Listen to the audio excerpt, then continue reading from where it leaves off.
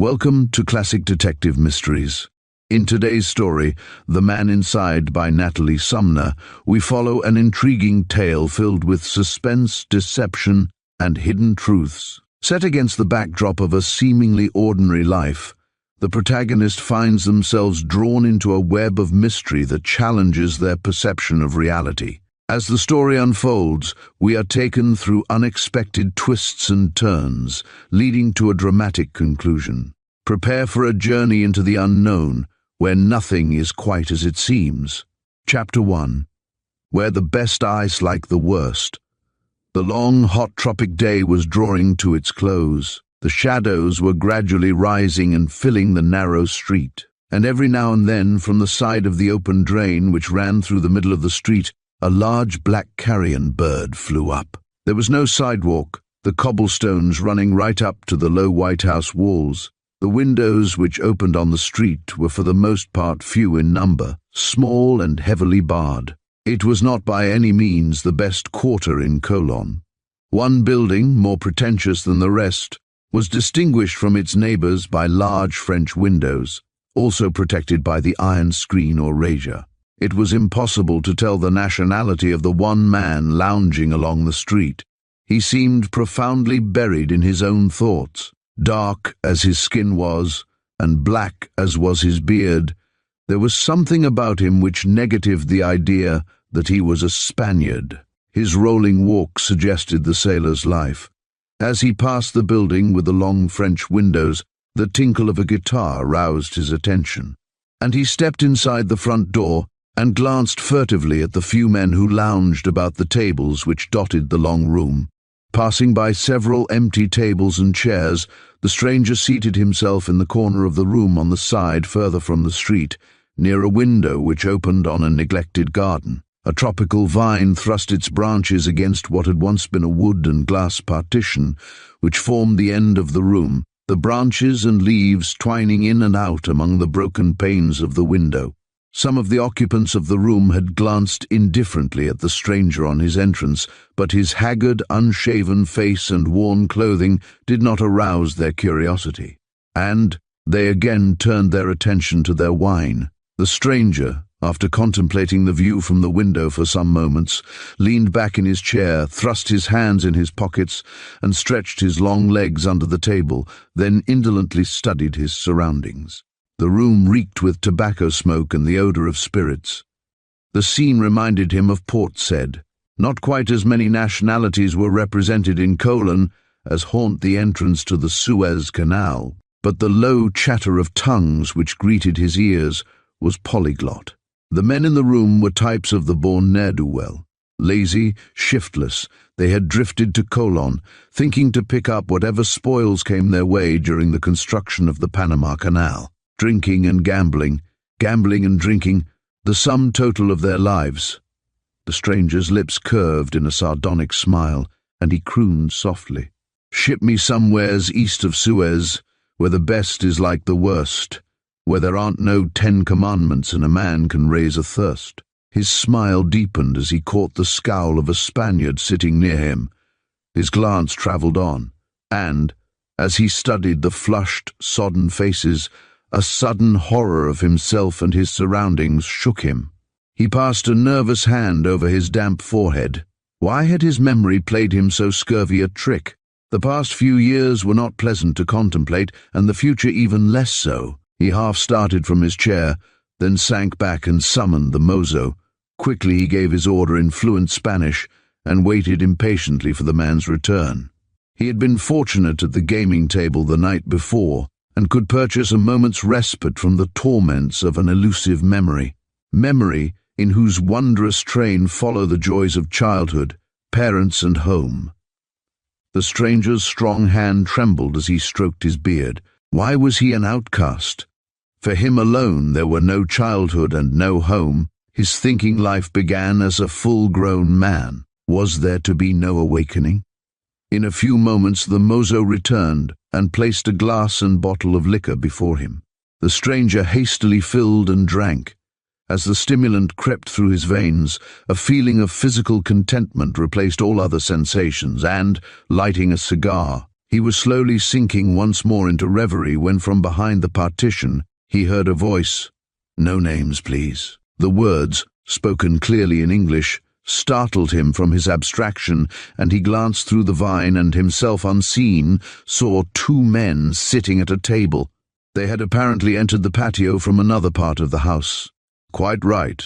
I approve your caution." The words were also in English, but with a strong foreign accent, and the speaker, a man of middle age and fine physique, laid some papers on the table before them. "Where is the senator this evening?" He accompanied several members of the Congressional Party to inspect the plant of the quartermaster and subsistence departments, and on his return will dine with Major Reynolds and several other officers at the hotel. "I see." The foreigner drummed impatiently on the table. "You were late in keeping your appointment." "I had the devil's own time in finding this dive," returned the younger man, and, as he moved his chair half around, the inquisitive stranger, peeping through the leaves of the vine, obtained a view of the speaker's boyish face. The weak mouth was partly hidden by a short black moustache. The features were well cut, and by some would have been called handsome. The older man gave vent to a half-smothered chuckle. "Gothals and Gorgas have reformed the canal zone, and the local government is trying to do the same with Panama, but por Dios, drinking and gambling continue unnoticed in Colon," he said dryly. "I find a room in this house most convenient during my short visits here." "No," he sneered, "dare show his face in this room." The stranger settled down in his chair, which was wedged into the corner formed by the wall of the room and the wood and glass partition, until his head was screened from the two speakers by the thick foliage of the vine.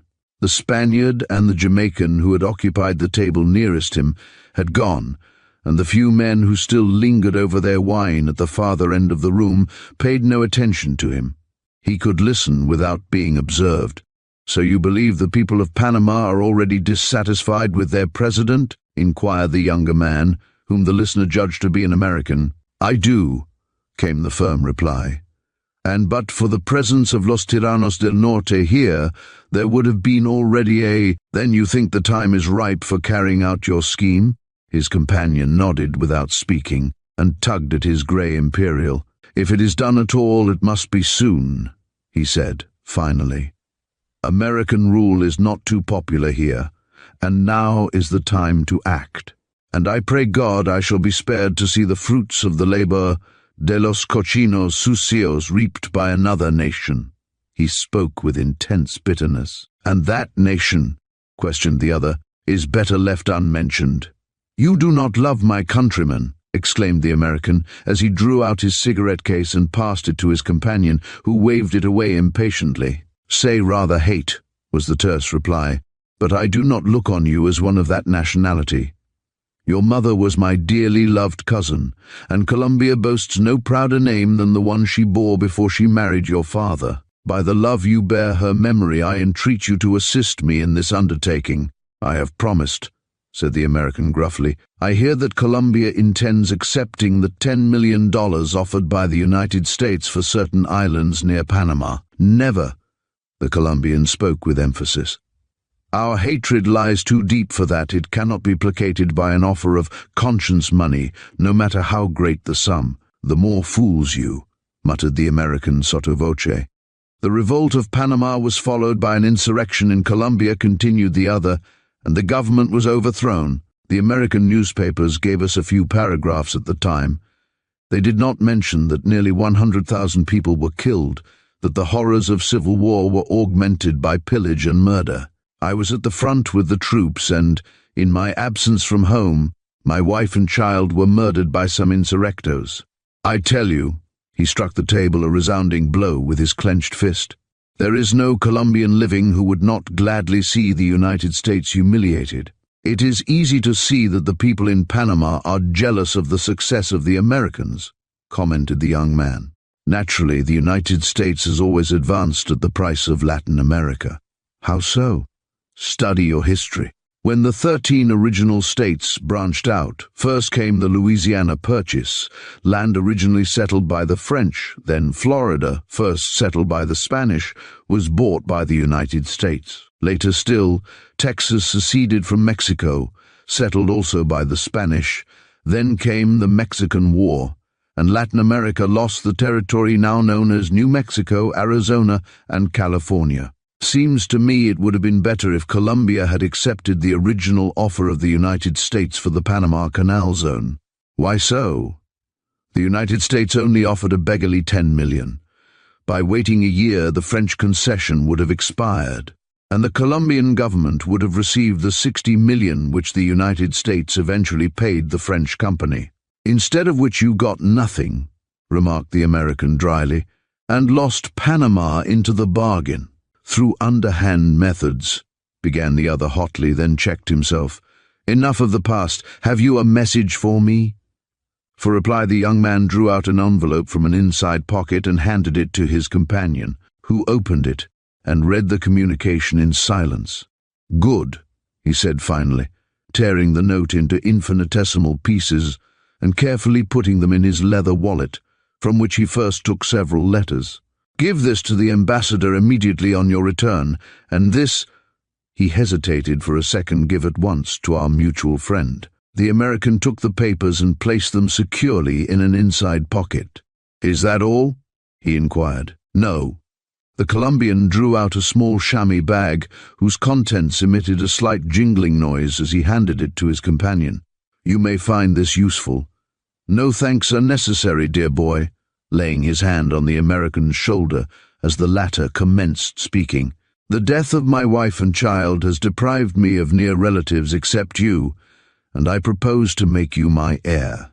Then, to change the subject, he added quickly, Is there no way to induce the senator to use his influence with Congress and the administration for disarmament, and the curtailing of building more battleships? The American laughed disagreeably. I think it may be done in time. The Colombian's face brightened. Splendid. If we can stop his fervid speeches in behalf of a larger standing army and navy, we will have accomplished much. But how do you expect to alter his attitude? Through a woman. The American's lips parted in an amused smile. There's no fool like an old fool, and the senator is no exception to the rule. Indeed? The Colombian raised his eyebrows. And what has the woman to say in the matter? Nothing. She emulates a clam. The eavesdropper on the other side of the partition, who had caught most of the conversation, moved ever so slightly to stretch his cramped limbs, and then pulled out his handkerchief and mopped his heated face. As he did so, a small slip of paper dropped, unseen by him, from his pocket to the floor. A large black cat came softly over to him, and he lifted the animal up and placed her on the table before him. He stroked the purring feline and listened intently to catch the conversation which drifted to him through the vine-covered broken window panes. Apparently the two men were preparing to leave. "Does the senator really think to marry?" asked the Colombian as he picked up his hat. "I judge so. He is obviously very much infatuated with the girl's unusual type of beauty.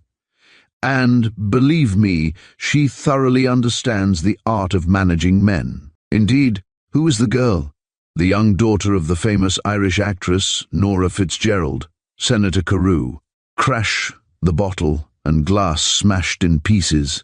The eavesdropper never stopped to see the damage he had done, but with incredible swiftness and stealth was out of the room and down the street before the irate proprietor had reached the deserted table. "Que?" inquired the Colombian of the proprietor. He and the American had rushed into the room and over to the window by which the eavesdropper had been sitting. A drunken Spaniard knocked the bottle and glass from the table and cleared out without paying the damage, explained the proprietor in Spanish as he signed to the mozo to sweep up the mess. "What's that in your hand?" "A card, senor, which I have just picked up from the floor." "Let me have it." "Sí, senor, con mucho gusto." He quickly handed the paper to the Colombian. The American looked over his companion's shoulder as the latter adjusted his eyeglasses and held up the visiting card so that both could see its contents. With staring eyes and faces gone white, they read the engraved inscription, Mr. James Carew, Maryland. Chapter 2. After the ball, 54, bellowed the footman through his megaphone for the 6th time, and he slanted his umbrella to protect his face from the driving rain which half blinded him. A waiting automobile, whose chauffeur had mistaken the number called, moved slowly off and gave place to a carriage and pair. 54, mumbled the coachman, checking his restive horses with difficulty. The footman turned, touched his hat, and beckoned to Cynthia Carew, who stood waiting in the vestibule. With a rueful glance at the wet sidewalk, she gathered her skirts up above her ankles and, propelled by the sturdy arm of her escort, Captain Lane, was landed breathless at the carriage door. "In with you," laughed Lane, as his umbrella was almost dragged from his hand by the high wind. "Your wrap is too pretty to be ruined." Cynthia was half lifted, half pushed inside the landau. "Good night, my dearest." The door slammed shut. The horses, weary of long standing, started forward at the sound and raced around the corner into Massachusetts Avenue before the sleepy coachman could collect his wits. Cynthia, on the point of seating herself, was flung toward the farther corner of the carriage by the sudden jerk. Instinctively she threw out her hand to steady herself, and her open palm encountered what was unmistakably a broad shoulder. Good gracious! Recoiling and collapsing sideways on the seat. "Philip, how you frightened me." Then she settled herself more comfortably and with an effort chatted on. "The dance really was great fun. Just our set, you know, some of the diplomatic corps, and a number of the officers from the barracks. I hated to leave so early," regretfully, "but I promised Uncle James. Mrs. Owen asked particularly for you and was greatly put out because you did not appear. Honestly, Philip, I am very tired of trying to explain your sudden aversion to society. Why do you shun your friends?" Not getting an immediate answer, she repeated her question more emphatically. Still no reply. The silence caught her attention. Turning her head, she scanned the quiet figure by her side. The pelting rain, which beat drearily upon the carriage roof and windows, almost drowned the sound of rapid hoofbeats. The high wind had apparently extinguished the carriage lamps, and the dim street lights failed to illuminate the interior of the rapidly moving carriage. In the semi-darkness, Cynthia could not distinguish her companion's face. "It is you, Philip?" she questioned sharply, and waited an appreciable moment. Then a thought occurred to her. "Uncle James, are you trying to play a practical joke?" Her voice rose to a higher key. Her question was ignored. Cynthia caught her breath sharply. Suppose the man was a stranger? She shrank farther back into her corner.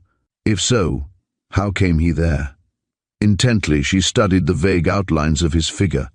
The landau was an old-fashioned vehicle built after a commodious pattern by a past generation, and frequently used by Senator Carew on stormy nights, as the two broad seats would accommodate 5 or 6 persons by tight squeezing. Cynthia clutched her wrap with nervous fingers. If the man had inadvertently entered the wrong carriage, the least he could do was to explain the situation and apologize. But suppose he was drunk? The thought was not reassuring.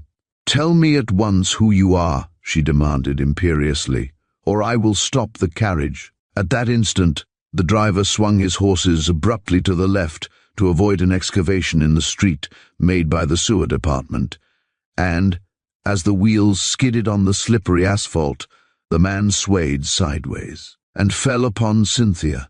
A slight scream escaped her, and she pushed him away, only to have the limp figure again slide back upon her.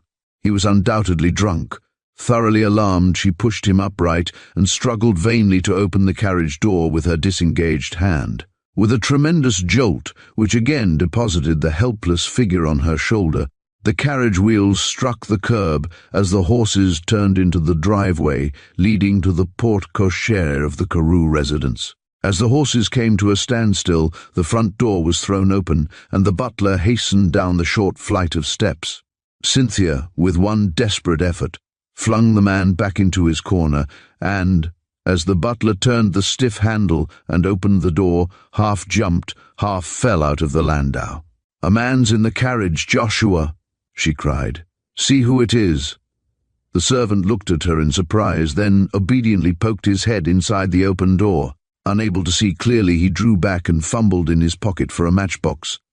"Keep dem hosses still, Hamilton. he directed, as the coachman leaned down from his seat, and then he pulled out a match. "Miss Cynthia, yo better go into the house," glancing at the young girl's pale countenance. "I'll tend to dis hyar pusson." But Cynthia remained where she was and peeped over the butler's shoulder. He struck a match and held it in the hollow of his hand until the tiny flame grew brighter, then leaned forward and gazed into the carriage. The intruder was huddled in the corner, his head thrown back, and the light fell on a livid face and was reflected back from glazing eyes. Cynthia's knees gave way, and she sank speechless to the ground. "For God!" gasped Joshua. "It's Marsh James, and he's dead." Chapter 3. A mysterious tragedy. The portieres were pulled aside. "Excellency, breakfast is served," and the servant bowed deferentially toward a figure standing in the bow window. As the announcement reached his ears in the musical language of his native tongue, the Japanese ambassador turned from the window and hastened into the dining room. A small pile of letters lay beside his plate, and he opened and read them as he leisurely ate his breakfast. Tossing aside the last note, he picked up the Morning Herald, and his eyes glanced casually over the page, then stopped, arrested by a 3-column heading, "Senator Carew dead. A mysterious tragedy, murder, or suicide." The ambassador pushed aside his plate and read the smaller type with growing interest. "During the cloudburst of last night, when the heavens themselves seemed to threaten Washington, a most mysterious crime was committed in the fashionable Northwest. United States Senator James Carew, of Maryland, one of the most distinguished and influential men in political and official circles, was found dead in his carriage early this morning. Much mystery surrounds the case. The tragedy was not discovered until the arrival of the carriage at the Carew residence. Miss Carew, whom her uncle was escorting home from a dance, was completely prostrated from shock and had to be carried to her room. Owing to the lateness of the hour, with the paper already in press, only a few meager details could be learned by the special representative of the Herald. Senator Carew was found by his butler, Joshua Dangerfield, huddled in a corner of the back seat of the carriage. Dr. Penfield, the coroner, was hastily summoned, as well as detectives from headquarters. While awaiting their arrival, the policeman on the beat had the horses unharnessed and taken to the stable, and left the carriage under the porte cochere. On the arrival of the coroner and the detectives, the body was removed from the carriage to the senator's room in the Carew mansion. Dr. Penfield discovered that death was apparently due to a stab from a small, upright desk bill file, which had been thrust into the body with such force that the heavy, leaded round base was pressed tightly against the close. The sharp point had penetrated to the heart, and death must have been instantaneous. The weapon in the wound prevented any outward hemorrhage, and Senator Carew bled internally. These startling details but add interest to what promises to prove a mystery unique in the annals of crime. Senator Carew and his family have resided here for many years and have been prominently identified with official and residential society. The old Carew Mansion on Massachusetts Avenue, east of 14th Street, has been noted for its lavish hospitality. It was erected by Senator Carew's father, General Van Ness Carew, shortly before the commencement of the Civil War, and the foundations and walls were of such unwanted thickness that General Carew was pestered with inquiries as to whether he was not building a fortress. The inmates of the senator's household are his widowed sister, Mrs. George Winthrop, her stepson Philip Winthrop, and her niece, Miss Cynthia Carew, daughter of the late Philip Carew, a younger brother of Senator Carew. Mrs. Winthrop is well known in Washington, having kept house for her brother since the death of his wife in 1881. Miss Cynthia Carew made her debut last December at a memorable ball which her aunt and uncle gave for her. Since then, Miss Carew has received much attention and is regarded as one of the most popular of the winter's debutantes. Philip Winthrop has spent most of his life in Washington and, since his graduation from Princeton, has been acting as private secretary for Senator Carew. He is a member of the Alibi, the Chevy Chase, and the Riding and Hunt clubs, and is popular with his associates. A fearless leader, an upright American, Senator Carew has served his country well, first as representative, then as senator. Possessing the confidence and friendship of the president as he did, it was frequently prophesied that he would be the power behind the throne in deciding many of the important issues now confronting the country. His inexplicable death is therefore a severe blow to many besides his immediate family. The known facts at present point to murder or suicide. The driver, Sam Hamilton, has been arrested pending a closer examination. The ambassador regarded the printed lines long and thoughtfully. Then his foot pressed the electric button concealed in the carpet under the table. The bell had hardly ceased to buzz before the well-trained servant was by his side. "Send for my motor," came the brief order. "It is already at the door, Excellency." The ambassador tossed his napkin on the table, pushed back his chair and rose. "My hat and coat," he directed, walking into the hall. In a few minutes he stepped out into the vestibule and filled his lungs with the delicious breeze that fanned his cheeks. No trace of the heavy storm of the night before was in the air. The sky was blue, and the May sunshine lit up the budding trees and shrubs. The touch of spring and newborn life was everywhere. The ambassador snapped off a spray of honeysuckle which grew along the fence protecting his parking from his neighbors, and tucked the spray in his buttonhole as he entered the waiting motor. "Drive to the club," he directed briefly as the car moved off. Chapter 4. The Broken Appointment. Eleanor Thornton turned in bed and stretched herself luxuriously. It was good to be young and to be sleepy. For a few seconds she dozed off again, then gradually awoke and, too comfortable to move, let her thoughts wander where they would. In her mind's eye she reviewed the events of the past months, and despite herself, her lips parted in a happy smile. She had come to Washington in November to visit her friend Cynthia Carew, and, delighted with the reception accorded her, had invited her cousin, Mrs. Gilbert Truxton, to chaperone her, and, on her acceptance, had rented a small furnished residence near DuPont Circle for the winter. Mrs. Winthrop and Cynthia Carew, whom she had known at boarding school, took her everywhere with them, and her cousin, Mrs. Truxton, belonging as she did to an old aristocratic family of the district, procured her entree to the exclusive homes of the cave dwellers, as the residential circle was sometimes called. Born also with the gifts of charm and tact, Eleanor's wild rose beauty had made an instant impression, and she was invited everywhere. The butler's tray was filled with visiting cards, which many newcomers, anxious for social honors, longed to have left at their doors. Eleanor was one of the older girls at Dobbs Ferry during Cynthia's first year at that boarding school. They had taken an immense liking to each other, which later blossomed into an intimate friendship.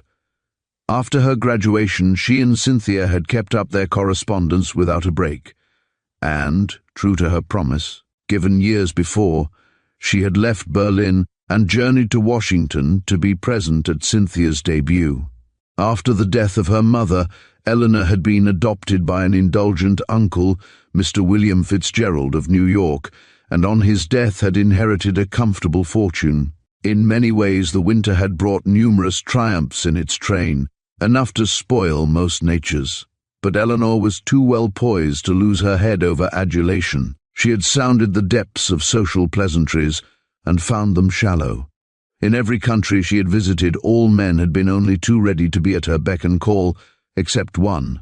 The dreamy eyes hardened at the thought, and the soft lips closed firmly. She had made the advances, and he had not responded. A situation so unique in her experience had made an indelible impression. Angry with herself for even recalling so unpleasant an episode, she touched the bell beside the bed. Then, placing her pillow in a more comfortable position, she leaned back and contemplated her surroundings with speculative eyes. Her individuality had stamped itself upon the whole room. A picture or two, far above the average, a few choice books, whose dainty binding indicated a taste and refinement quite unusual, one or two Chinese vases, old when the Revolutionary War began, an ivory carving of the Renaissance, a mirror in whose lustrous depths Venetian beauties had seen their own reflections hundreds of years ago. All these things gave sure indication of study and travel, and a maturity of thought and taste which, oddly enough, seemed rather to enhance Eleanor's natural charm. A discreet knock sounded on her door. "Bonjour, mademoiselle," exclaimed the maid, entering with the breakfast tray. "Bonjour, Annette," responded Eleanor, rousing herself, then lapsing into English, which her maid spoke with but a slight accent. "Put the tray here beside me. Must I eat that egg?" She made a slight grimace. "But yes, mademoiselle." The Frenchwoman stepped to the window and raised the shade. "Madame Truxton gave orders to Fuji to tell the cook that he must send you a more substantial breakfast. She does not approve of rolls and coffee. I think she wishes you to eat as she does." Eleanor shuddered slightly. Did she have beefsteak and fried onions this morning?" she inquired. "But yes, mademoiselle." Annette's pretty features dimpled into a smile, and she ate most heartily. "Not another word, Annette, you take away my appetite. Is Mrs. Truxton waiting to see me?" "No, mademoiselle. She was up at 6 o'clock and had her breakfast at 7:30. Annette paused in the act of laying out a supply of fresh lingerie. "What have the Americans on their conscience that they cannot sleep in the morning?" "You cannot complain of my early rising," laughed Eleanor, glancing at the clock, whose hands pointed to 11:45. "Ah, mademoiselle, you have lived so long away from America that you have acquired our habits. You may take the tray, Annette. I have even less appetite than usual today." Eleanor waited until it had been removed, then sprang out of bed. "Come back in 15 minutes, she called. It did not take her long to complete her toilette, and when the maid returned she was seated before her dressing table. "What news today, Annette?" she asked, as the Frenchwoman with skillful fingers arranged her wavy hair, which fell far below her waist. "Madame and Fugi," began the maid. "I don't want household details," broke in Eleanor impatiently. "Tell me of some outside news, if there is any." "Oh, indeed, yes, news the most startling. Senator Carew." She paused to contemplate her handiwork. "Well, what about him?" inquired Eleanor listlessly. "He is dead." "Dead!" The handglass slipped from Eleanor's grasp and fell crashing to the hearth. Annette pounced upon it. "Oh, mademoiselle, the glass is broken." "Quelle horreur! Bother the glass." Eleanor's foot came down with an unmistakable stamp. "Tell me at once of Senator Carew's death. I cannot believe it." "It is only too true." Annette was a privileged character, and deeply resented being hurried. Also, her volatile French nature enjoyed creating a sensation. She had eagerly read the morning paper, and had refrained from telling Eleanor the news until she could get her undivided attention. "Senator Carew was found dead in his carriage early this morning on his return from the dance at Mrs. Owen's." Annette had no reason to complain. Eleanor was giving her full attention to the story. He had been stabbed. The maid's hand accidentally touched Eleanor's bare neck, and she felt the taut muscles quiver. Covertly, she glanced into the mirror and studied the lovely face. But Eleanor's expression told her nothing. Her cheeks were colourless and her eyes downcast. After a barely perceptible pause, Annette continued her story. "The coachman has been arrested." A knock interrupted her, and she hastened to open the door, returning in an instant with a note. "Fugi says the messenger boy is waiting for an answer, mademoiselle." Eleanor tore it open and read the hastily scrawled lines. "Dear Eleanor, I suppose you have been told of last night's terrible tragedy. Cynthia is prostrated. She begs pitifully to see you. Can you come to us for a few days? Your presence will help us both. Affectionately, Charlotte Winthrop." Eleanor read the note several times, then walked thoughtfully over to her desk. "Dearest Mrs. Winthrop," she wrote, "it is awful. I will come as soon as possible. Devotedly, Eleanor. Give this to Fugi, Annette, then come back and pack my small steamer trunk," as the maid hastened out of the room. She picked up a silk waist preparatory to putting it on, but her toilette was doomed to another interruption. "Well, my dear, may I come in?" asked a pleasant voice from the doorway. "Indeed you may, Cousin Kate." Eleanor stepped across the room and kissed the older woman affectionately. Mrs. Truxton's ruddy face lighted with an affectionate smile as she returned her greeting. She did not altogether approve of her young cousin. Many of her foreign ways, as she termed it, offended her. But Eleanor's lovable disposition had won a warm place in her regard. Mrs. Truxton seated herself in one of the comfortable lounging chairs and contemplated the dishevelled room and Eleanor's oriental silk dressing gown with disapproval. "Do you know the time?" she inquired pointedly. "Nearly 1," answered Eleanor, as she discarded her dressing gown for a silk waist. "Lunch will soon be ready. I hope you have a good appetite." "Yes, thank you. I've been out all the morning," reproachfully. "Mrs. Douglas has asked me to dine with her this evening, and I think, Eleanor, if it will not interfere with your arrangements, that I will accept the invitation." "Do so by all means," exclaimed Eleanor heartily. "I hope she won't talk you deaf, dumb, and blind." "She is rather long-winded," admitted Mrs. Truxton tranquilly. "On the telephone this morning, she took up 20 minutes telling me of the arrival here of her nephew, Douglas Hunter Goodgracious. Child," as Eleanor's silver powder box rolled on the floor with a loud bang, "how you startle one. I beg your pardon." Eleanor was some seconds picking it up, for her fingers fumbled clumsily. "What were you saying, Cousin Kate?" replacing the silver on the dressing table. "Mercy, child, how inattentive you are. I was only remarking that Douglas Hunter is no stranger to Washington. He was raised here, as he belongs to one of the first families of Georgetown." "I never heard of a second family in Georgetown," smiled Eleanor. Then, seeing her cousin's offended expression, she hastily changed the subject. "Have you heard the shocking news of Senator Carew's—" she hesitated for a moment, "tragic death?" "Indeed I have.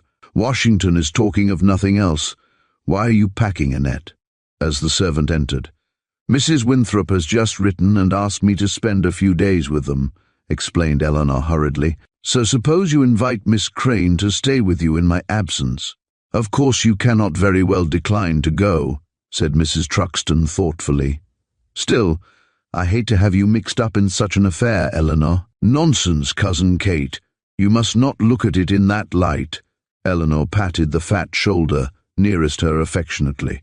"Cynthia told me yesterday that Senator Carew had said he was going to discharge the coachman, Hamilton, a surly brute I always thought him, for drunkenness. I have no doubt he committed the murder from revenge, and while under the influence of liquor.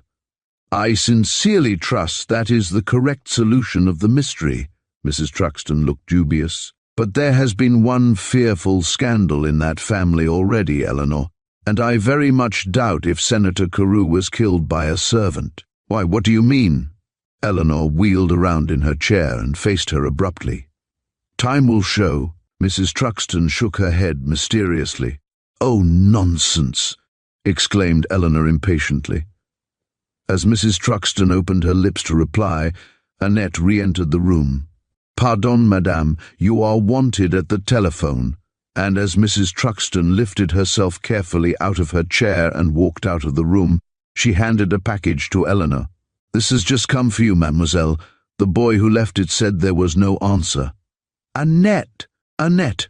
came Mrs. Truxton's shrill voice from the lower hall. "Coming, madame, coming." And the maid hastened out of the room, shutting the door behind her. Left alone, Eleanor turned the sealed package over curiously. The address was written in an unknown hand. Quickly breaking the red sealing wax and tearing off the paper, she removed the pasteboard cover and a layer of cotton. A startled exclamation escaped her as she drew out the contents of the box, a necklace of large rubies and smaller diamonds in an antique setting. Eleanor, who knew the value of jewels, realized from their color and size that the rubies were almost priceless, and in the pure joy of beholding their beauty, laid the necklace in the palm of her left hand and along her bare arm. After contemplating the effect for a moment, a thought occurred to her, and she pulled out the remaining cotton in the box and found at the bottom a small card. She picked it out and read the message written on the card. "The appointment was not kept. Well done." The card fluttered to the floor unheeded. The pigeon blood rubies made a crimson stain on Eleanor's white arm, strong wrist, and supple fingers. Chapter 5. Mute Testimony. Douglas Hunter sighed involuntarily as he left busy 14th Street and walked down Massachusetts Avenue. 12 years' absence makes a great difference in the ever-shifting population of Washington. He felt like another Rip Van Winkle as he gazed at each passer-by in his search for a familiar face. Even the streets had changed, and he was almost appalled by the grandeur of some of the huge white palaces erected by multimillionaires on Massachusetts and New Hampshire avenues, and the avenue of the presidents. He had spent part of the morning motoring about the city with one of his cousins, and the outward and visible signs of wealth had staggered him. What had become of the unpretentious, generous-hearted hospitality and the old-world manners and courtly greeting of the former host and hostess who had ruled so long at the national capital? Had Mammon spoiled the old simplicity, and had Washington become but a suburb of New York and Chicago? It truly seemed as if plutocracy had displaced aristocracy. As Douglas approached the Carew residence, he glanced keenly at the handsome old mansion and at the numerous idlers loafing in the vicinity, drawn there by idle curiosity. A policeman stood on guard in the driveway, and a number of photographers loitered nearby, cameras in hand, waiting patiently to snapshot any member of the Carew family who might incautiously venture out of doors. The house itself, a handsome square red brick and stone-trimmed 4-storied building, stood some distance back from the sidewalk with beautifully kept lawns divided by the carriage drive. The blinds were drawn, and the ominous black streamer over the bell presented a mournful spectacle. It was the finest residence in that once fashionable locality, and Douglas decided that he preferred its solid, home-like architecture to the more ornate and pretentious dwellings in other parts of the city. As the years went by, Senator Carew had added improvements until the residence was one of the most delightful in Washington. As Douglas turned into the walk, a large touring car wheeled into the driveway, and as it purred softly by him, he stepped back respectfully and raised his hat to the tired-faced man sitting alone in the tonneau. He did not need to glance at the small coat of arms of the United States emblazoned on the polished door, or at the 2 Secret Service men following on their motorcycles to recognize the distinguished occupant of the car. As the motor stopped under the porte-cochere, the colored butler ran down the steps, and the president leaned forward and placed a note in the bowing and scraping man's hand. Then the big car continued on down the driveway and out into the street. Douglas waited where he was for a few minutes before mounting the short flight of steps. The hall door was opened several inches on his approach, and Joshua solemnly extended his card tray, which Douglas waved aside. "I called to see Mr. Brett. Is he here?" he asked. "Yes, sir." Joshua opened the door still further and inspected him carefully. "Take my card to him and ask if he can spare me a few minutes." And he dropped his visiting card on the tray. "Walk in, sir," exclaimed Joshua, impressed by Douglas's well-groomed appearance. Then he hesitated, embarrassed by a sudden idea. "I'll wait here," volunteered Douglas, stepping inside the square hall. "All right, sir." Joshua closed the front door. "Just a moment, sir," and he stepped softly across the hall and into a room. Douglas glanced about him curiously and caught a glimpse of spacious rooms and lofty ceilings. It was a double house, and to the right of the entrance was the drawing room, and back of that another large room, which Douglas took to be the dining room, judging from the glittering silver pieces on a high sideboard, of which he had a glimpse through the door leading into the square hall. Across from the drawing room was the room into which Joshua had disappeared, and back of that a broad circular staircase which ran up to the top floor. Douglas was idly gazing out of the glass panel of the front door when Joshua returned, followed by a middle-aged man with a keen, clever face. "Is it really you, Mr. Hunter?" he asked, as they shook hands warmly.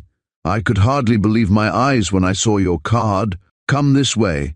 And he conducted Douglas into the room he had just left and closed the door softly behind them. "When did you arrive in Washington?" he inquired, motioning Douglas to take a chair near the window and dropping into one opposite him. "Yesterday." Douglas leaned back and studied his surroundings. His eyes traveled over the handsome carved rosewood bookcases which lined the walls, at the large desk table, and the comfortable leather-covered revolving desk chair. The desk's silver drop lights and large upholstered davenport pushed invitingly before the huge fireplace with its shining brass fire dogs and fender. Each told a tale of wealth and artistic taste, two assets not often found together. His eyes returned to Brett, and he smiled involuntarily as he caught the other intently regarding him. Brett smiled in return. "I was wondering why you looked me up so soon," he admitted candidly. "Don't think I'm not glad to see you hastily, but I remember of old that you seldom do things without a motive. On the contrary, I am here this afternoon to find a motive for Senator Carew's tragic death." The smile vanished from Douglas's clear-cut features. One moment, as Brett opened his mouth to speak. "After reading the account of the senator's death in the morning papers, I went down to headquarters to get what additional facts I could, and they told me that you had been put on the case. So I decided to look you up in person, and here I am. May I ask why you take such an interest in this case?" "Certainly, Brett, I was coming to that. Senator Carew used his influence to get me in the diplomatic service, and during the past 12 years he has shown me many kindnesses, such as seeing that I was detailed to desirable posts, and helped me to secure promotion." "He wouldn't have done that, Mr. Hunter, if you hadn't made good," broke in Brett quickly. "I saw him last at Delmonico's in New York on my way to Japan a little over a year ago," continued Douglas. "He asked me to lunch with him, and evinced great interest in the mystery of the jewel custom fraud, which he in some way knew I had had a hand in exposing." "Sure he did. I told the department about your assistance when I was in Paris. If it hadn't been for you, I'd never have landed those swindlers. They led me a pretty dance over the Atlantic." "We worked together then," said Douglas thoughtfully, "and on the strength of our past success. I'm going to ask you to take me on as a sort of advisory partner in this Carew case. Suppose you first tell me the reason for making such a request." "In the first place, I owe a debt of gratitude to Senator Carew. For the sake of his friendship with my father years ago, he has taken a great interest in me. Secondly, I am in Washington at his request." Brett looked his interest, and Douglas went on rapidly. "Some time ago I received a note from him asking me to apply for leave of absence from Tokyo and to come direct to Washington, saying that he wished to see me on important business." "Did he state the nature of that business?" inquired Brett eagerly. "No. I at once followed his suggestion and applied to the State Department for leave. It was granted, and I hastened home as fast as steamer and train could bring me." "Did you see Senator Carew?" "Unfortunately, no. I only reached Washington late last night. I expected to see the senator this morning, instead of which I read of his mysterious death in the morning papers." Brett mused for a few minutes, then roused himself. "I am only too glad to have your assistance, Mr. Hunter." "Good," ejaculated Douglas, well pleased. "Suppose you tell me all the facts in the case so far discovered." Brett leaned back in his chair and crossed his legs. "On the face of things, it looks as if the driver, Hamilton, was guilty." "Tell me what leads you to think that," inquired Douglas quickly. "He is the worst type of black individual, a vicious brute with a taste for liquor. I have inquired about him and examined him thoroughly, and am really puzzled, Hunter, to find out why Senator Carew ever employed him. Is he an old family servant?" "No, he has only been in Carew's employ about a year, I'm told. He knows how to handle horses and took excellent care of the senator's valuable stable." "That probably explains why he was kept on," said Douglas. "I've been told that Carew was hipped about his horses." "Yes, I gathered from Mrs. Winthrop that Hamilton has been drinking steadily, and his conduct to the other servants grew intolerable. Senator Carew had to discharge him." "When did that happen?" "Yesterday afternoon." "Then how was it that he was driving the carriage last night?" "Oh, Carew gave him a week's notice, said he couldn't fill his place at once, and told him to stay on.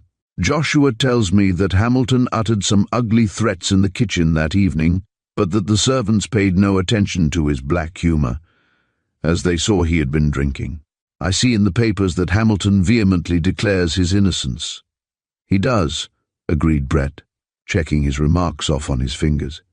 "He declares he did not see Senator Carew after being discharged by him, that no one was in the carriage when he drove away from the stable at midnight, that he went directly to Mrs. Owen's residence, and that he does not know when or how Senator Carew's body was secreted in the carriage." "The plot thickens," muttered Douglas.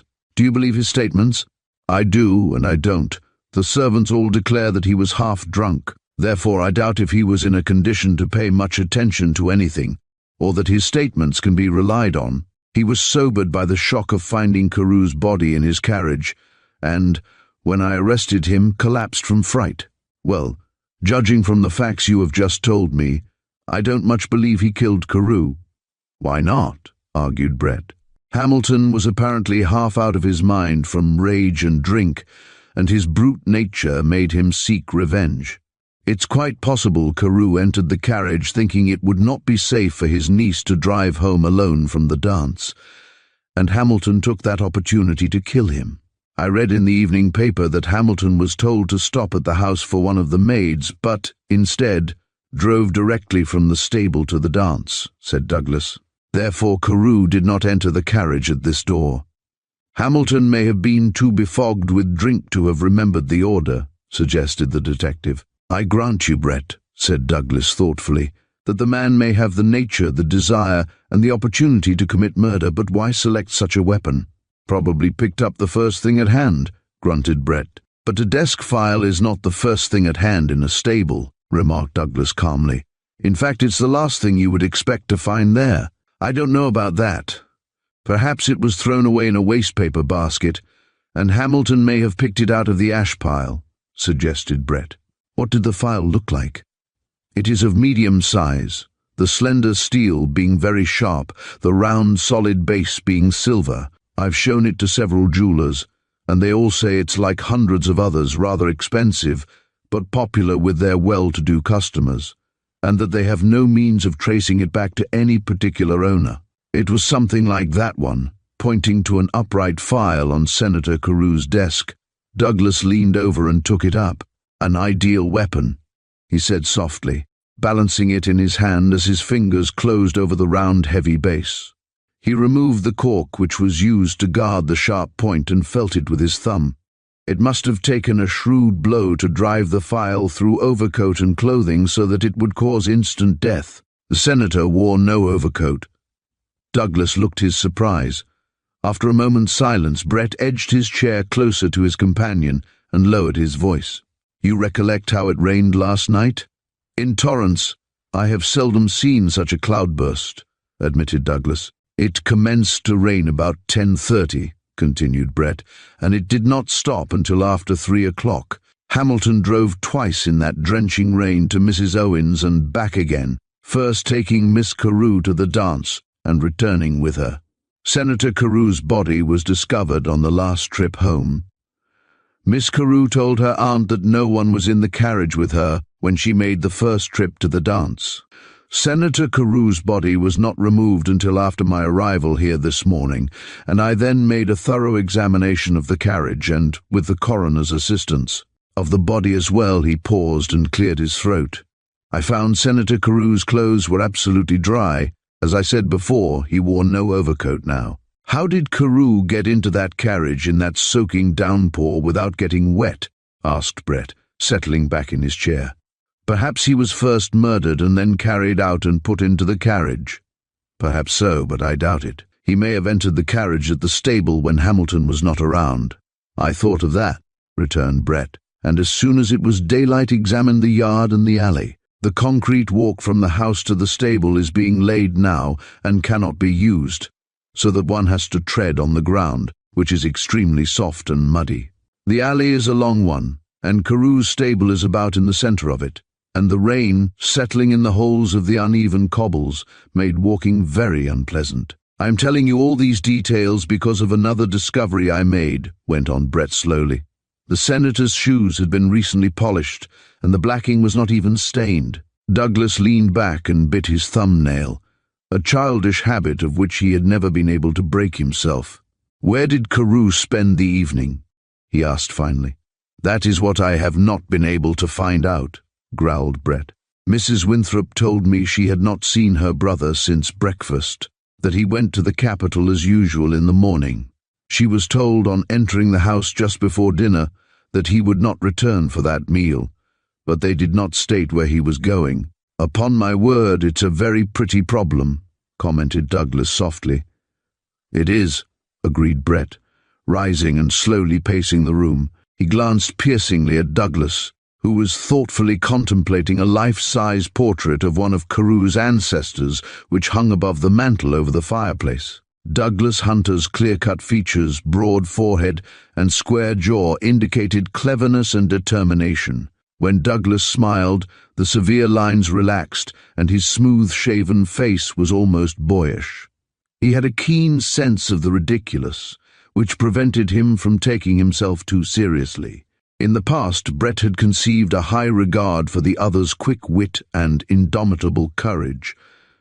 "This is Senator Carews' study or library," he said, stopping before the desk, "and I was giving the room my special attention when you came in." "Have you met with any success?"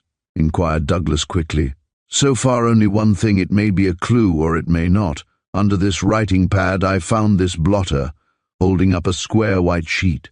It has been used only once, first on one side then on the other, so that by holding it in front of this mirror you can read quite clearly. See."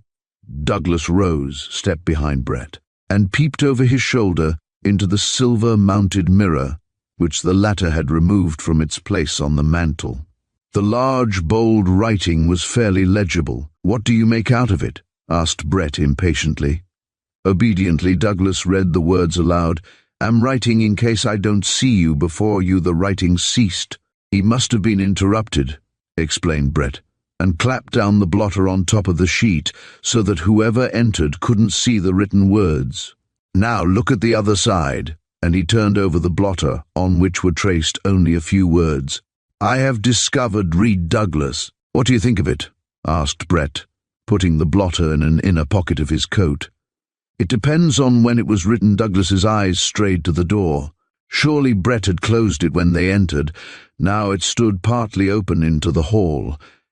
He pointed silently to it, and by common impulse both men stepped out into the hall. Listening intently, they heard a faint rap on one of the doors in the upper hall. Then a high-pitched, quivering voice reached them. "Eleanor, Eleanor, I'm so glad you've come. I'm nearly sick with misery."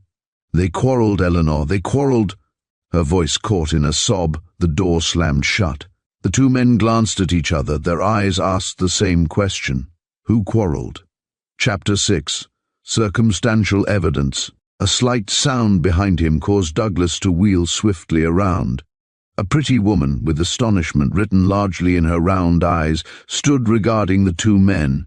She was carrying a handbag. "Whom do you wish to see?" asked Brett sharply. "No one, monsieur," replied Annette, her accent denoting her nationality. "I am Miss Thornton's maid." Douglas started. "Eleanor Miss Thornton." Was it possible that she could mean the Eleanor Thornton he used to know?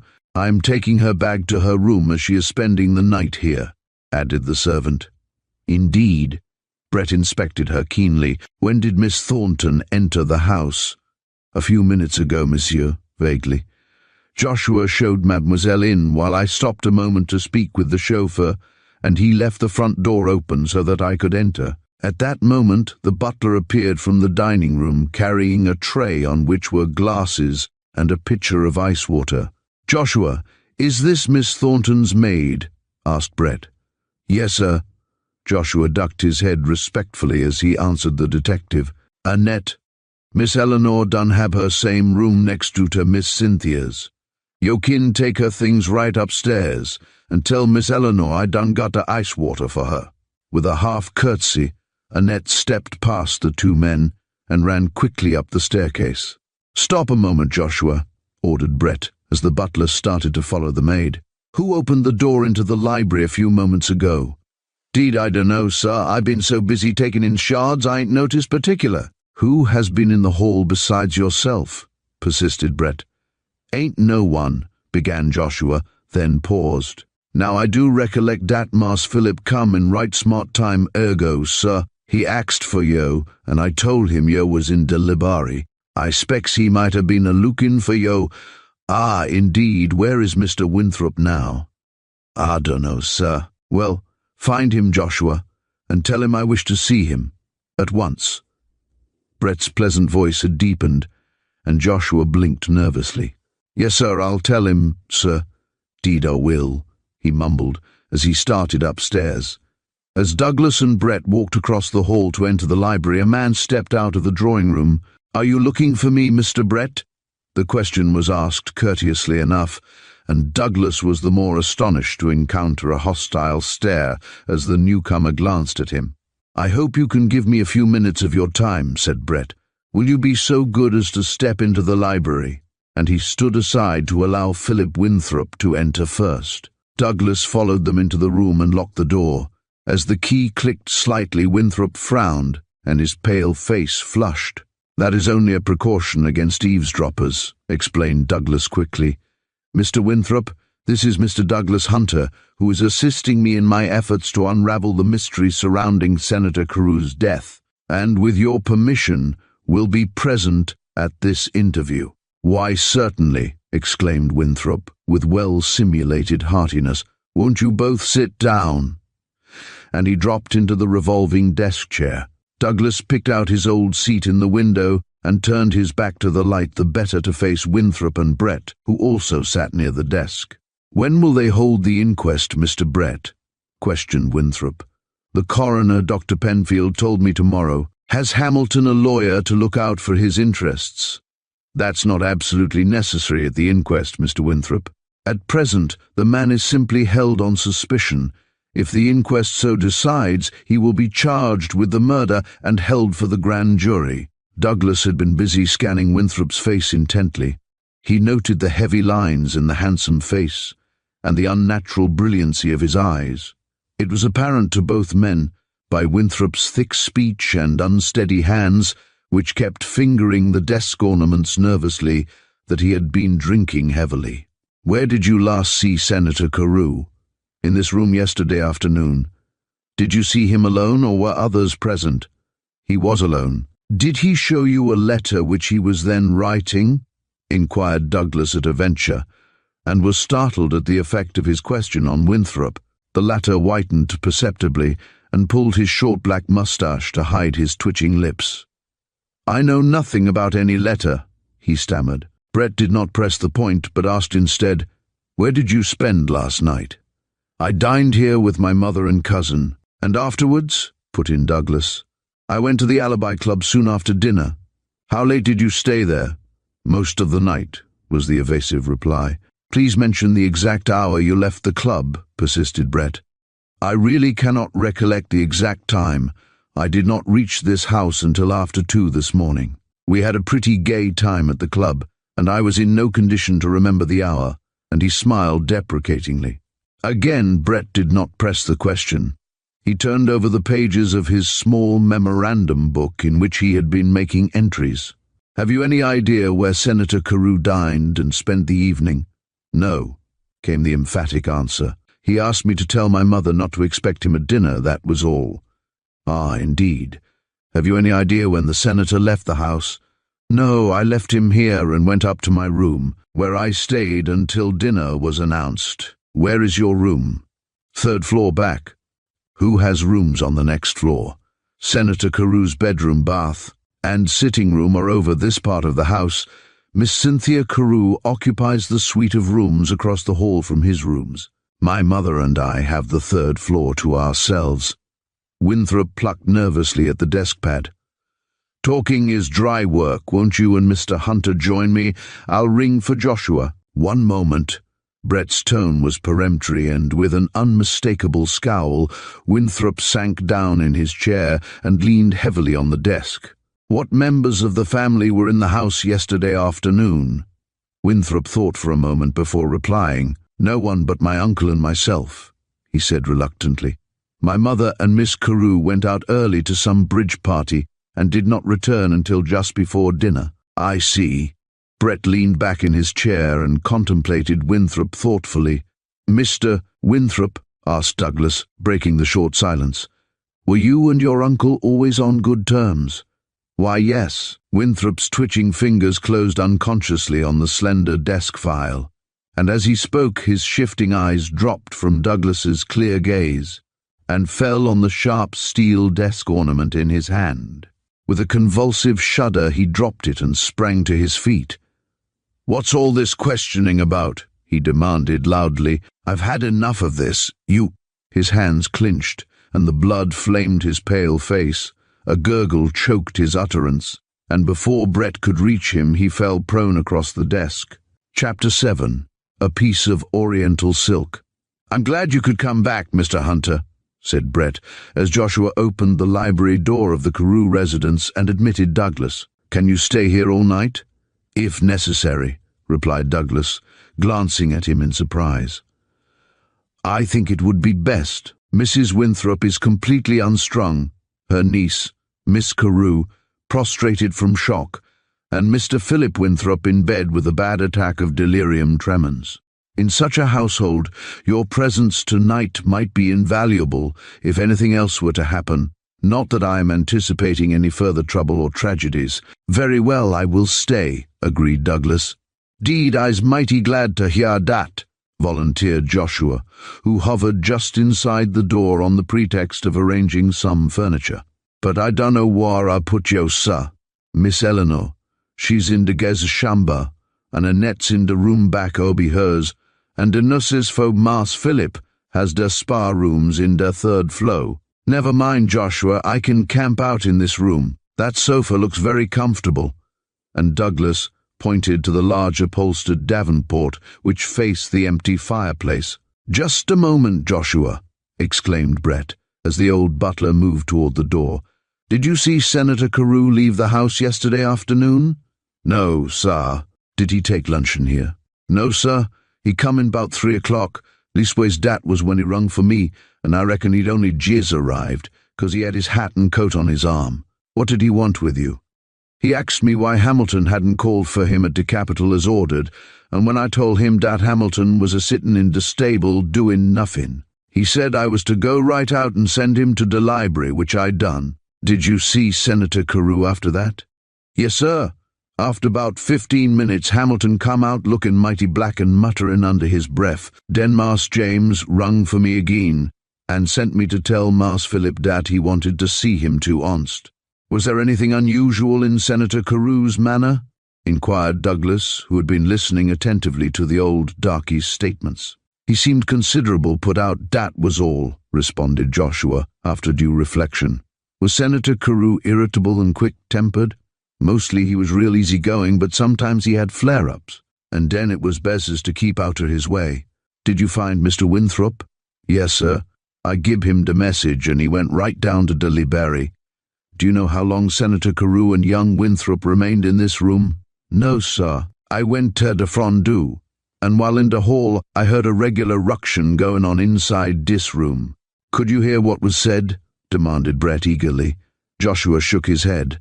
"I couldn't make out a word, but Mas James' voice was powerful risen, Mas Philip's too. Was that the first time that Senator Carew and Mr. Winthrop have quarrelled?" "Days had words now and den," muttered Joshua evasively. "About what?" broke in Douglas sharply. "Oh, nothing in particular. Mas James Ooster get mad with Mas Philip 'cause he wore so lazy, and den he's been a-drinkin' right smart, which Mas James didn't like nother." "Is Mr. Winthrop a heavy drinker?" "No, sir, but he's been a-drinkin' pretty steady for the past 3 months. Have you any idea, Joshua, what caused the quarrel yesterday afternoon?" "Well, it might have started over Hamilton.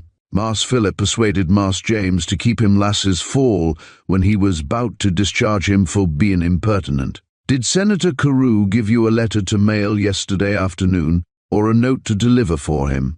inquired Douglas thoughtfully. "No, sir, he did not," Joshua declared with firmness. "How long have you been with Senator Carew, Joshua?" "Most 30 years, sir.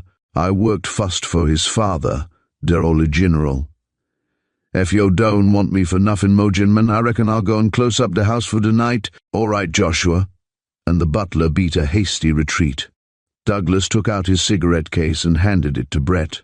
"Formed any new theory?" he asked. striking a match and applying it to the cigarette between his lips. Brett did not answer at once. "The inquest will make Winthrop and Joshua talk. I'm convinced neither of them has told all he knows of this affair," he said finally. Douglas nodded in agreement. "But the inquest will have to be postponed now. Winthrop is in no shape to appear before it, and Miss Carew, who is an equally important witness, is still confined to her bed," volunteered Brett. "Miss Thornton tells me that she cries whenever the subject of the murder is mentioned, and that she is completely unstrung by the tragedy." "By the way, who is this Miss Thornton?" asked Douglas. "And what does she look like?" "She is a cousin of Mrs. Truxton, of Georgetown." Douglas whistled in surprise. Brett glanced at him sharply, then continued, "I am told she is Miss Carew's most intimate friend, although about 5 years older. Miss Thornton must be about 23.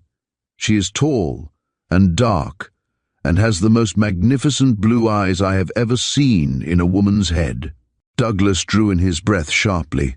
"It must be the same girl whom I knew in Paris, but I had no idea then that she was related to old family friends of mine in Georgetown." He changed the conversation abruptly. "Come, Brett, what theory have you formed?" he asked again with more emphasis. "I think both Winthrop and Hamilton have a guilty knowledge of Senator Carew's death, but how deeply Winthrop is implicated we have yet to learn." "But the motive?" argued Douglas. "It is highly improbable that Winthrop killed the senator because he discharged a worthless servant.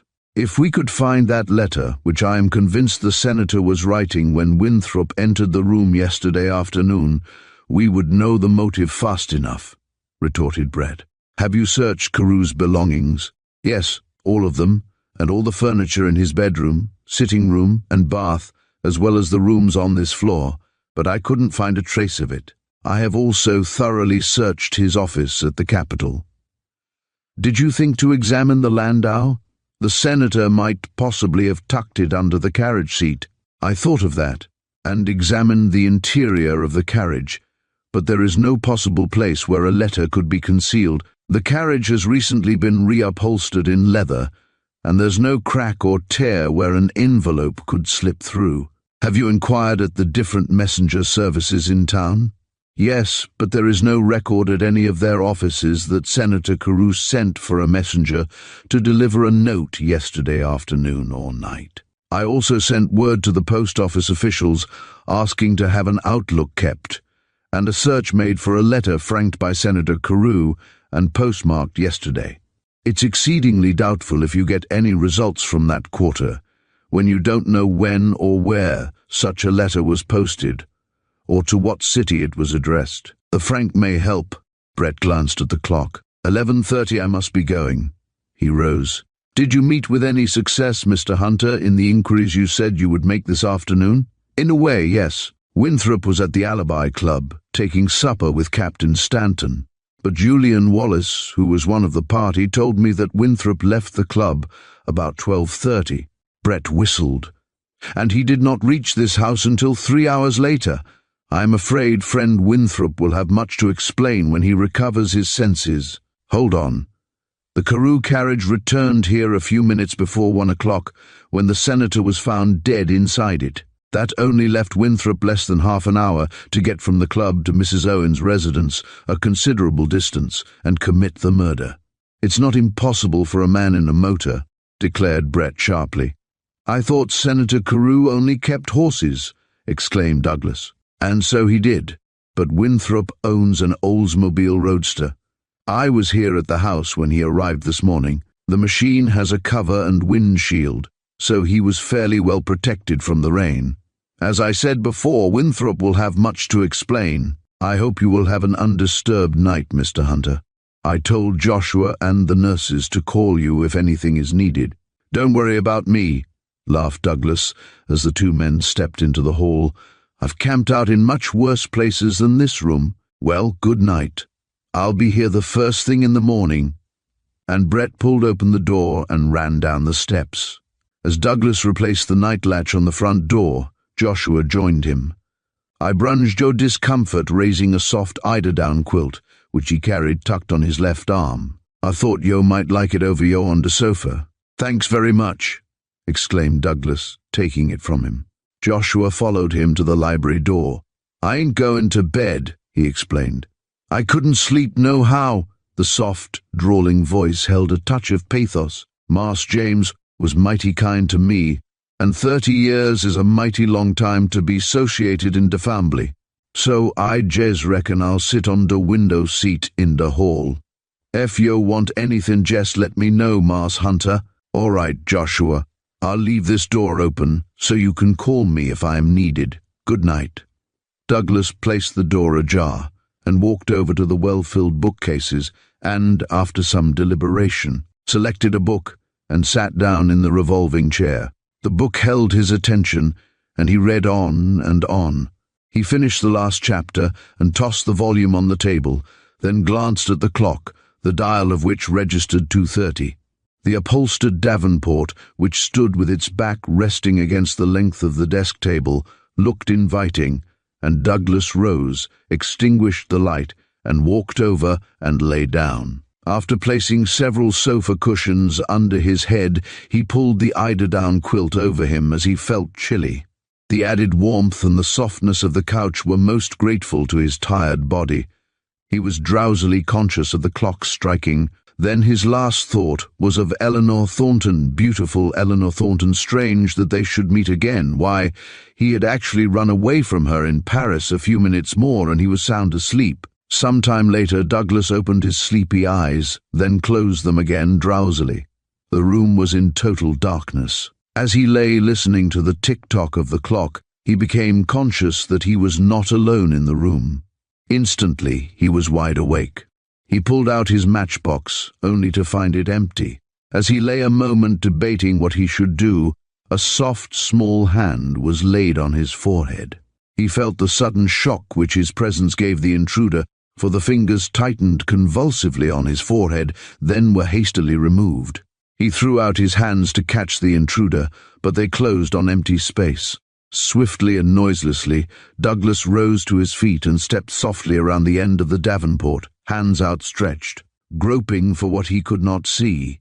Suddenly, his eyes grown accustomed to the darkness, he made out a shadowy form just ahead of him and darted forward.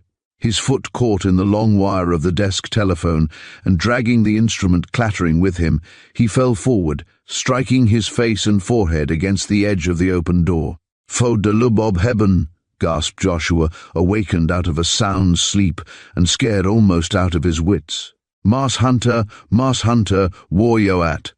"Here," answered Douglas. "Turn on the hall light, then come to me." Obediently, Joshua groped his way to the button and switched on the light, after which he hastened into the library and did the same there.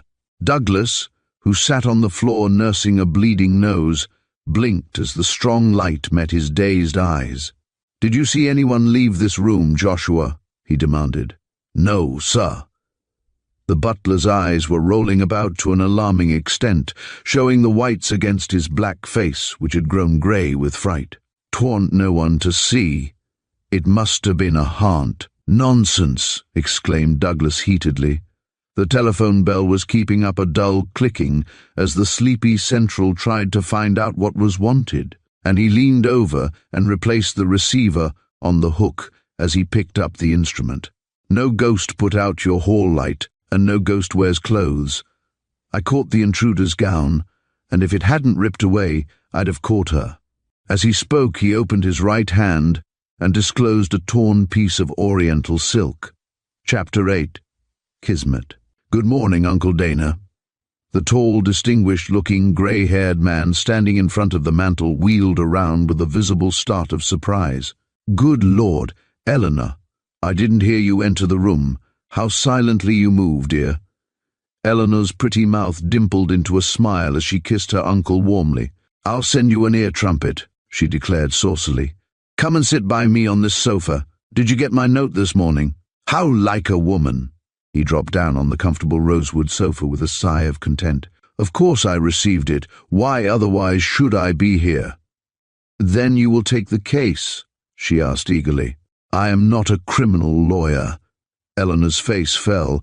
"Oh, don't refuse," she begged earnestly. Dear Mrs. Winthrop needs someone to watch her interests, and if later on occasion requires a criminal lawyer, which pray heaven may not be, you can then engage one for her. She was so relieved when I suggested sending for you. In what way does Mrs. Winthrop need my services? Why, to take charge of everything vaguely. A man in authority is required here at once. Where is Philip? Philip! Eleanor's tone spoke her contempt. He is sick in bed. A trained nurse in attendance. Then added quickly, answering her uncle's unspoken question. Too much dissipation has again caused his downfall. I don't envy Mrs. Winthrop her precious stepson. Colonel Thornton's pleasant face hardened, and Eleanor, seeing her advantage, pressed the point. Mrs. Winthrop is almost overwhelmed with anxiety and sorrow, which she has practically to face alone. Do, Uncle Dana, if it is possible, take some of this dreadful responsibility off her shoulders. I will do what I can, announced the Colonel, after a moment's deliberation. Eleanor clapped her hands. Dear Uncle Dana, I knew you would, when you thought it over. Just a moment, I'll send word to Mrs. Winthrop that you are here. She wants to see you. Joshua was in the hall, and to him, Eleanor confided her message for Mrs. Winthrop, then returned to the drawing room and seated herself on the sofa by her uncle. Did you ever know anyone in Georgetown named Douglas Hunter? She inquired. Douglas Hunter Douglas. Why, surely he must be the young son of John Hunter, who used to be a neighbor of mine in Georgetown. Cousin Kate Truxton can tell you all about the Hunters. She was an intimate friend of John's wife. The Hunters belonged to the FFVs. Why do you ask about Douglas? Joshua told me that he spent last night here, and that he is taking a deep interest in the mystery surrounding Senator Carew's tragic death. You must be mistaken, exclaimed Thornton, glancing at her in surprise. To the best of my recollection, Douglas Hunter entered the consular service very soon after he left college. Then Carew evinced an interest in his career and had him transferred into the diplomatic service. He's not a detective, child. Well, he's acting as if he were one. Prying around. Eleanor checked her hasty speech and rose as the portieres parted, and Mrs. Winthrop advanced into the room. She was a well-known figure in Washington society. Although small of stature, her erect carriage and graceful movements made her seem taller than she really was. She was said to have the longest calling list in Washington, and, although an aristocrat to her fingertips, she had friends and acquaintances in every walk in life, for she possessed the true spirit of democracy, which springs from a kind heart and does not ape humility. She had been of inestimable assistance to her brother, Senator Carew, during his political career. As Colonel Thornton bowed low over her small blue-veined hand, he noticed the heavy lines and dark shadows which fatigue and sorrow had traced under her eyes, and his hand closed over hers in silent sympathy.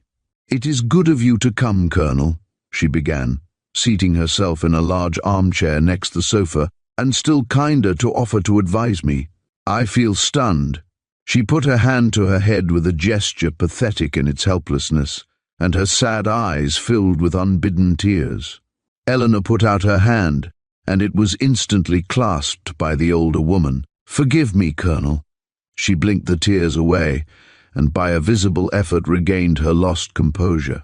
"My brother was very dear to me, and I know no man who had more friends," replied Thornton gravely, as she paused and bit her trembling lips. "Exactly. Therefore his violent death seems monstrous," declared Mrs. Winthrop. "Who would commit such a deed? My brother's greatest fault was his kind heart. He accomplished so much good unobtrusively. Now, Colonel, the first thing I wish to consult you about is offering a reward for the discovery of his murderer. Can you arrange it for me?" "Certainly. I think it a wise suggestion. How much shall it be?" Thornton drew out his notebook. $5,000, then, noting Thornton's expression, asked, "You think it too much? It would perhaps be better to commence with a smaller sum, say $1,000. Then you can increase it, if that amount brings no results." "That is a capital plan. Well, James, what is it?" To the footman, who had entered a second before and approached her chair. "Mr. Brett wants to know, ma'am, If you will see him and Mr. Hunter for a few minutes. They want to ask you a few questions." Mrs. Winthrop glanced interrogatively at Thornton. "What shall I do?" "Perhaps it would be just as well to see them," he replied. "Very well. James, show the gentleman in here." And as the servant hastened out of the room, she turned to her two guests. "You must be present at this interview, and I depend on you, Colonel Thornton, to check any undue inquisitiveness on the part of the detective." "I will, madam," and Thornton's grim tone conveyed more than the mere words. He ranked as one of the leaders of the district bar, and few opposing lawyers dared take liberties with him when trying a case. Eleanor made a motion to rise, but Mrs. Winthrop checked her with a low-toned, "Wait, dear," as Brett, followed by Douglas Hunter, strode into the room. Mrs. Winthrop acknowledged Brett's bow with a courteous inclination of her head, but as he murmured Douglas's name in introducing him, she rose and shook hands with him. "I have frequently heard my brother speak of you, Mr. Hunter," she said, "and have regretted not meeting you before." And as Douglas voiced his thanks, she added, "Eleanor." Mr. Hunter and Douglas gazed deep into the beautiful eyes which had haunted his memory since their last meeting in Paris. For 1 second his glance held hers, while a soft blush mantled her cheeks. Then Colonel Thornton stepped forward briskly and extended his hand. "No need of an introduction here, Douglas," he said heartily. "I should have known you anywhere from your likeness to your father, though I haven't seen you since you wore knickerbockers. I haven't forgotten Thornton's Nest." "Nor you either, Colonel," exclaimed Douglas, clasping his hand warmly. "I about lived on your grounds before I went to boarding school. Pray be seated, gentlemen." And in obedience to Mrs. Winthrop's gesture, Douglas pulled up a chair near hers, while Brett and Colonel Thornton did likewise. "Now, Mr. Brett, what do you wish to ask me? Have you any idea where Senator Carew dined the night of his death?" "Not the slightest," was the positive reply. "Was it your brother's custom not to inform you where he was dining?" asked Brett. "Stop a moment." Thornton held up a protesting hand. "Mrs. Winthrop, you cannot be compelled to answer questions put to you by Mr. Brett. He has no legal right to examine you now." "I am quite aware of that, Colonel Thornton," put in Brett composedly. "I am asking these questions that I may gain a little more light on this mystery. I only saw Mrs. Winthrop for a short time yesterday, and, while I do not wish to intrude, I feel that I can accomplish better results by a longer talk. This tragedy must be investigated thoroughly." "Very true, but you forget, Mr. Brett, that the inquest is the proper place for bringing out testimony. Mrs. Winthrop will have to appear before it, and, until that is held, she must not be pestered with questions or harrowed by intrusions." "I am willing to answer all questions within reason," said Mrs. Winthrop, before the detective could reply. "If you mean, Mr. Brett, that Senator Carew was secretive about his movements, you are mistaken. On the contrary, he was most open and above board in his dealings with me. Occasionally, when hurried, he did not tell me his plans for the day. But as a general thing, I knew all his social engagements." "Ah, his social engagements," echoed Brett. "How about his official engagements, Mrs. Winthrop?" "With those I had nothing to do. I never meddled in my brother's political or official career. That was out of my province," was the calm reply. "Then you think it likely that he dined with some of his official colleagues?" "I am unable to express an opinion on the subject. You had better ask his private secretary what engagements he made for Monday, and with whom he was last seen," broke in Thornton. "Mr. Philip Winthrop is in no condition to answer questions now. He will be examined before the coroner's inquest when able to leave his room." "Then I do not see the object of this interview," objected Thornton. "Young Mr. Winthrop is better able to tell you of Senator Carew's movements that day than Mrs. Winthrop." "I cannot wait so long." Brett shook his head decidedly. "What clues there are will grow cold, and I cannot afford to risk that. I am deeply interested in clearing up this terrible affair." "And do you think I am less so?" demanded Mrs. Winthrop indignantly.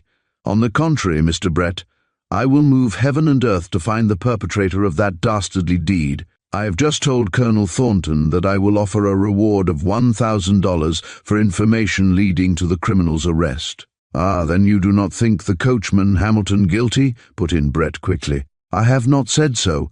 But Mrs. Winthrop looked disconcerted for a second, then regained her usual serenity. "My idea in offering the reward was to assist your investigation, and Colonel Thornton agreed with me that it was an excellent plan.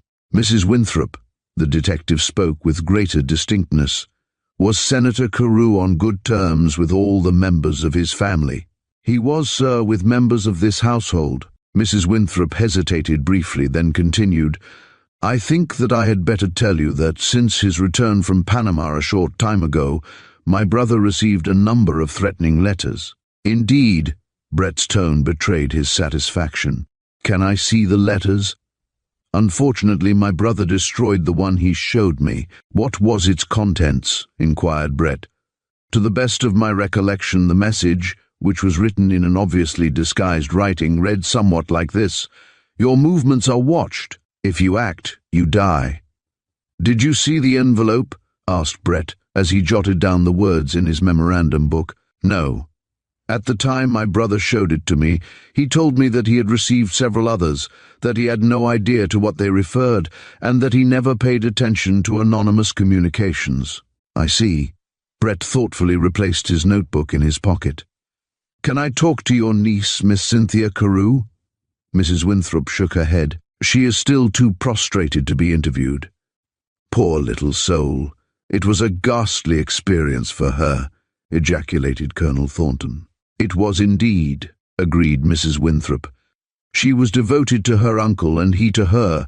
Consequently, the shock has driven her half out of her mind." "Miss Thornton," Brett turned and faced Eleanor, "do you know to whom Miss Carew referred when she exclaimed on greeting you yesterday afternoon?" "They quarrelled, Eleanor. They quarrelled."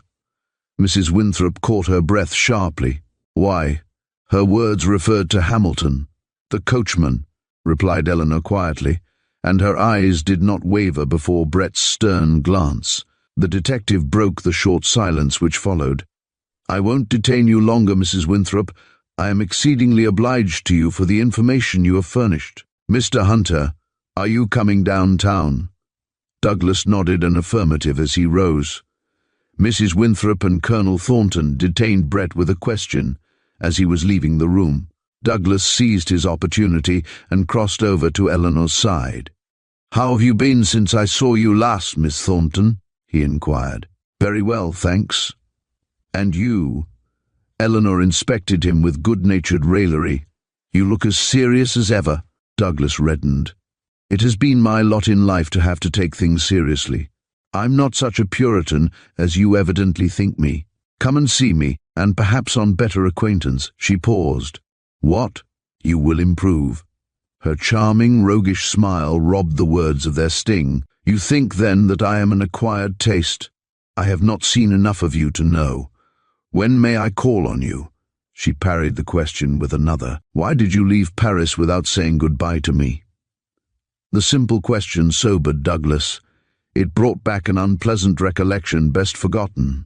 Eleanor's bewitching personality had always exerted an extraordinary influence over him. He found himself watching her every movement, instinct with grace, and eagerly waiting to catch her smile. In Paris he had often cursed himself for a fool, even when attending a reception just to catch a glimpse of her. She was a born coquette, and could no more help enjoying an innocent flirtation than a kitten could help frolicking. It was her intense femininity which had first attracted him. Frightened at the influence she unconsciously exerted over him, he had deliberately avoided her, and fate had thrown them together again. It was kismet. Therefore, why not enjoy the goods the gods provided and be thankful? "Time and tide wait for no man," he quoted. "I had to catch a steamer at a moment's notice, hence the PPC card. Please show your forgiveness and let me call. And if I don't, why, I'll come anyway." Eleanor's eyes twinkled. "Bravo. I like the spirit of young Lochinvar. He came out of the west, whereas I come out of the east. Oh, well, extremes meet. Then don't be surprised if I carry you off." The words were spoken in jest, but the look in Douglas's eyes caused Eleanor to blush hotly. "Mass Brett am a-waitin' for yo, sir," said Joshua from the doorway, breaking in on the tete-a-tete. Oh, yes. Douglas was suddenly conscious of the absence of the others. Miss Thornton, I had no idea I was detaining you. Please say goodbye to Mrs. Winthrop and your uncle. I never realized in Paris that you belonged to the Thorntons in Georgetown. You never took the trouble to make inquiries about me. She surprised a look in Douglas's face. Why did he appear as if caught? The expression was fleeting, but Eleanor's eyes hardened. Goodbye, she turned abruptly away, without seeing his half-extended hand. Douglas looked anything but pleasant when he joined Brett, who stood waiting for him in the vestibule. They strolled down Massachusetts Avenue for over a block in absolute silence. Brett was the first to speak. When you were eating breakfast, I saw Annette, Miss Thornton's French maid, and questioned her in regard to the dressing gowns worn by the Carew household. What luck did you meet with? Inquired Douglas, rousing from a deep study. She says Mrs. Winthrop, Miss Carew, and Miss Thornton all wear dressing gowns made of oriental silk. Upon my word, ejaculated Douglas, much astonished. Still, they can't be the same pattern. It won't be so easy to identify your midnight caller by means of that silk. Taking out the slip which Douglas had torn from the dressing gown the night before. Annette says the gowns were given to Mrs. Winthrop and Miss Carew by Miss Thornton, who purchased them with hers at a Japanese store in H Street. The French girl isn't above accepting a bribe, so when I suggested her showing me the gowns, she got them and brought them into the library, while Mrs. Winthrop and Miss Thornton were breakfasting in Miss Carew's boudoir. Did you see all three of them? Yes, and they are as alike as two peas in a pod.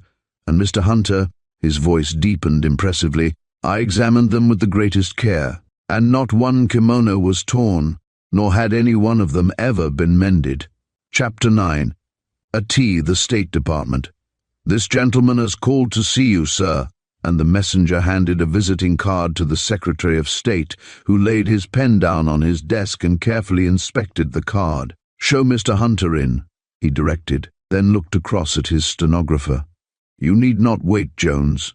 As the stenographer gathered up his papers and hastened out of the room, Douglas was ushered in, and after a few words of greeting, the secretary motioned him to take the large leather chair placed beside his desk. I was sorry not to find you when I called yesterday, Mr. Secretary, began Douglas. I was detained in the West and did not get here until this morning. What do you wish to see me about, Mr. Hunter? First, to thank you for granting me a leave of absence. That is all right. Senator Carew came here and asked as a particular favor to him that you be allowed to return to Washington. By the way, his death was terrible, terrible. His loss will be felt by the whole country. It will indeed, agreed Douglas. Did you see Senator Carew before his death? No, Mr. Secretary. I only reached Washington on Monday, the night of his murder. It seems an outrage in these days of our boasted civilization that a man of such brilliant attainments, a man whose life is of benefit to his country, should be killed wantonly by a worthless, drunken man, exclaimed the secretary with much feeling. You believe, then, that Senator Carew was murdered by his servant? I gathered that impression from the newspapers, and they all insist that the man is guilty. Do you think otherwise? I do. And your reasons? The use of the letter file, an extraordinary weapon for a coachman to use. Is that your only reason for believing the man innocent? The secretary's piercing eyes studied Douglas's face intently. No, sir. Is there anything which strikes you as being of vital importance in the case which has not yet been brought out? Senator Carew was chairman of the Foreign Relations Committee. The secretary stared at Douglas for a full minute without speaking. I don't quite catch your meaning, Mr. Hunter, he said finally. Let me explain, Mr. Secretary, began Douglas earnestly. Some time ago I received a letter from Senator Carew suggesting that I apply for leave of absence. Why? Snapped out the secretary. He did not specify directly, returned Douglas calmly. He said he wished to consult me about my future. One moment as the secretary opened his lips to speak. At the end of the letter, the senator added that he hoped I was making the most of my opportunities, that it was only the part of wisdom to inform myself of all that was going on in Japan, and that he expected that I would be able to give him some interesting data about the Yankees of the East, as he had always been curious as regards their customs, past history and future plans. The secretary settled back in his chair and fumbled with his watch chain. He was the first to break the silence. "Did you follow Senator Carews' advice?" "I did, sir." "With what results?" "Among other things, I discovered that there was an unusual activity commencing in the shipyards. Army maneuvers were being conducted unostentatiously, and finally, the day I sailed, I heard a report that 3 transports were being fitted out at Wakayama, a closed port, and were to sail shortly under sealed orders." "Excellent. Have you any idea of the transport's destination?" "No, sir." "Why did you not send me this information before?" The secretary spoke with unwanted sternness. "I did cable a Cipher dispatch to Senator Carew. I thought you had requested him to get certain information and did not care to have it sent through the department directly. The senator did not take me into his confidence in the matter," declared the secretary, studying his companion's face intently. "That's very strange," muttered Douglas. "Very strange. Detective Brett, who is investigating the Carew case, declares from writing found on a blotter that the senator wrote a letter to some unknown person. On one side of the blotter were clearly traced the words, 'Am writing in case I don't see you before,' and on the other, 'I have discovered.' Brett thinks Senator Carew was interrupted on 2 occasions while writing the letter and laid the blotter on the fresh ink to prevent the person who entered from seeing what he had written." The secretary followed Douglas's story with the greatest attention. "A likely hypothesis," he acknowledged, slowly settling back in his revolving chair, for he had been leaning forward on his desk the better to catch every word spoken by Douglas in his quiet monotone. "To whom do you think that letter was written?" "To you, undoubtedly, Mr. Secretary. Possibly my information may have given him the clue he needed to verify certain suspicions. You were in the West. He wanted to get the news to you without further delay, and the only thing he could do was to write or wire." "Or telephone," supplemented the secretary. Then, as Douglas's face brightened, he added, "Unfortunately for your theory, Senator Carew did none of those things." "You mean that I have never received a letter, a telegram, or a telephone from him while I was away," announced the secretary solemnly. "He may still have written a message and have been killed before he could get it off to you." "Has such a letter been found by Brett?"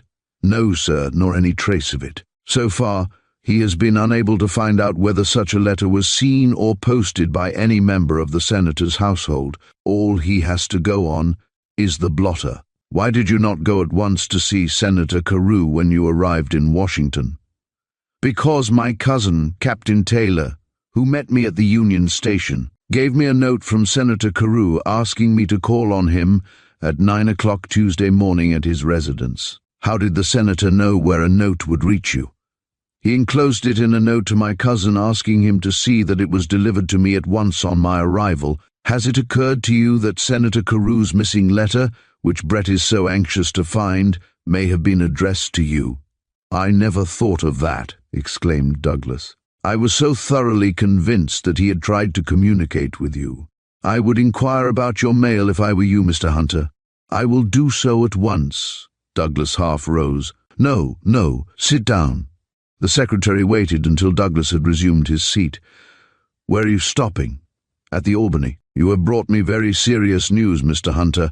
So serious that I must insist on some verification of your statements about Japan before you leave me." Douglas took from a cleverly concealed pocket in the lining of his coat a number of sheets of rice paper and handed them to the secretary, who studied the closely written papers long and intently. Suddenly he pulled open a desk drawer and took out his strong box. "I will keep these papers, Mr. Hunter, for future reference," he announced, unlocking the box and placing the rice papers in it. Then, with equal care, he replaced the box in the drawer, which he locked securely. "We must go slowly in this matter. A slip on our part, and 2 great nations may become involved in a needless and bloody war. I realize the gravity of the situation, Mr. Secretary, and have come to you for advice in the matter." "Good.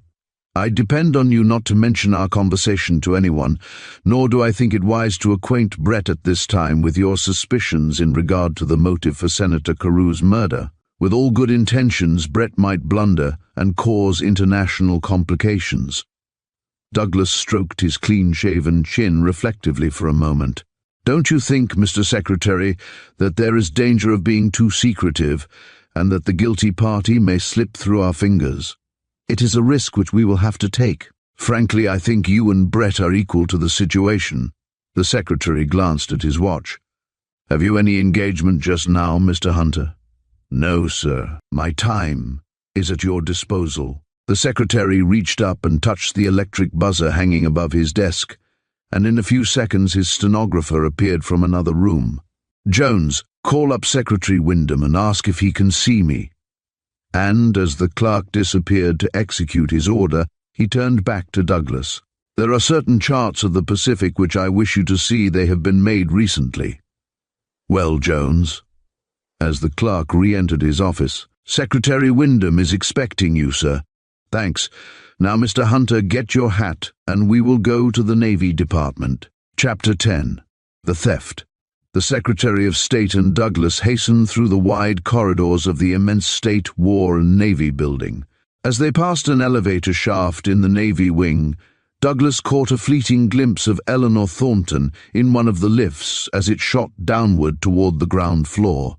On their arrival, they were ushered at once into Secretary Wyndham's private office. "Glad to see you," exclaimed Wyndham. "Your call is most opportune." He stopped on seeing Douglas standing behind the Secretary of State, and his eyebrows went up questioningly. "This is Mr. Douglas Hunter, attaché of the American Embassy at Tokyo, Wyndham," explained the Secretary of State. "How are you, sir?" The Secretary of the Navy shook hands brusquely. "Will you both be seated? I brought Mr. Hunter with me that he might tell you of certain information which he gathered in Japan about some prospective movements of their navy."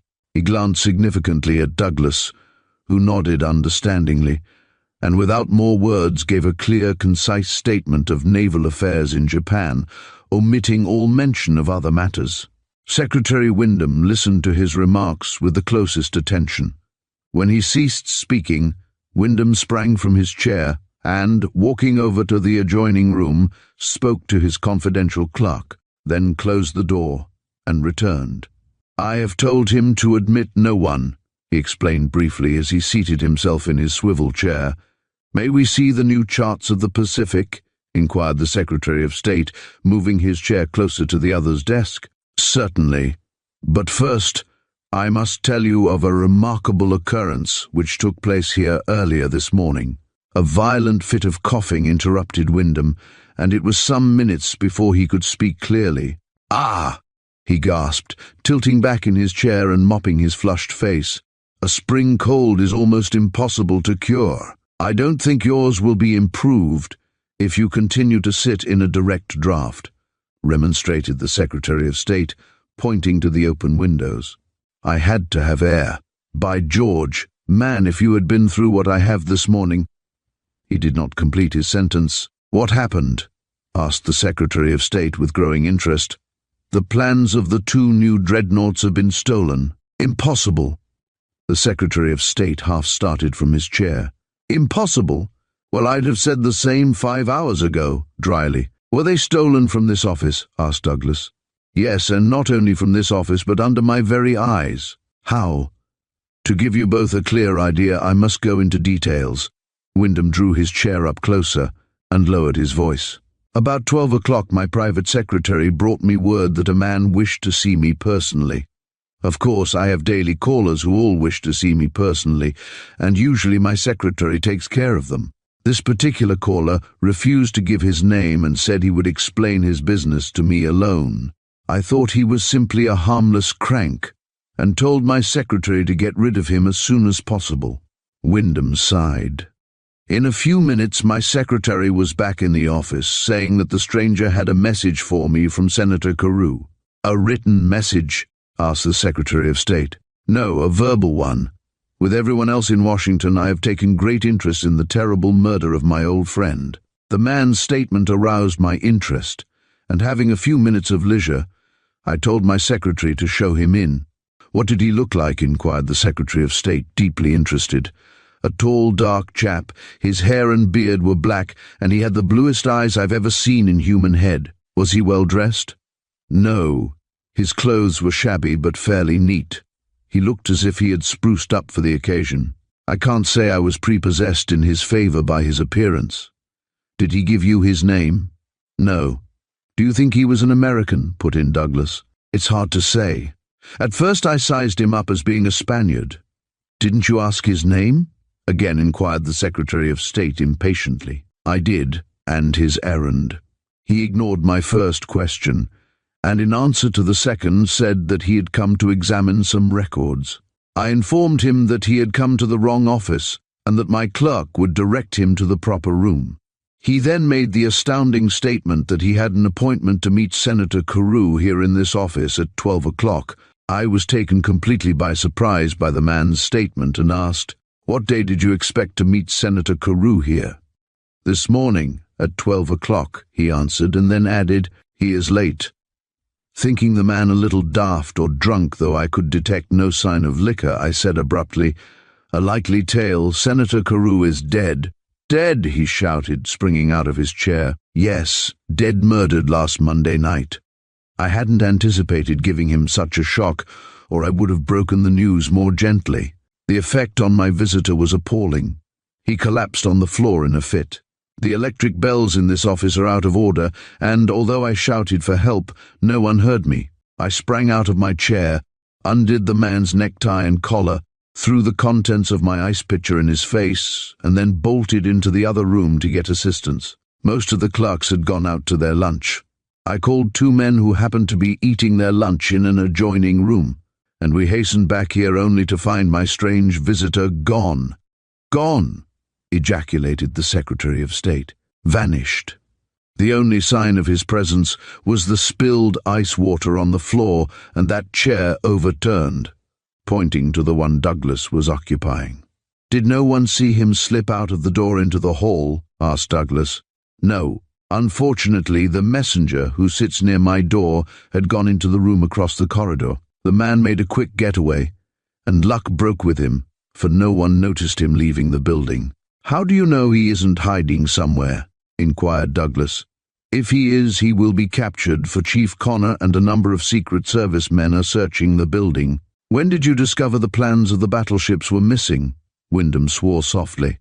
"That's the devilish part of it," he said bitterly. "As soon as I realized the man had really run away, I glanced over my papers. Everything seemed to be all right. I pulled open this drawer," opening it as he spoke, "and saw these blueprints lying exactly as I had placed them under this folded newspaper. I slammed the drawer shut, thinking my strange visitor was simply a harmless lunatic who had probably read about Carew's death until he became obsessed with the subject, and dismissed the matter from my mind." "Was this drawer locked when your strange visitor was admitted?" "No."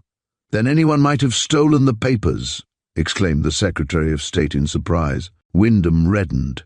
"No, they could not. The only time I've been out of this room was when I ran out looking for aid for that miserable scoundrel. That is the only chance there's been to steal the papers."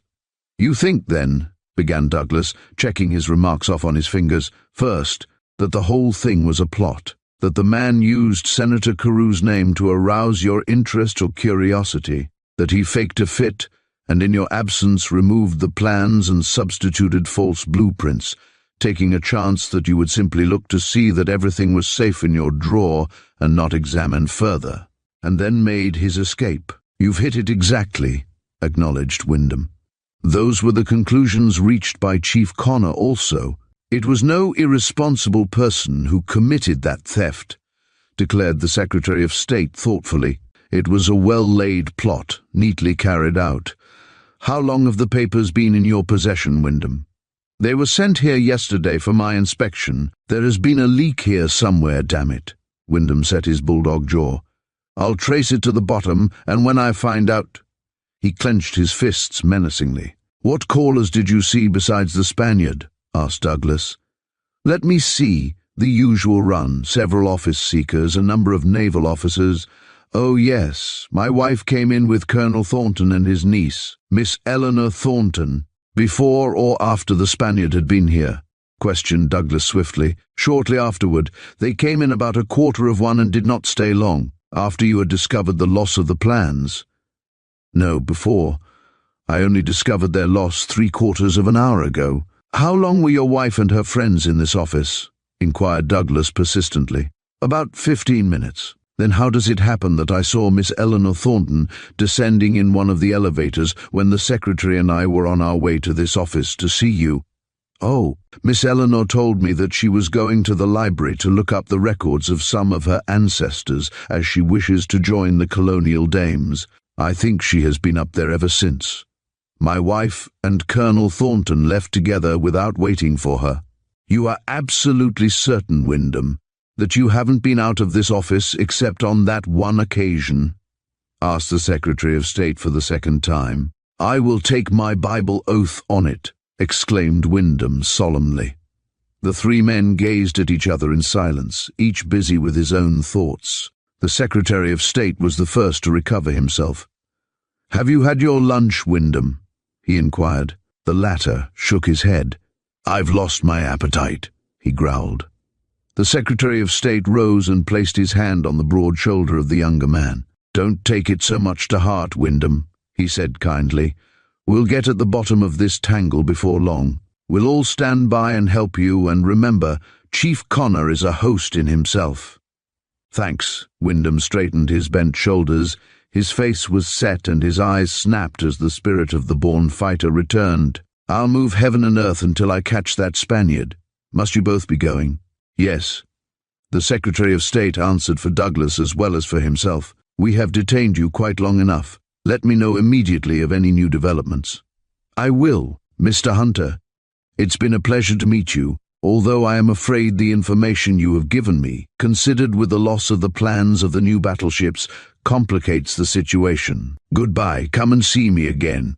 And the big door swung shut. Halfway down the corridor, the Secretary of State paused and regarded Douglas seriously. "Talk of complicated situations."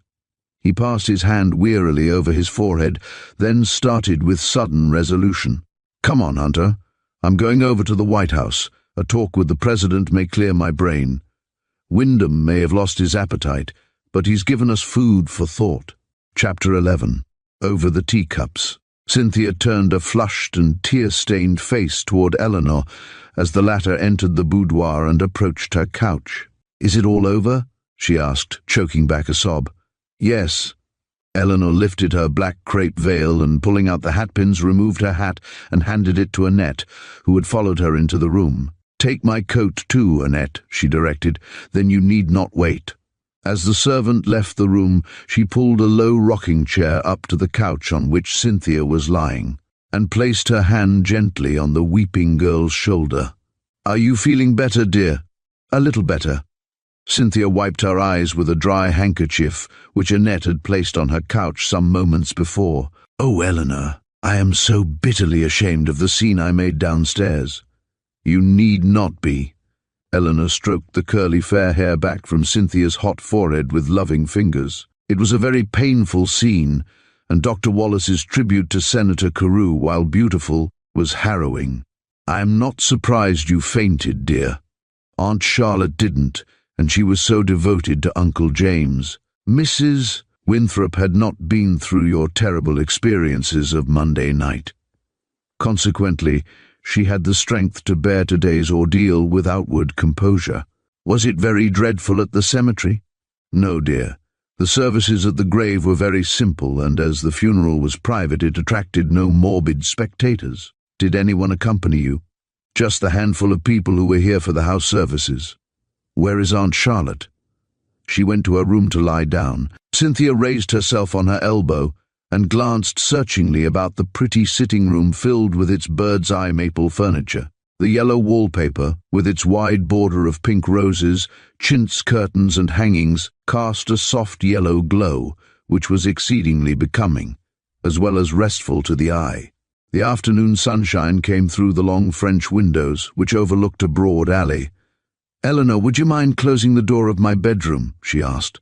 And please first see that Blanche isn't sitting there sewing." Eleanor glanced curiously at Cynthia as she rose, crossed to the adjoining bedroom, and softly closed the door. "There is no one in your room," she reported on her return to her rocking chair. Cynthia settled back among her pillows with an air of satisfaction. "At last I have you to myself. First the trained nurse whom I didn't need, and then Aunt Charlotte have always been hanging around, and I haven't had a chance to ask you any questions. What is it you wish to know? Was there an autopsy?" Noting Eleanor's expression, she exclaimed hastily, "Now, Eleanor dear, don't say I must not talk of Uncle James's death. The nurse wouldn't answer me when I spoke on the subject, said I must not think of the tragedy, that it was bad for me. Such nonsense. I would have asked Aunt Charlotte, but she's been so queer lately, not in the least like her own dear self. Mrs. Winthrop is living under such great strain these days, Cynthia. It's not surprising. Her brother, dead Philip, very ill. They told me he was better," hastily jerked out Cynthia, with a startled look in her big brown eyes. "He is now." Eleanor hesitated. "The doctor at first thought he might develop brain fever, but I am told all danger of that is past." "What is the matter with him?" persisted Cynthia. "I asked the nurse what the trouble was, but she never told me. Was his attack also caused by the shock of Uncle James' death?" "Yes, from shock," answered Eleanor mechanically. "You must not blame your aunt if her manner is distrait. She is a very reserved woman, and dreads, above all things, letting herself go and breaking down. Oh, I hope she will keep well. She has been so unhappy. I can't bear to think of her suffering more, but—" She laid her hand pleadingly on Eleanor's arm. "You haven't answered my question about the autopsy." "Yes, they held one." "And what was discovered?" Eagerly. "That Senator Carew was perfectly well physically, and that his death was caused by a stab from the sharp-pointed letter file." Cynthia suddenly covered her eyes with her hand and lay for some minutes without speaking. "Is Hamilton still in jail?" she questioned finally. "Yes, he is being held for the inquest." "Inquest?" Cynthia glanced up, startled. "I thought the inquest was over." "No, it hasn't been held yet. But Uncle James was buried today. The funeral could not be postponed, Cynthia. The doctors who performed the autopsy will testify at the inquest. But I thought it was always necessary to hold the inquest after a violent death. It is usually, but in this case, the inquest was postponed because you and Philip, two of the most important witnesses, were too ill to attend it." Cynthia closed and unclosed her tapering fingers over her handkerchief spasmodically. "Are the detectives still hanging around the house?" she inquired. "Yes." "It's shameful," announced Cynthia, sitting upright, "to allow those men to intrude on our grief and privacy. They have arrested Hamilton for the crime and should leave us alone. They do not think Hamilton guilty. Whom do they suspect?" The question seemed forced from her. "Mr. Brett hasn't confided in me." "Mr. Brett? He's the detective in charge of the case." "Oh, is he the tall, fine-looking man I saw talking to Joshua in the hall yesterday morning?" "No, that was probably Douglas Hunter." "Douglas Hunter? Not the Douglas Hunter of the diplomatic corps, whom Uncle James was forever talking about?" "The same. Do you know him?" "No, he has always been absent from Washington when I've been in the city. What is he doing here now?" "Trying to help Mr. Brett solve the mystery of Senator Carew's death." "Good heavens! What earthly business is it of his?" "Don't ask me." Eleanor's usually tranquil voice was a trifle sharp. "I suppose he is hoping to win the reward offered by Mrs. Winthrop." "Reward?" Cynthia's voice rose and drowned the sound of a faint knock at the hall door. "Yes. Your aunt announced that she would give $5,000 to anyone who could solve the mystery." Cynthia was listening with absorbed attention to Eleanor, and neither noticed that the hall door was pushed open a few inches, then softly closed. Uncle Dana told her that was too much to offer, and she reduced the sum to $1,000, with the proviso that it should be increased if the first offer brought no result. Cynthia sighed deeply. Why did she do it?" she cried passionately. "She must be mad."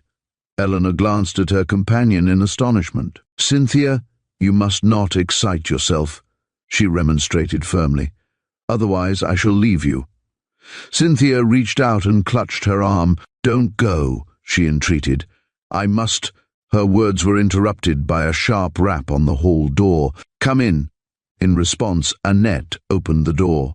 "Pardon, mademoiselle, but it is 5 o'clock and I thought you might like your tea up here instead of downstairs." "Capital, Annette," exclaimed Eleanor as the maid entered carrying a tray. "Wait a moment and I will get that small table."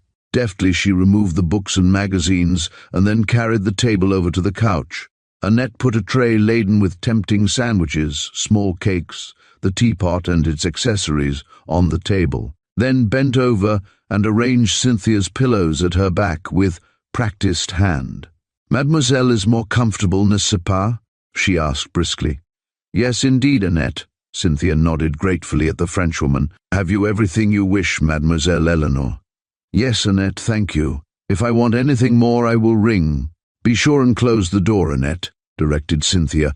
"I am afraid of a draught," and she looked around until she saw her order obeyed. "Have a sandwich?" asked Eleanor, handing the dish and a plate to Cynthia.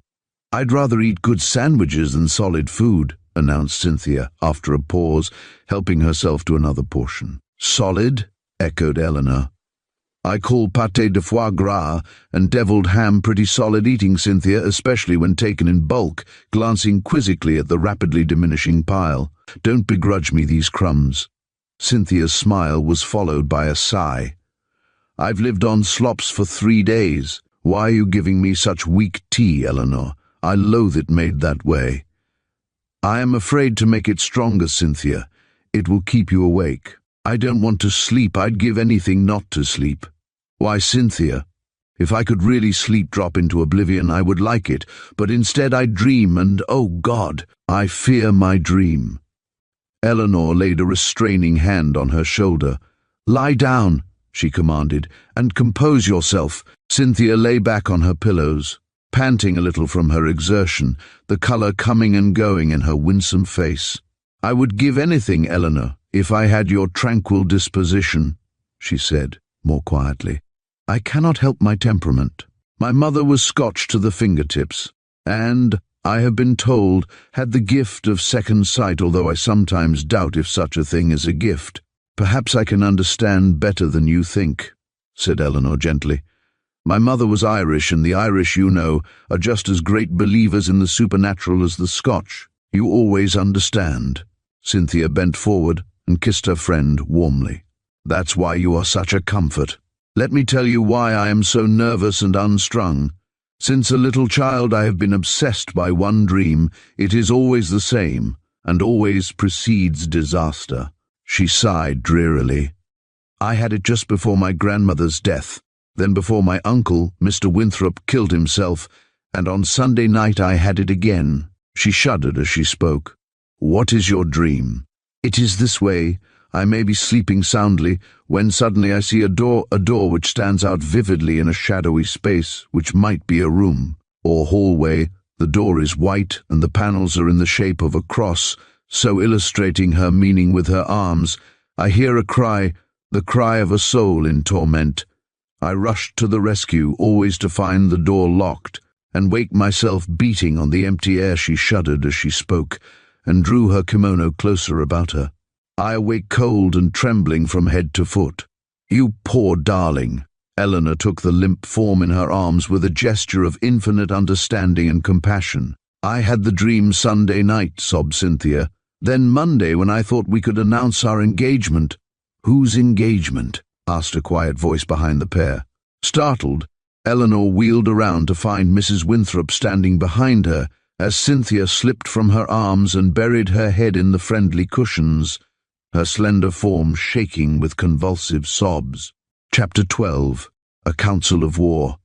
Philip Winthrop moved restlessly in bed, then lay still, for a feeling of deadly nausea almost overcame him. Half an hour passed, and, feeling better, he raised his hand and felt his throbbing temples.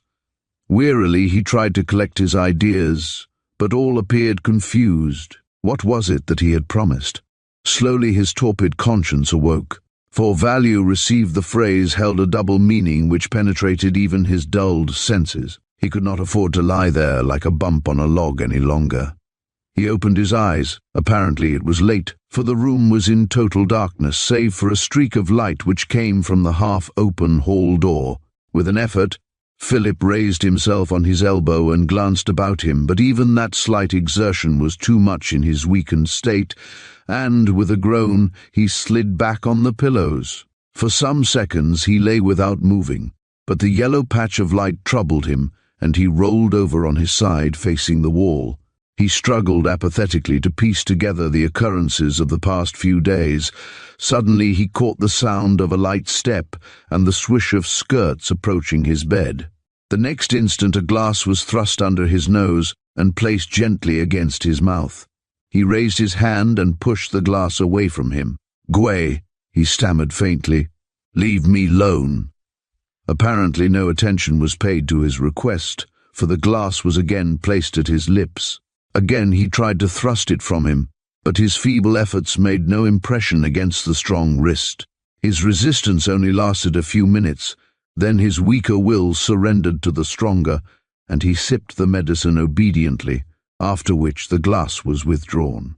Downstairs in the library, 3 men sat smoking around the large desk table. "I'm glad you could join us tonight, Colonel Thornton," said Brett, as he placed one of the ashtrays conveniently near the lawyer.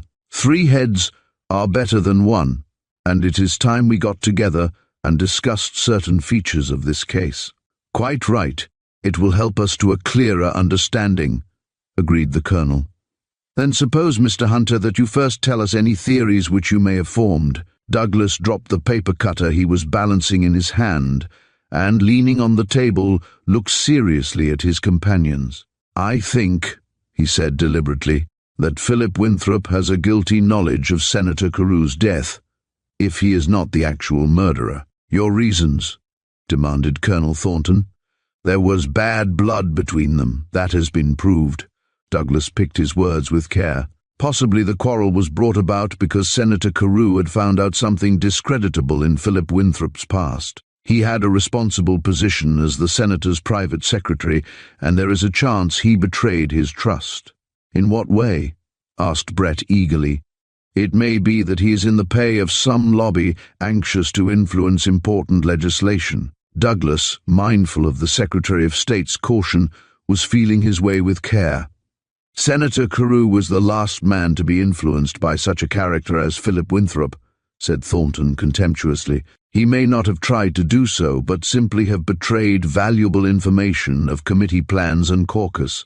"That may be," acknowledged Thornton, "particularly as I am told that Philip has been spending a great deal of money lately, far more than his salary would warrant."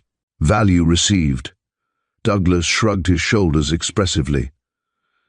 "I've also found out that Hamilton, the coachman, is a Jamaican man, his real name being Samuel Hamilton Quesada, and that he was brought here nearly 2 years ago by young Winthrop when he returned from a visit to Jamaica. The senator took him into his employ at the former's request and recommendation." "And your theory is?" questioned Brett sharply, laying down his cigar. "That Winthrop either bribed Hamilton to kill Senator Carew or to help him after he, Winthrop, had committed the murder. You must remember," he added hastily, as Brett started to speak, "the Jamaican man has a revengeful disposition when roused, and I have no doubt Senator Carew gave him merry hell when he discharged him Monday afternoon, and Hamilton was ready to risk everything to get even." Brett shook his head. "How did Senator Carew get into that carriage?" he asked doubtfully. "Hamilton probably lied when he said he did not first stop at this house on his way to the ball to bring Miss Carew home. Or perhaps Winthrop came into this room, found Senator Carew busy writing, stole up behind him, seized the letter file and stabbed him with it." Again Brett shook his head. "If that had been the case, the senator would have been stabbed in the back, whereas he was stabbed directly over the heart and whoever committed the crime was facing him." "Well, that is not impossible," argued Douglas. "Winthrop may have stood near the senator's chair and talked to him for a few minutes without the latter suspecting danger, may have even picked up the letter file, a harmless thing to do under ordinary circumstances, and, without warning, thrust it into the senator's chest." "And afterward?" questioned Brett. "Afterward Winthrop may have stepped into the hall, found no one there, tiptoed into the room again, telephoned pointing to the desk instrument, out to the stable, and told Hamilton to drive at once to the front door. The sound of the horse's hoofs was probably drowned by the heavy rain, so no one in the house would have heard the carriage enter the porte-cochere, but impressively Winthrop from this window could see its arrival. He probably stepped into the hall again, found the coast clear, opened the front door, dashed back, picked up Senator Carew, who was much smaller than he, carried him out and placed him inside the carriage. Hamilton had been drinking and was perhaps too befogged to notice anything unusual, and, when Winthrop slammed the carriage door, he probably drove off none the wiser. As much as I dislike Philip Winthrop, I do not think him capable of committing murder, said Colonel Thornton slowly.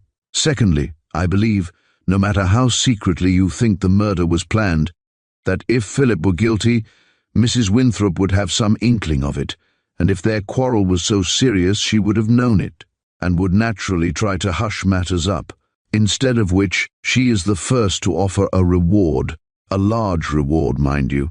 It is not within reason that she would have done such a thing had she the faintest idea that Philip was the murderer. I beg your pardon, Philip is not her son. There may be no love lost between them. Good God, what a suggestion. You don't mean to insinuate that she offered that reward knowing her stepson might be guilty? Thornton looked at Douglas with sudden horror. For reply, Douglas nodded quietly. No, Douglas, you are shinning up the wrong tree. I have known Mrs. Winthrop for over 15 years. She wouldn't injure a fly, let alone try to trap one whom she loves as her own flesh and blood. She was devoted to her husband, and for his sake legally adopted Philip, and brought him up as her own son. In fact, she was entirely too indulgent and generous, which has proved his downfall. He hates work like no one else. Mr. Hunter has drawn a strong case against Philip Winthrop, except for one serious flaw, broke in Brett, who had been a silent listener to their argument. And that is that Philip Winthrop was at the Alibi Club on Monday evening. A number of reputable men are willing to swear to that. It is certain that he could not have been in two places at once. Secondly, Mrs. Winthrop swears that her brother spent Monday evening away from this house. Brett leaned forward and spoke impressively. Senator Carew was killed by another hand than Philip Winthrop's. By whose hand? Asked Thornton and Douglas simultaneously. Captain Frederick Lane. Fred Lane of the Engineer Corps? Ejaculated Thornton, much astonished, while Douglas looked as blank as he felt. Yes, sir. Bah, you're mad. Just a moment, Brett held up a protesting hand. Don't condemn my theory unheard. I seemed up against a blank wall in this house, so today I started an investigation at the other end, that is, at the residence of Mr. and Mrs. James Owen, where Miss Cynthia Carew attended a dance on Monday night. Go on, urged Douglas, as Brett stopped and glanced behind him to see that the hall door was closed. I called on Mrs. Owen. She was not inclined to be communicative, but her daughter, Miss Alice Owen, who came in during our interview, let the cat out of the bag, and Mrs. Owen had to tell then what she knew, which was this, that Captain Lane and Miss Carew were engaged. A muttered word escaped Colonel Thornton, and Brett turned to him instantly. I beg pardon, did you speak? No, growled the colonel. Apparently they had planned to announce the engagement at the dance, resumed Brett. Anyway, Miss Owen, who already knew of it, was told by Miss Carew that her uncle, the senator, refused to give his consent, and had threatened to turn her out of doors if she did not instantly break the engagement. Poor Cynthia, poor little girl, murmured Thornton. I am very fond of her, and her father was my most intimate friend. It was beastly of Carew to issue such an ultimatum. She is entirely dependent upon him. So Miss Owen thought. Miss Carew confided her troubles to her on her arrival. Miss Owen said that while they were sitting in the library, Captain Lane came in looking very dejected, and she immediately got up to leave the lovers together. Before leaving the room, however, she overheard Lane tell Miss Carew that he had just seen her uncle, hoping to persuade him to reconsider his refusal, but that he flatly refused to do so in the most insulting terms. Upon my word, for a mild-tempered man, "Carew managed to have plenty of quarrels on his hands on Monday," exclaimed Thornton, "and the last one undoubtedly brought about his death." Brett spoke so positively that Douglas hitched his chair nearer in his excitement. "After I had finished my interview with Mrs. Owen, I asked permission to question her servants. The footman told me that Miss Carew left the dance earlier than the other guests, and that she had to wait a long time for her carriage. He said he called her carriage check number repeatedly, and with no result. That Captain Lane, becoming impatient, put on his overcoat and hat and walked down the street searching for Miss Carew's carriage." "And you think," broke in Douglas, "that Captain Lane not only found the carriage but the senator sitting in it, and seized the opportunity to punish him for his deviltry to the girl he loved?" A long pause followed as Colonel Thornton and Douglas sat thinking over Brett's startling news. "Where did he get the weapon?" inquired Douglas finally. "Out of Mrs. Owen's library, of course. He may have picked it up in a fit of absent-mindedness and carried it with him." "Did the footman or butler notice anything in his hand when he left the house?" questioned Thornton. "I asked them, and they declared that he carried an umbrella in his left hand, and that they had not noticed whether he was holding anything in his right hand or not.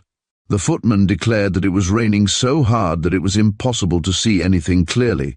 They both said Captain Lane was some 15 minutes returning to the house. Did he find the carriage?"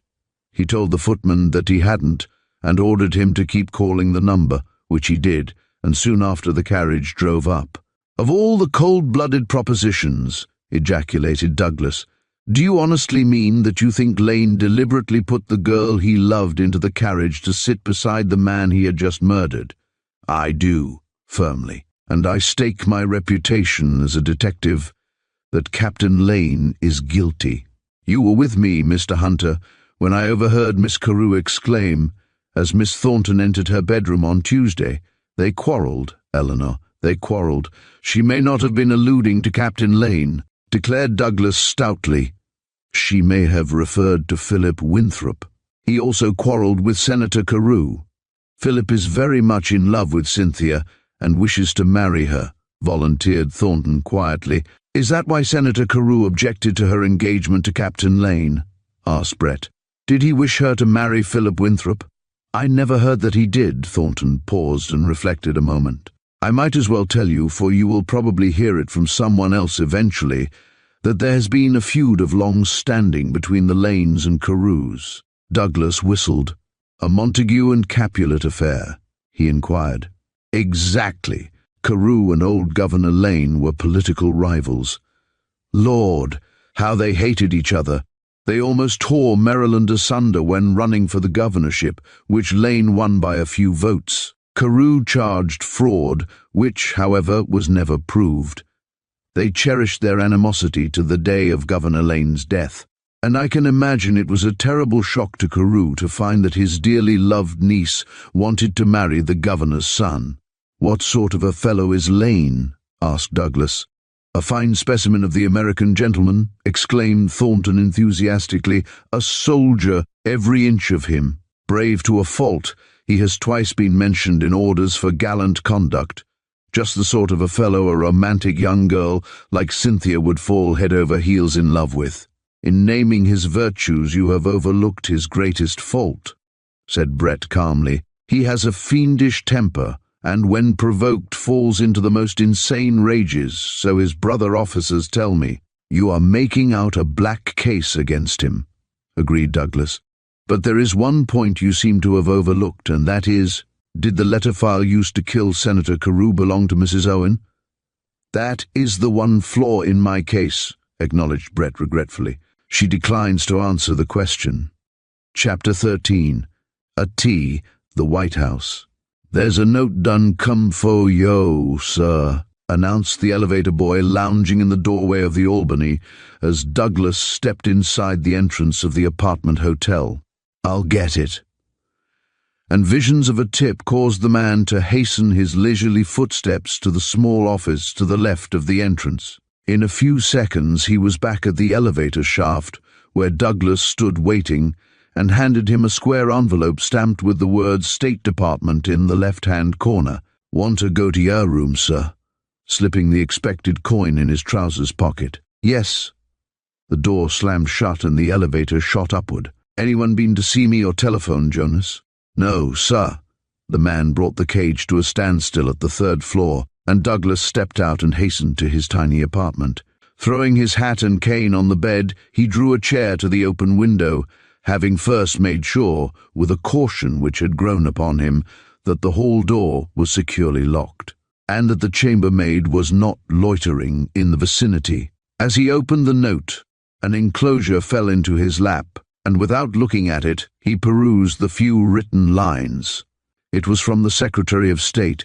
"Dear Mr. Hunter," he read, "so far, no further developments. When people are at play, they are usually off guard. I enclose an invitation to the garden party at the White House this afternoon, for which I asked. The diplomatic corps will attend in a body. I hope to see you there. Very truly yours." Douglas picked up the enclosed envelope with the words "The White House" stamped in small gold letters in the upper left-hand corner, and pulled out the engraved card.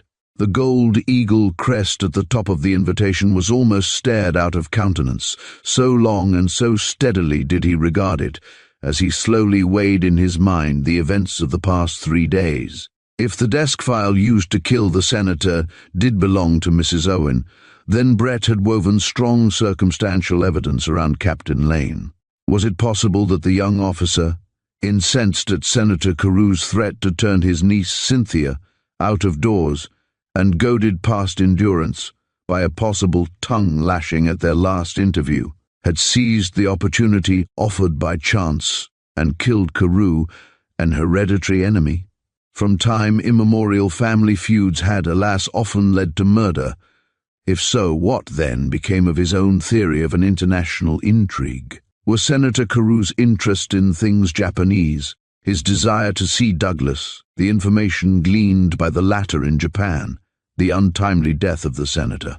And last, the theft of the plans of the new battleships. Were these simply coincidences? Douglas roused himself and glanced at the hour mentioned in the invitation, 5 o'clock. Jerking out his watch, he found he had but half an hour in which to change his clothes before he was due at the White House.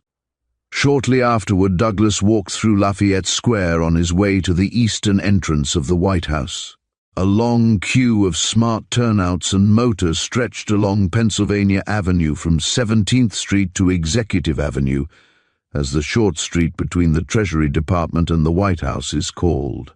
The policeman on special duty scrutinized his card of admission carefully before allowing him to pass down the corridor and out into the garden.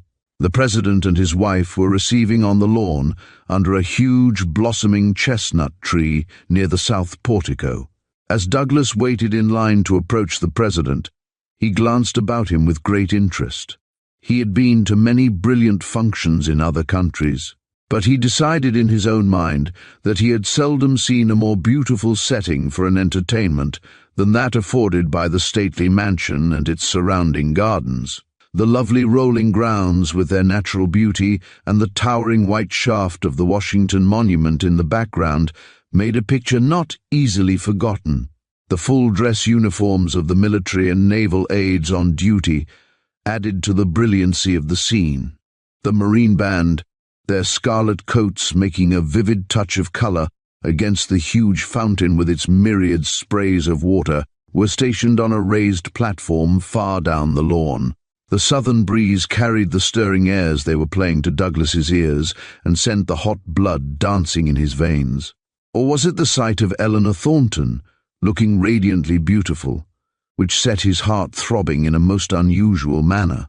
Some telepathy seemed to tell her of his presence, for she looked around, caught his eye, and bowed.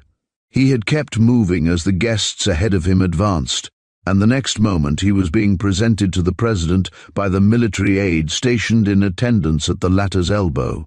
He had but time to receive a hearty handshake and a cordial word of welcome from the president and the first lady of the land, for the other guests were waiting impatiently to greet them, and he could not loiter. "Douglas Hunter, as I'm a sinner."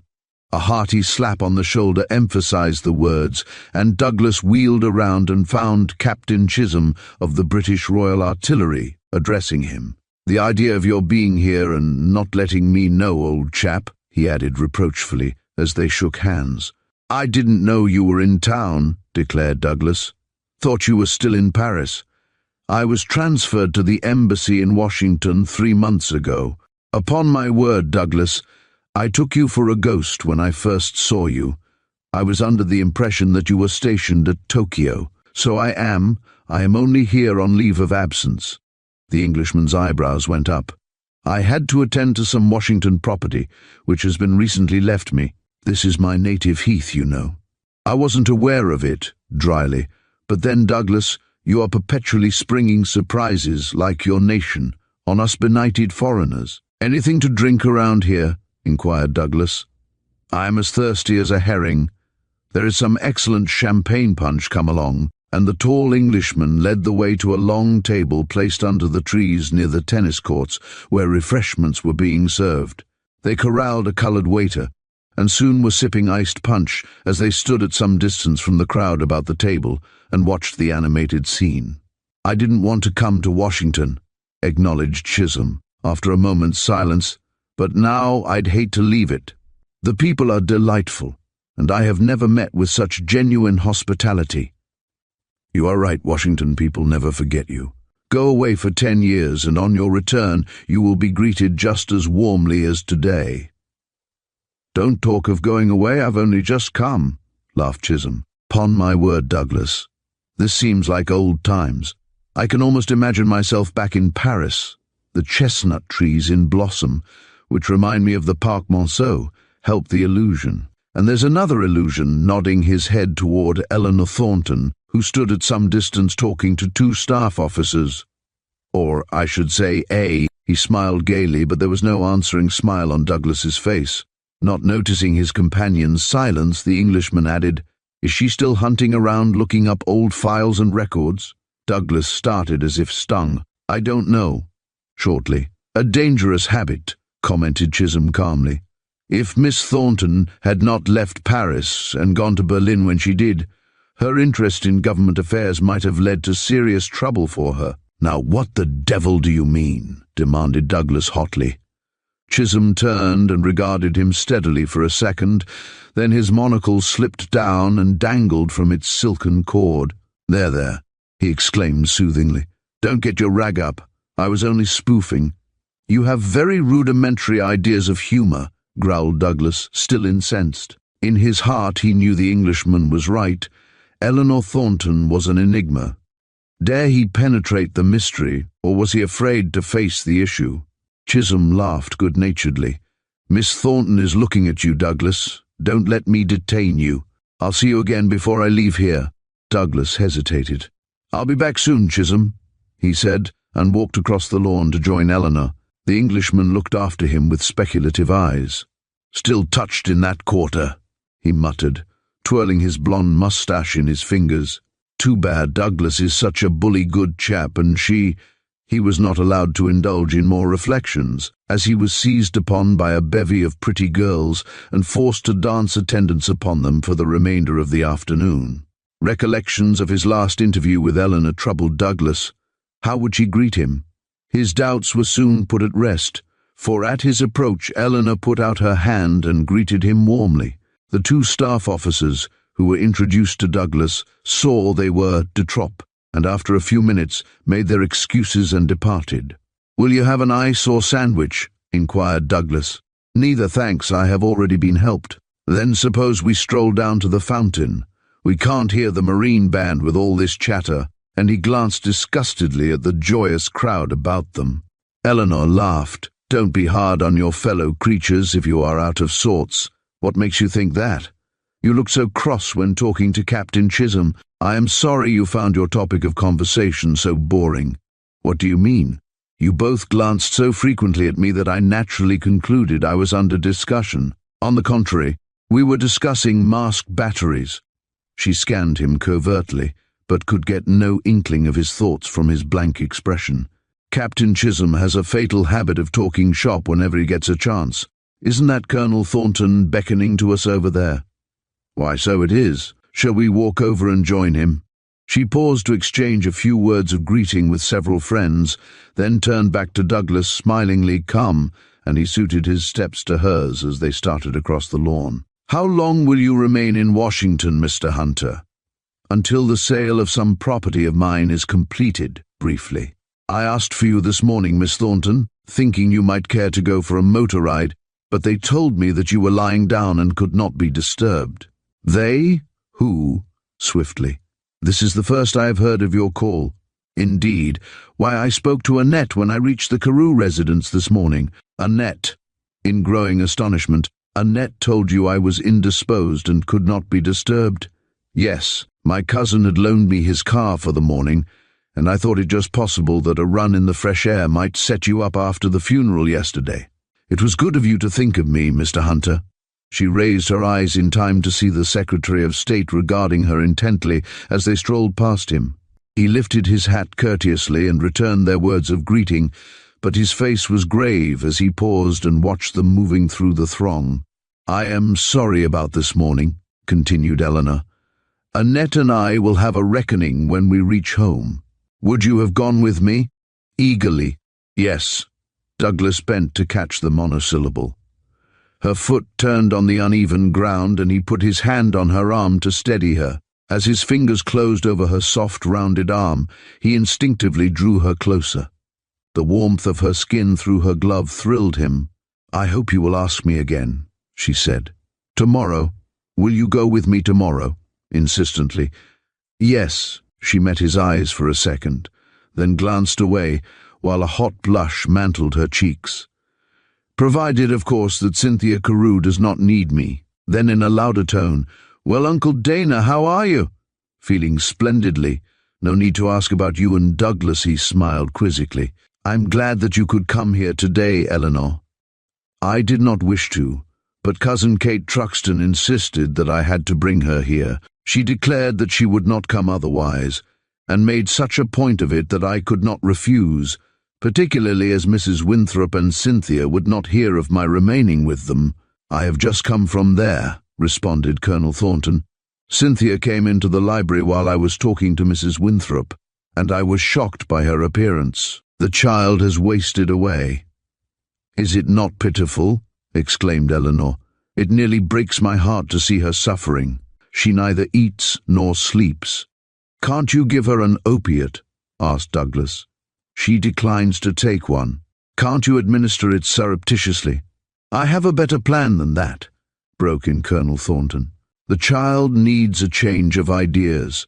The atmosphere of the house is enough to get on anyone's nerves, particularly with that dipsomaniac Philip, raising Cain at unexpected moments. What's your plan, Uncle Dana?" "That you bring Cynthia over to my house tomorrow to spend Sunday. You come too, Douglas. Cynthia hasn't met you, and she won't connect you with any of the tragic occurrences of the past week." Then, as he saw the look of doubt on Eleanor's face, he added, "Human nature can stand just so much of nervous strain and no more. Cynthia must have relaxation and diversion."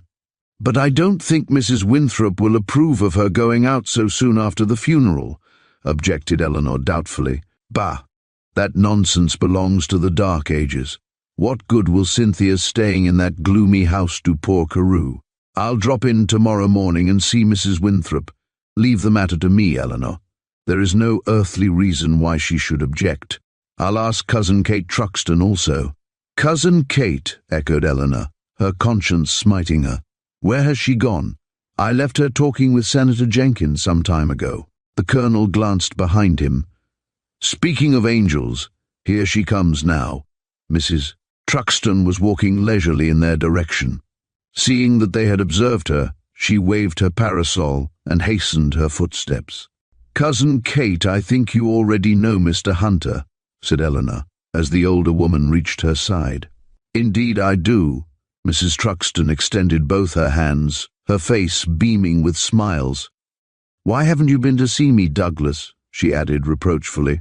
"I have been extremely busy since my arrival, Mrs. Truxton," apologized Douglas. "I was looking forward to calling upon you this Sunday." "Have you had a pleasant time this afternoon, Kate?" asked Thornton. "Yes. It has been a delightful entertainment, just the right people and the right number." "It would be pretty hard to crowd these grounds," laughed Eleanor. "There isn't any elbow room about the refreshment table," put in Thornton. "I almost had to fight to get a plate of ice cream a few minutes ago. A much-needed improvement would be small chairs scattered about the lawn," grumbled Mrs. Truxton, leaning heavily on her parasol. "It is exceedingly tiresome having to stand so long." "It would be prettier too, and less formal," agreed Eleanor. "The guests would then saunter over the lawns and not stand crowded together near the president. It would also be much more brilliant if the members of the diplomatic corps wore their court dress," announced Mrs. Truxton with decision, "instead of those hideous frock coats and grey trousers." "What, in this weather, Kate?" exclaimed the astonished colonel. "Do you wish to kill off the corps bodily?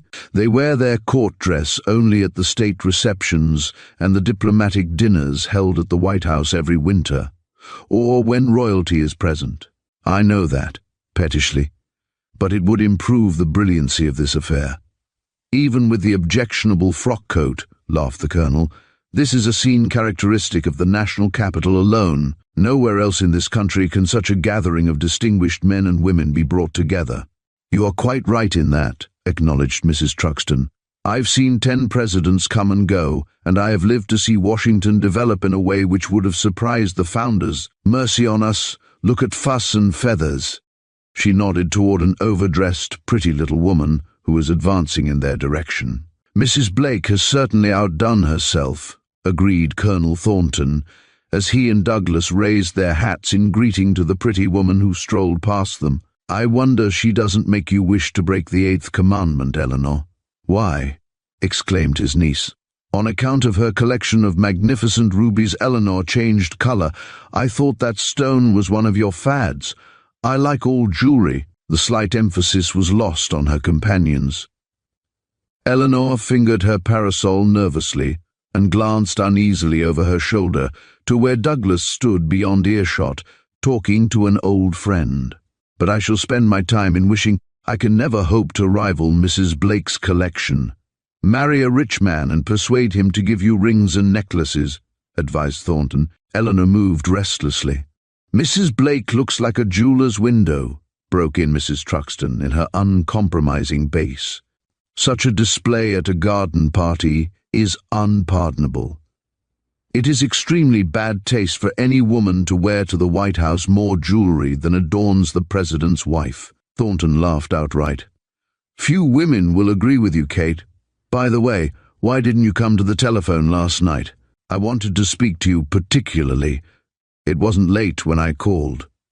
"I gave Soto, Eleanor's cook, his English lesson last night, and when we got to a present participle used in a future sense to indicate a present intention of a future action, I was so tired I had to go to bed," explained Mrs. Truxton, as Douglas rejoined them.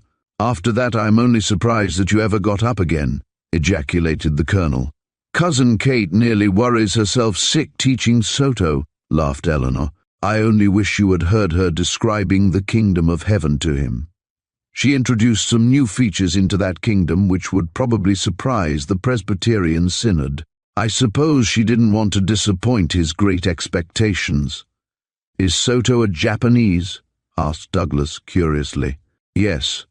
I prefer Japanese servants, and both Soto and Fugi have been with me for some time," said Eleanor. "Do you know, Uncle Dana, I have just discovered that Fugi has studied 5 years at the American school in Japan, 2 years at the Spencerian Business College, and is a graduate of Columbia University." "Bless my soul," exclaimed Mrs. Truxton.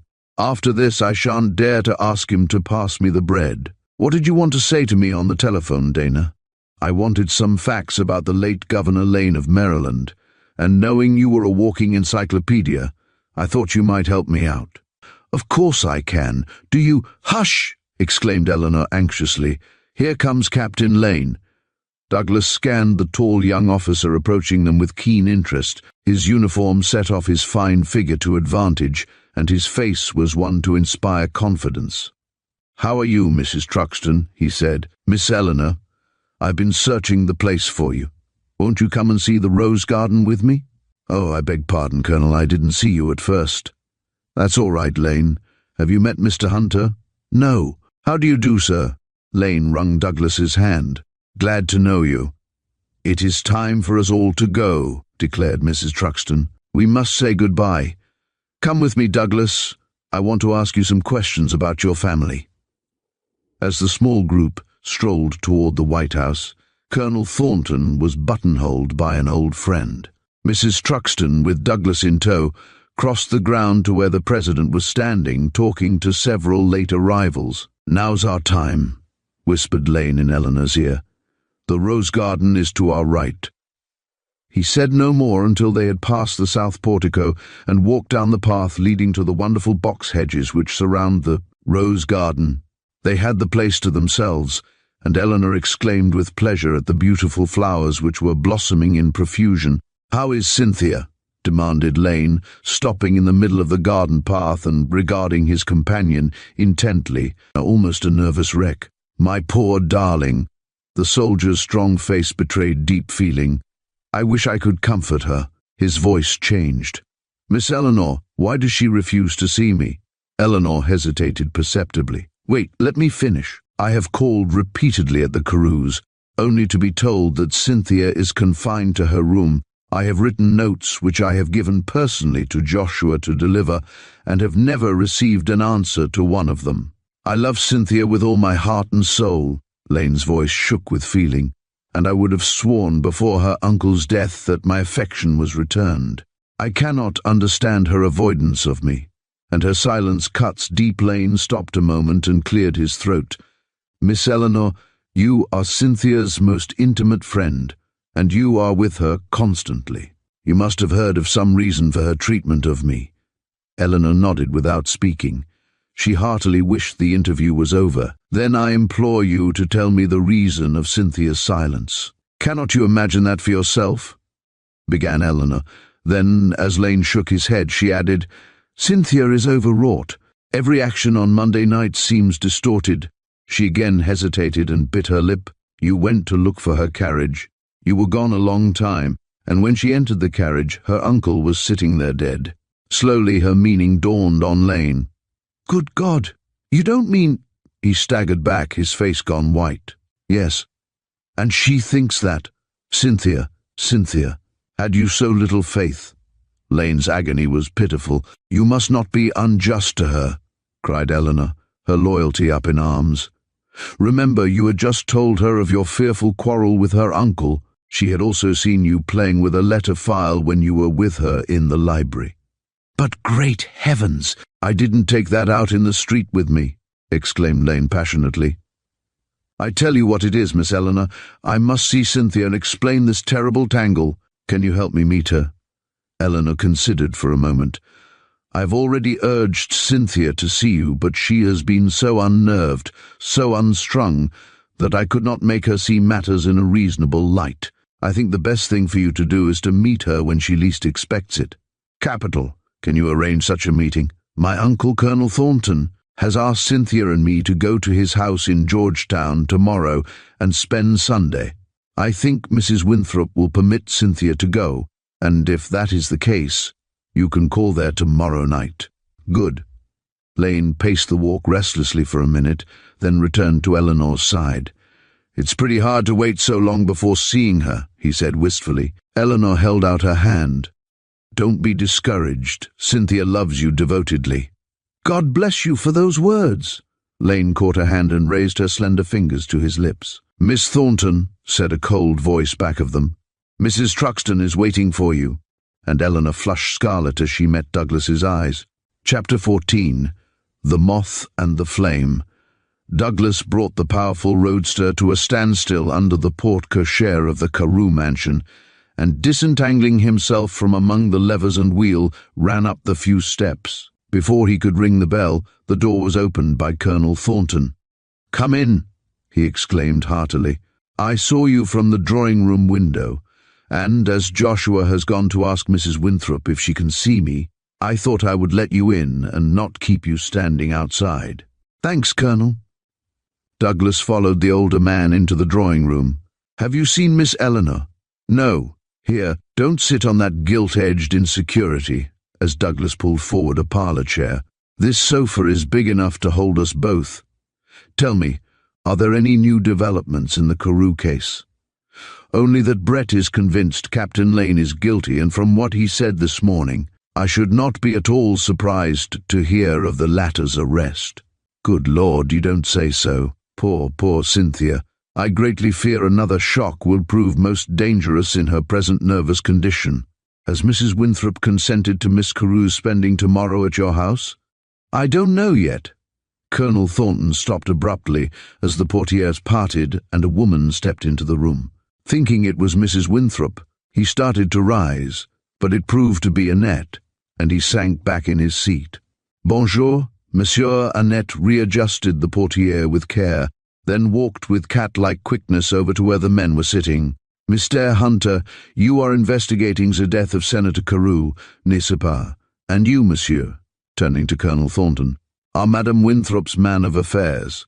Well, what then? Asked Douglas quickly. Only that I may be of help. Indeed? Oui, monsieur, calmly. I know much good. Thornton's tone betrayed his satisfaction. Go ahead and tell us. Ah, non, monsieur. Annette shook her head violently. First, I must have some money. What? A bribe? Douglas spoke with rising indignation. Non, monsieur. A reward. You must first tell us what you know, explained Thornton patiently. Then, if your information leads to the arrest and conviction of the murderer, you will be paid the $1,000 offered by Mrs. Winthrop. $1,000, did you say, monsieur? Non, I will not sell my news for that. It is the amount offered by Mrs. Winthrop, but Madame Winthrop is willing to give $5,000. Annette glanced eagerly at the two men. My news is worth that. Thornton shook his head. Mrs. Winthrop has reconsidered, and will not give more than $1,000, he declared with finality. An obstinate frown marred Annette's pretty face. I will not take less than $5,000, she announced with emphasis. You go too fast, broke in Douglas quietly. First, the reward will not be paid until after the murderer is convicted. Secondly, your information may be of no value whatever. So? Annette's smile was not pleasant. Then I keep my news to myself, and she started for the door. Wait, commanded Thornton. Come back here. Then, as she obeyed, he added in a more kindly tone, if your information is really valuable, Annette, I'm willing to advance you some money. But first you must tell us what you know and suspect. How much? Say $50, drawing out his leather wallet and extracting several yellow backs which he held temptingly in his hand. Not enough, monsieur. Thornton lost all patience. I shan't offer you another damn cent. And he thrust the money back into the wallet. Annette's eyes flashed. Very well, monsieur le colonel, I go, but when I come back, you will have to pay me more, but yes, more than that beggarly $5,000. And with a stamp of her foot, she turned and hastened out of the room. A nice she-devil, remarked Thornton, gazing blankly at Douglas. I think... Douglas stopped speaking as the portieres were again thrust aside and Eleanor walked in. Uncle Dana, Mrs. Winthrop is waiting to see you in the library. Oh, Mr. Hunter, good morning. Her slender hand was almost lost in his firm clasp. I did not know you were here. I called hoping that you might care to take a motor ride, said Douglas quickly. Why, yes, with pleasure. She sank down on the sofa and motioned Douglas to draw up a chair. Eleanor, broke in Thornton, returning from the hall door, did you tell that precious maid of yours that Mrs. Winthrop would give $5,000 reward for information leading to the conviction of the murderer of Senator Carew? Annette, in profound astonishment. No, certainly not. I've never spoken to her on the subject. Where did you get such an idea? Her voice rose to a higher key. She has just been here and insists that we pay her $5,000 for some information which she declares will solve the puzzle of poor Carew's death. Eleanor smiled incredulously. Nonsense, I don't believe she knows a thing about it. Her bright colour had faded and she gazed anywhere but at the two men. It may be, suggested Douglas thoughtfully, that while in this house she has found a certain paper for which Brett is searching. That's possible, agreed Thornton. It was announced in yesterday's papers that a reward of $1,000 had been offered. But what gets me is how Annette knew Mrs. Winthrop might raise the amount to 5,000, the very sum, in fact, which she first thought of offering. I'm sure I don't know. Eleanor frowned in perplexity. Is she a good servant? Inquired Douglas. I've always found her honest and reliable. She brought me excellent recommendations when she came to me in Paris, where I engaged her, replied Eleanor. It may be that the mystery has gone to her head, suggested Thornton, and she is inspired to play detective. Personally, I think she is taking advantage of the present situation to extort money, objected Douglas. I believe you've hit it, exclaimed the older man. Tell Brett, Douglas, he may be able to induce Annette to tell what she knows. I must go now and see Mrs. Winthrop. Let me know what she decides about Sunday, called Eleanor, as Thornton, for the second time, hurried out of the room. You are looking tired, Miss Thornton, said Douglas, glancing at her attentively. I didn't get much sleep last night. Cynthia was miserable, and I sat up with her until 5 o'clock this morning. No wonder you are worn out. Douglas looked his concern. I really think a motor ride would do you lots of good. Do keep your promise and come for a spin. Eleanor glanced doubtfully down at her pretty house gown. If you don't mind waiting while I change, why, certainly, I won't be long. And Eleanor disappeared. Douglas did not resume his seat, but instead paced the room with long, nervous strides. Eleanor was not the only one who had passed a sleepless night. He had sat up and racked his brain trying to find the key to the solution of the mystery surrounding the senator's death. Annette must be made to tell what she knew. Perhaps Brett's authority as an officer of the law might intimidate her. It was worth trying.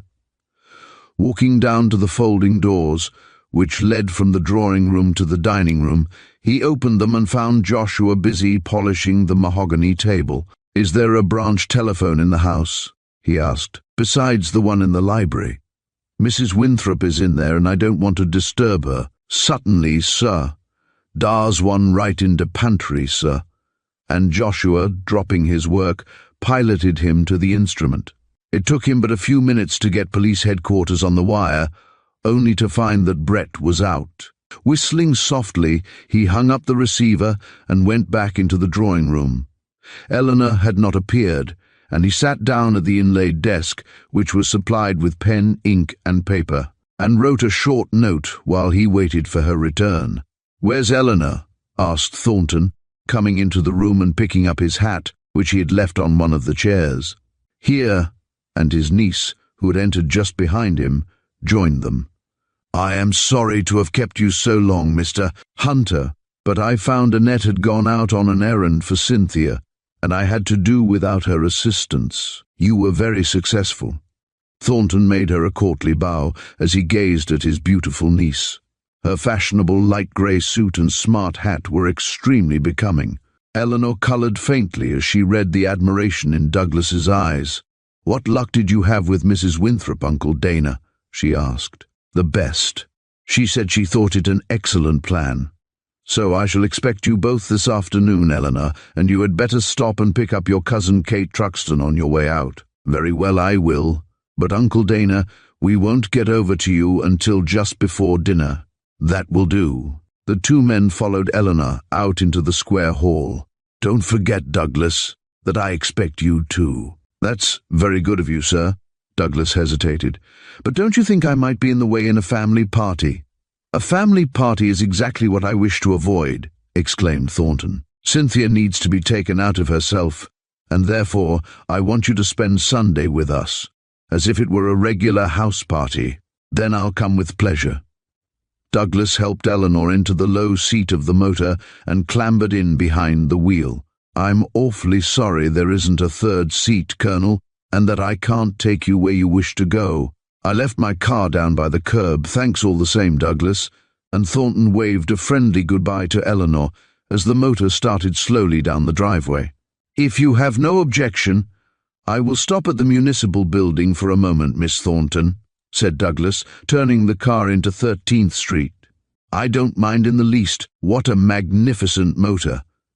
"Isn't it?" with enthusiasm as he steered safely between another machine and a delivery wagon. My chief in Tokyo has one just like this, and I learned to run his car." As they crossed K Street, he put on the emergency brakes hard, and the motor stopped just in time, as a touring car shot in front of them and disappeared down the street. When the car was again underway, Douglas turned to the silent girl by his side. "That was the Japanese ambassador, was it not?" "Yes. He seemed to be in the devil of a hurry. It was a near smash. A little too near for comfort." Eleanor drew a long breath. "I noticed some luggage in his car. Oh, take care," as the motor skidded toward the gutter. "I beg your pardon, I didn't mean to frighten you," said Douglas, as he applied the brake going down 13th Street Hill to Pennsylvania Avenue. "That chap got on my nerves. I don't care if he is an ambassador and exempt from arrest. He has no business to be breaking our rules and regulations." "Come now, didn't you break some rules when in Japan?" asked Eleanor, her lovely face dimpling into a smile. Douglas started slightly, but she apparently did not notice his discomfiture. "Judging from the luggage in the car and the rate at which they were going, I imagine the ambassador was trying to catch a train. It does look that way." Douglas brought the car to a standstill before one of the entrances to the municipal building. "I won't be a minute, Miss Thornton." "Don't hurry on my account," called Eleanor after him. Brett was still out, so Douglas gave the note he had written when waiting for Eleanor at the carouse to the attendant, first adding a postscript and enclosing it in a large envelope with instructions that it was to be delivered to the detective immediately on his return. Then, with a lighter heart, he hastened out of the building and rejoined Eleanor. "Where do you wish to go, Miss Thornton?" he asked, as they started slowly up Pennsylvania Avenue. Eleanor considered a moment before answering. "Suppose we go out the Conduit Road," she said finally. Douglas swung the machine across the broad avenue and through the short street behind the Treasury Department into the drive which circles around the White House grounds. "It's some years since I've been out in this direction, Miss Thornton, so if I go astray, please put me back on the straight and narrow path. Straight out Pennsylvania Avenue and through Georgetown," directed Eleanor, as the big car swung back again into that avenue. "The narrow path only comes after you reach the Conduit. Then it should be spelled conduct. You have been going out a great deal this winter, have you not?" "Yes. Washington has been extremely gay, and I have enjoyed it so much." Douglas smiled down at her. "And I bet 1,000 to 1 that Washington enjoyed you. I asked about your going out because I am wondering if, among all the men you've met this winter, you have come across a middle-aged man with black hair and beard and very blue eyes?" Not receiving a reply, Douglas turned and scanned his companion. She sat silent, gazing straight before her. The car sped on for several squares before she roused herself. "That is a very vague description, Mr. Hunter. Do you remember the man's name?" Douglas shook his head. "I have never heard it. I only asked because I was under the impression that I saw him with you at the Navy Department on Thursday morning." "With me at the Navy Department?" gasped Eleanor, sitting bolt upright. She was white to the lips. "Yes, I thought I saw him talking to you in an elevator. I just caught a glimpse of you as the cage descended past the floor on which I was." "You are entirely mistaken, Mr. Hunter." Eleanor's eyes did not waver before his questioning look. "I was alone, though I do recollect there was another passenger in the elevator who got out on the first floor, while I continued on down to the basement. Then I was mistaken." Douglas slowed the car down to the limit prescribed by law as he crossed the M Street Bridge over Rock Creek, then increased the speed as they progressed through Georgetown. "You have aroused my curiosity." Eleanor settled herself more comfortably in the low seat. "Why do you take an interest in a man with blue eyes and black hair?" "Because I thought he was with you." "Upon my word." Eleanor's laugh held a shade of annoyance. "That's a very silly reason." "I don't think it is," replied Douglas steadily. "I am interested in everything that concerns you." Eleanor surveyed him keenly. She studied the fine profile, the broad shoulders, and the powerful hands holding the steering wheel. The quiet figure seemed instinct with the vital personality of the man, a living part of the pulsing machine which he was guiding through the narrow, congested street with such skill. They crossed 37th Street, and in a few minutes the car leaped ahead up the hill leading to the conduit. Eleanor said nothing, and Douglas was equally silent. They had the narrow road to themselves, and he increased the speed. The wheels raced like velvet on the finished macadam. On they sped. Soon Eleanor caught a glimpse of the Potomac below them, and the bright sunlight sparkled on the water and on the green foliage of the wooded banks of the Maryland and Virginia shores. They passed the Three Sisters, then the reservoirs, and Douglas saw a straight stretch of road ahead and no vehicle in sight. The next moment the powerful machine, gathering speed, shot down the road, which seemed a narrowing white strip as the revolving wheels devoured the distance. Douglas turned his eyes a moment from the flying landscape to Eleanor, who sat, tense, fearless, her pulses leaping as the rushing wind stung her cheeks. She caught his look. "Faster, faster," she called, and obediently Douglas threw wide open the throttle. On they flew. A wild exhilaration engulfed Eleanor. Her spirit seemed to soar, detached from things earthly. She cast a glance of resentment at Douglas, who, seeing the road curved in the distance, slackened speed. By the time the big car reached the turning, he had brought it to a standstill near the side of the road. Eleanor drew a long breath. "Oh, why did you stop?" Her eyes shone like stars. It was glorious. "I stopped." Douglas turned squarely in his seat and faced Eleanor because I want to ask you to confide in me. To do Eleanor's deep blue eyes open to their widest extent. To tell me. Douglas hesitated over his choice of words. "Your mission in life." Eye to eye they gazed at each other. Eleanor was the first to speak. "I am at a loss to understand your singular request," she said freezingly. "Miss Thornton, do me the justice to think that I am not asking from idle curiosity. It is because I have your welfare so deeply at heart. If I did not know you to be a sane person, I would think you had suddenly lost your mind. As you take the matter so seriously, I must repeat that I am concerned in nothing." Douglas held her gaze, as if in the limpid depths of her blue eyes he would fathom the secret of her soul. Eleanor's breath came and went. She colored painfully, but her eyes never dropped before his. Nearer he bent and nearer. The virile strength of the man drew her, and his arms closed about her slender waist. "Eleanor, I love you." The very repression of his tone added to its intensity. Fearlessly, she raised her lips to his in surrender. Some time later, Douglas backed the car a yard or two, then turned it toward Washington, but their return trip was made with due attention to the speed law. "Will you please tell me?" Douglas, she hesitated adorably over his name. "Indeed, you must not kiss me again," drawing back as far as the seat would permit. "Why did you avoid me in Paris?" A shadow passed over Douglas's radiant face and was gone before Eleanor observed it. "I suppose you would call it false pride," he said.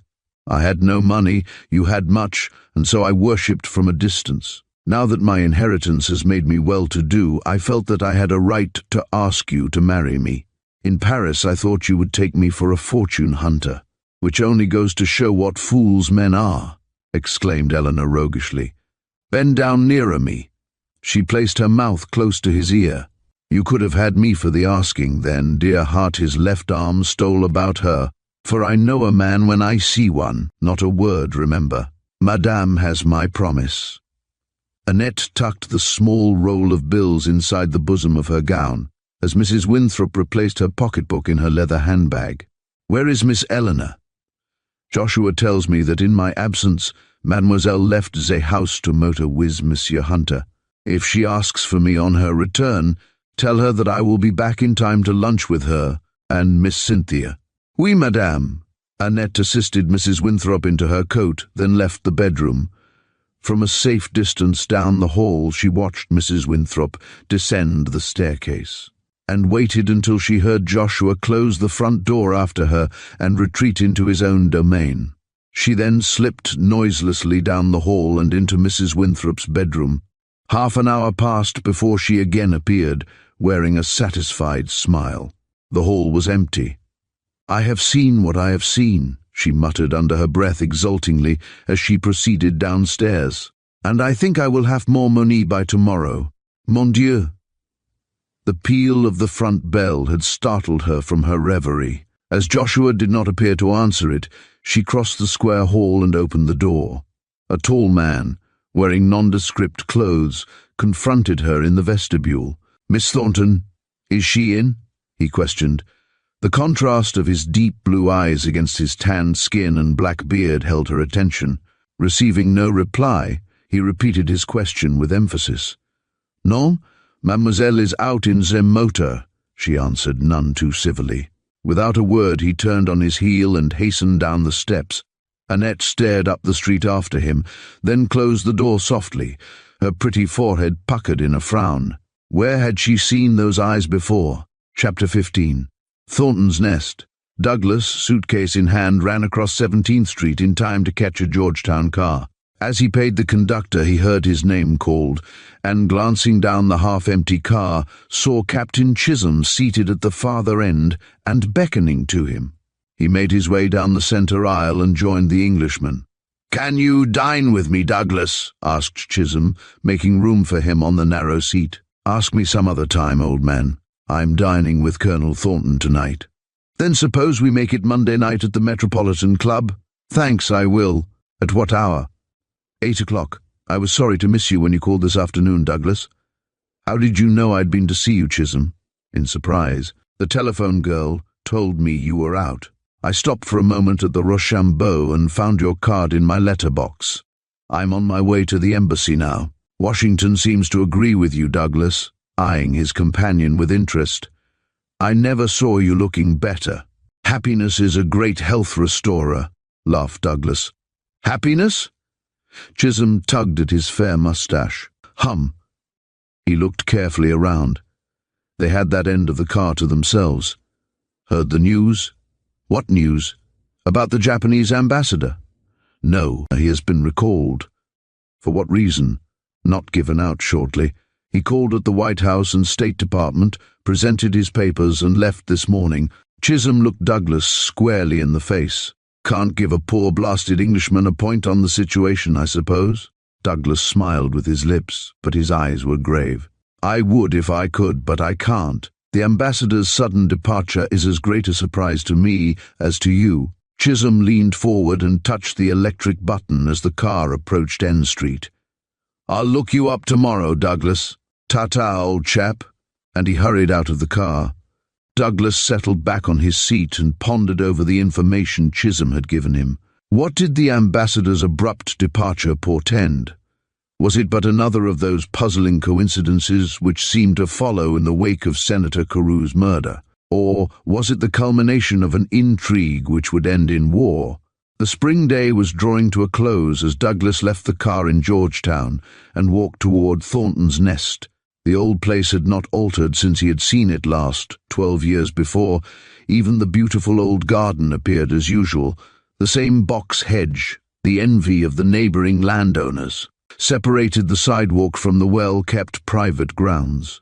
The large, old-fashioned mansion stood back some distance in its own grounds. The bricks had been brought from Philadelphia by sloop, and the fanlight over the front door had been imported from England in the days prior to the Revolutionary War. The huge columns supporting the arched roof shone white in the gathering darkness. Douglas turned in at the gate and ran lightly up the few stone steps leading to the portico and rang the bell. He had hardly removed his hand from the button when the hall door was opened, and an old darky confronted him on the threshold. "Come right in, Mas Douglas. I's mighty glad to see you agin, sir." "Nicodemus, is that you?" shaking the old man's hand. "I haven't seen you since you chased me off the grounds for stealing apples. How's Sophie?" "Only tolerable, thank ye, sir. She's got a misery in her back. Want to go to your room, sir?" "No, I'll just leave my hat and overcoat here." "Yes, sir. Let me take your bag, sir. I'll tote it upstairs." "My." As Douglas stepped forward so that the hall light fell full on him, "How yo do favour yo pa, the old Colonel?" Douglas laughed. "Thanks. Have the ladies come yet?" "Yes, sir. Dey's upstairs making demselves comfortable. Colonel Thornton will be down directly." You just walk into the parlour. Douglas strolled over to the large hall mirror and inspected his tie with care. He had been in a hurry when getting into his evening clothes at the Albany, and the tie had proved troublesome. He readjusted it with care, felt in his vest pocket for a small box, then turned and surveyed his surroundings. A coach and four might have driven through the broad hall which ran the length of the house. At the end of the hall, two broad circular staircases led to a wide landing, from which branched the 2 flights of steps leading to the first bedroom floor. Doors leading to the drawing room, library, billiard, and dining rooms opened on the right and left of the hall. Remembering that the drawing room was to the left of the entrance, Douglas entered the open hall door and walked over to the mantelpiece to see the time by the tall marble clock. "Aren't you going to speak to?" asked a voice behind him, and Douglas sprang around with an exclamation of delight. Eleanor was seated on a chair by one of the windows, and its high back, which was partly turned to the hall door, had concealed her from view. "My darling." Douglas kissed the winsome face rapturously. "Nicodemus told me you had arrived, but that you were upstairs. Otherwise I should have come in at once. I begrudged the time I wasted in the hall. I hurried and came down ahead of the others, hoping that you would get here early. I particularly wanted to see you, Douglas." "Did you?" in mock surprise. "I've been wanting to see you ever since I left you this morning. The time has dragged since then." She slipped her hand in his. "It's just this, Douglas." Her softly modulated voice had a trace of nervousness. "I want to ask you to keep our engagement a secret." His face fell. "Just a few days." Hastily. "I want to get accustomed to it before telling the family." She blushed divinely. "It's such a precious secret." Douglas took her face between his hands and pressed a passionate kiss on her lips. "Your wish is my law," he said gravely. "I was disappointed for the moment, because I am anxious to have the whole world know my happiness. I brought you this," pulling a small square box from his vest pocket and laying it in her outstretched hand. With a low cry of pleasure, she pulled off the wrapping paper and opened the box. The light from the lamp on the table near her chair was reflected back from a superb ruby in a diamond setting. The box slipped from her nervous fingers and rolled on the floor. "Oh, get it quick, Douglas. I didn't mean to be so clumsy." Douglas reached under the table where the box had rolled and picked it up. "It's all right, my dearest. Don't look so worried. The ring isn't injured, for it is still in the box. See?" He held it before her eyes. "Give me your left hand, dear." Eleanor shrank slightly away from him, but Douglas was intent in removing the ring from the box and did not notice her agitation. "It is very becoming to your hand," slipping it on the third finger. "The deep crimson shows off the whiteness of your skin. It's just lovely." Eleanor drew a long breath, then raised her head and kissed him tenderly. "Thanks, dear heart, for so beautiful a present. But I'm afraid if I wear it tonight, our engagement will be a secret no longer." "That's true," exclaimed Douglas, his voice betraying his disappointment. "Put it back in the box," holding it out to her. "I'll do no such thing," indignantly. "Take it off, Douglas, and give it to me." He did so, and she slipped the ring inside the bodice of her low-cut evening gown. "Tell me, dearest, how did you happen to select a ruby?" "It's my birthstone." Douglas coloured. "I hope you won't think me horribly sentimental. I shall not tell you what I think. It might turn your head." "Hush, here comes Uncle Dana." Thornton strode into the room with outstretched hand. "Welcome to the nest, Douglas. I am sorry I wasn't downstairs when you came. I hope Eleanor has been doing the honours acceptably." "She has indeed, and proved a host in herself," laughed Douglas. "Good, though it's a mystery how she got down ahead of the others." "I was selfish enough to keep Annette to myself until I was fully dressed," said Eleanor. "Then I sent her to Cousin Kate." "So you brought Annette with you?" asked Thornton. "Yes, indeed. I had no intention of inflicting your bachelor household with 3 women and no handmaiden. I knew Sophie would have her hands full cooking dinner, therefore I brought Annette along." Her restless eyes detected a figure hovering just outside the hall door. "Come in, Cynthia." And she went forward to meet her friend. The 2 beautiful girls made a picture good to look upon as they stood together. Cynthia wore a simple frock, which matched her cheeks in whiteness, While the pathetic droop of her mouth and the dark shadows under her eyes did not detract from her charm, she looked wretchedly ill. She shook hands with Douglas when he was presented to her, with polite indifference, then seated herself in a chair and leaned back wearily. Douglas and Thornton exchanged glances, and the latter shook his head sadly. He was about to speak when Mrs. Truxton bustled into the room. "I am sorry to keep everybody waiting," she exclaimed as Douglas pulled forward a chair for her.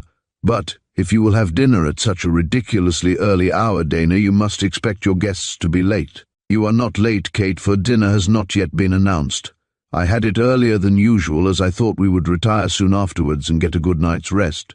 Cynthia shuddered involuntarily, and Eleanor, whose hand rested on her shoulder, patted it affectionately. "It's all very well for you older people to keep early hours, Uncle Dana, but Cynthia and I are going to do just as we please. Personally, I expect to stay up until the wee sma hours."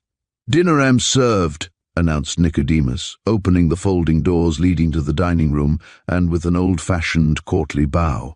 Colonel Thornton offered his arm to Mrs. Truxton and escorted her to the table, the two girls and Douglas following in their wake. The dinner passed quickly.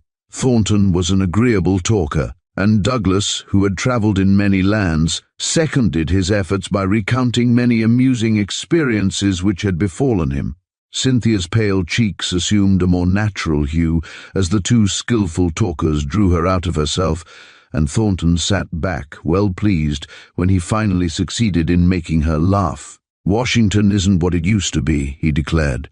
"As trite a statement as it is true. Its very bigness has spoiled it socially. There are cliques within cliques, and too many foreign elements dominate it nowadays." "Do you refer to the diplomatic corps?" asked Douglas, breaking off a low-toned conversation with Eleanor. "Not entirely. When I speak of the foreign element, I also mean the climbers." "We Georgetown people call them the pushers," announced Mrs. Truxton, helping herself to the ice cream which Nicodemus was passing. "And yet," continued Thornton, "I dare say there were just as amusing characters in Washington 50 years ago as now." "How about the woman of whom I have heard?" asked Eleanor, "who carried off the silver meat skewer at the French legation, as it was then, as a souvenir, and afterwards proudly used it as a hat-pin?"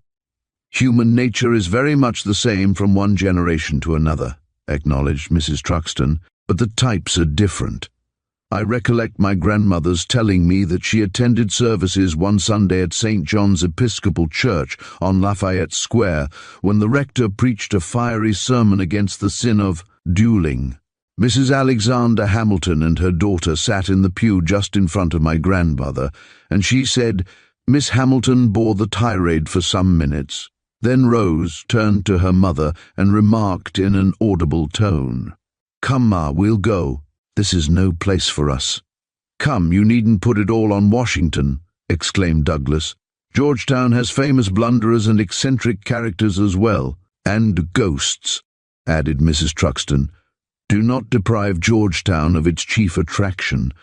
Ghosts and past glory walk hand in hand through these old streets.' 'Ghosts,' echoed Douglas, turning to his host. 'Unless my memory is playing me false, this house used to be thought haunted. It seems to me I've heard tales of secret passages and mysterious noises.' Thornton laughed outright. That old legend was caused by flying squirrels getting in the wall through cracks in the eaves and chimneys. Sometimes on still nights I can hear them dropping nuts, which make a great noise as they fall from floor to floor. It's enough to scare a nervous person into fits." "You are very disappointing, Uncle Dana," objected Eleanor. When Douglas Mr. Hunter, catching herself up, but no one apparently noticed the slip, and she went on, hurriedly spoke of spooks. "I had hopes of an ancestral ghost." "I always understood that this house was haunted, Dana," put in Mrs. Truxton. "Well, I believe we are supposed to possess a ghost, a very respectable retiring one," added Thornton as Cynthia's eyes, which were fixed upon him, grew to twice their usual size.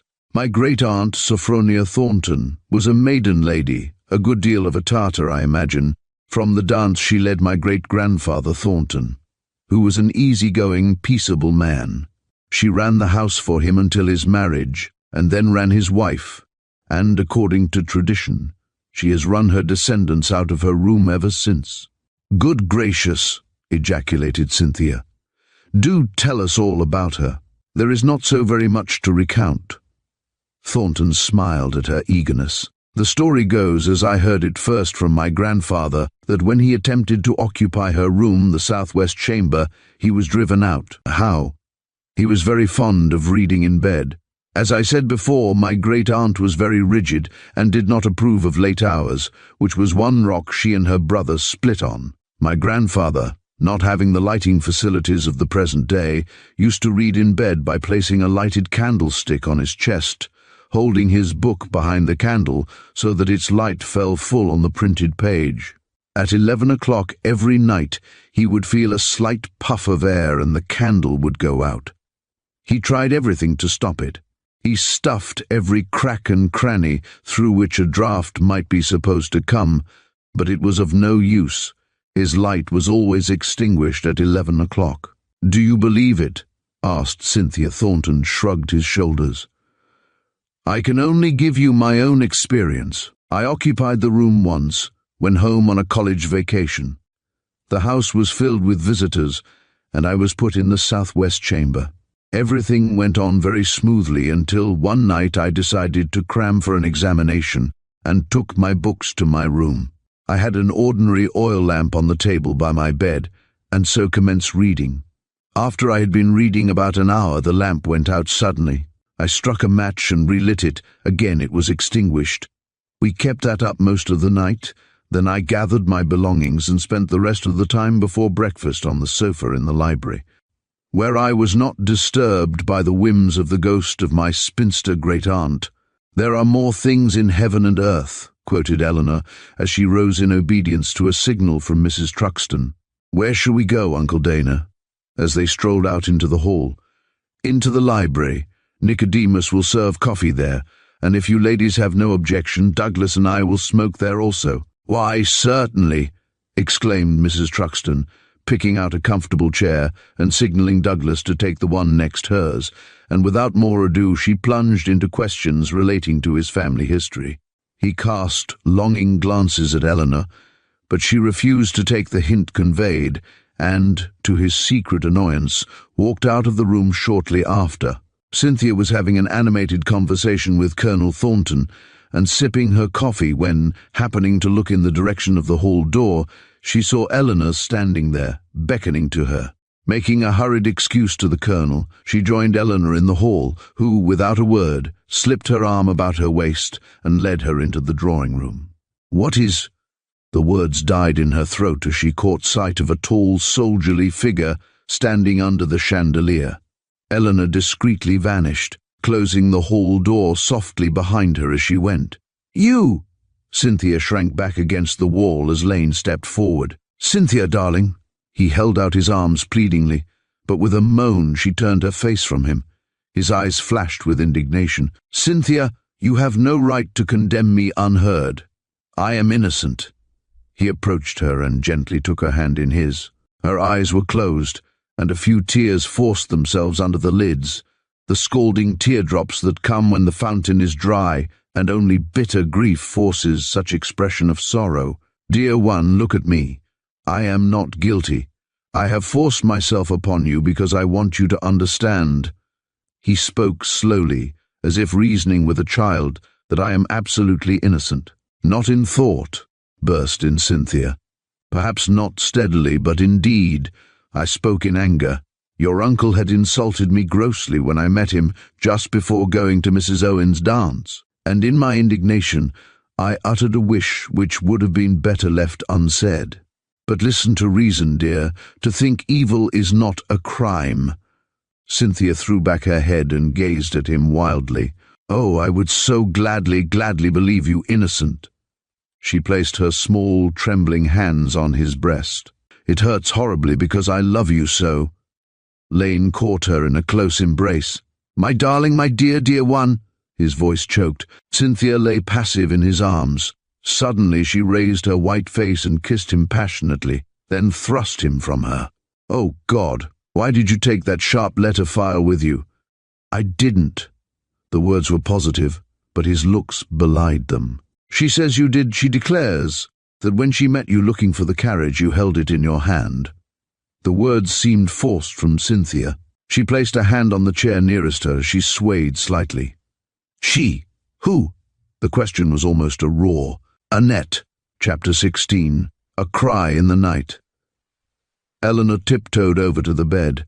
At last Cynthia had dropped asleep. It seemed hours since Lane's call for help had taken her into the drawing room, where she found Cynthia stretched upon the floor and the young officer bending frantically over her.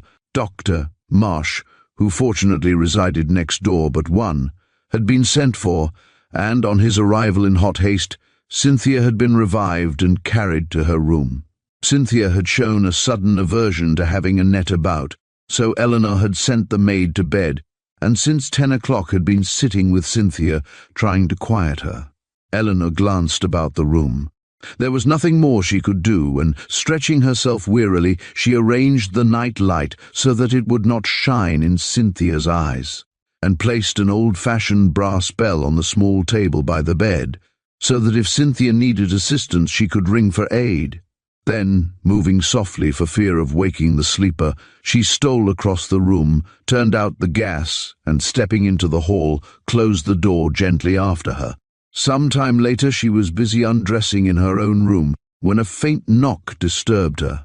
On opening the door, she found Mrs. Truxton standing in the hall with a quilted wrapper drawn tight around her portly figure. "I thought you hadn't gone to bed," she remarked in a sibilant whisper which was more penetrating than an ordinary low-pitched voice. "I just could not go to bed selecting a large oak rocker until I had some explanation of this extraordinary affair. Will you please inform me what made that poor girl faint in the drawing-room? She is in a very nervous, excitable condition, Cousin Kate, which reacts on her heart action." Eleanor glanced despairingly at Mrs. Truxton. She knew the latter was an inveterate, though kindly, gossip. Apparently she had come to stay for some time, as she sat rocking gently to and fro, her curl-papers making a formidable halo around her soft grey hair. "Heart action?" echoed Mrs. Truxton. "That's as it may be. What was Captain Lane doing here?" Eleanor started violently. She particularly wanted to keep the fact that Cynthia and Lane had been together a secret. She had watched for his arrival, and had let him in before he had an opportunity to ring the front door bell, and had shown him at once into the deserted drawing-room. During their interview she had mounted guard in the hall. Hearing Lane's call for assistance, she had opened the drawing-room door, and before summoning her uncle and the servants, had advised Lane to leave the house. She supposed he had followed her advice. "Where in the world did you see him?" she asked. "So he was here."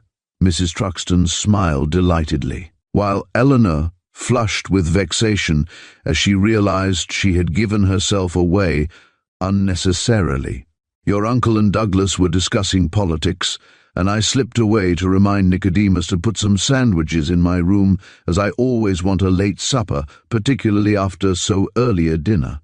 When I walked through the billiard room, on my way to the library, I happened to glance through the door leading into the hall, and was surprised to see a man standing by the hat rack.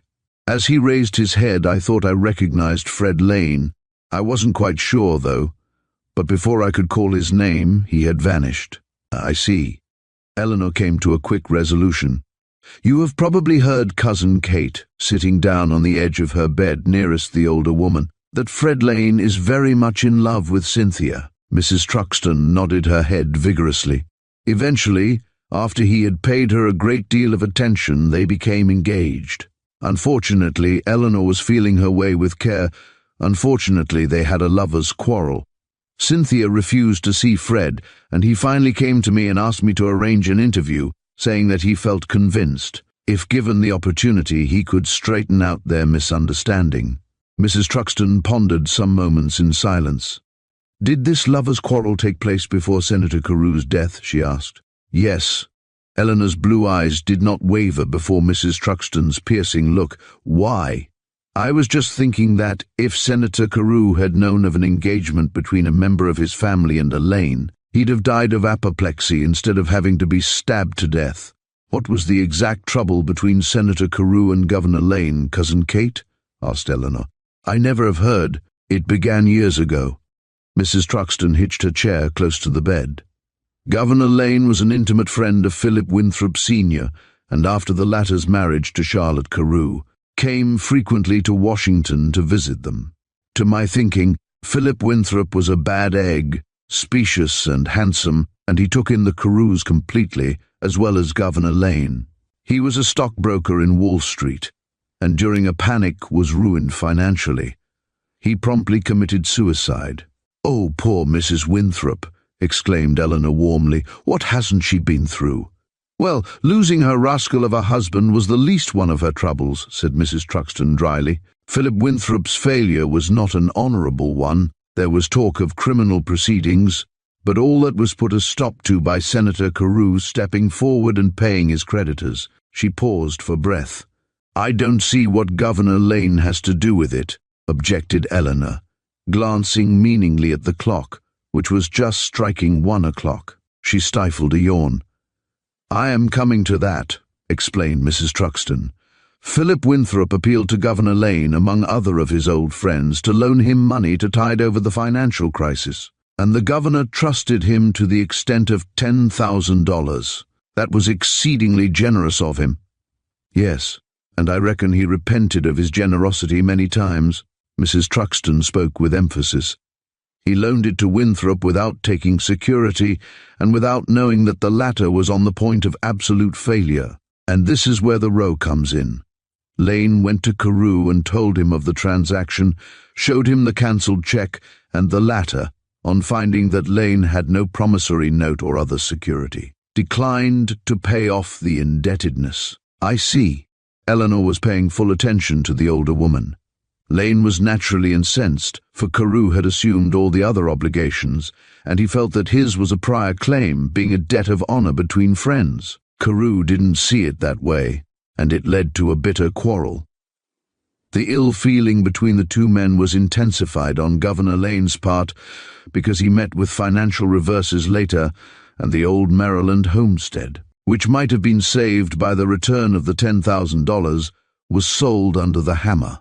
This is all news to me. I was only told they were political enemies. They were. Lane vowed to get even in every way in his power, and so entered politics. He was a man of great force of character and intellectual ability, although lacking in business sense, she interpolated, and a born orator. And when he found, after holding several important state positions, that Senator Carew was going to run for governor of Maryland, he entered the field against him, and Carew was beaten by a few votes only. When did this happen? Oh, back in the early 90s. The quarrel was most acrimonious, particularly on Carew's side. He must have realized that he had not acted fairly to his old friend. As long as he had assumed Winthrop's debts, it seemed only right that he should return the money owing to Lane. Public opinion was with the latter. "Perhaps at that time he may not have had the 10,000, suggested Eleanor. "I have always heard and believed the senator an honourable man, and certainly it was good of him to shoulder any of his brother-in-law's debts. He only did it to protect his sister, who was left penniless and quiet scandal." "Mrs. Winthrop penniless? Why, how comes it, Cousin Kate, that she lives as she does?" "Senator Carew gave her a large allowance. He always said that Cynthia should inherit his fortune.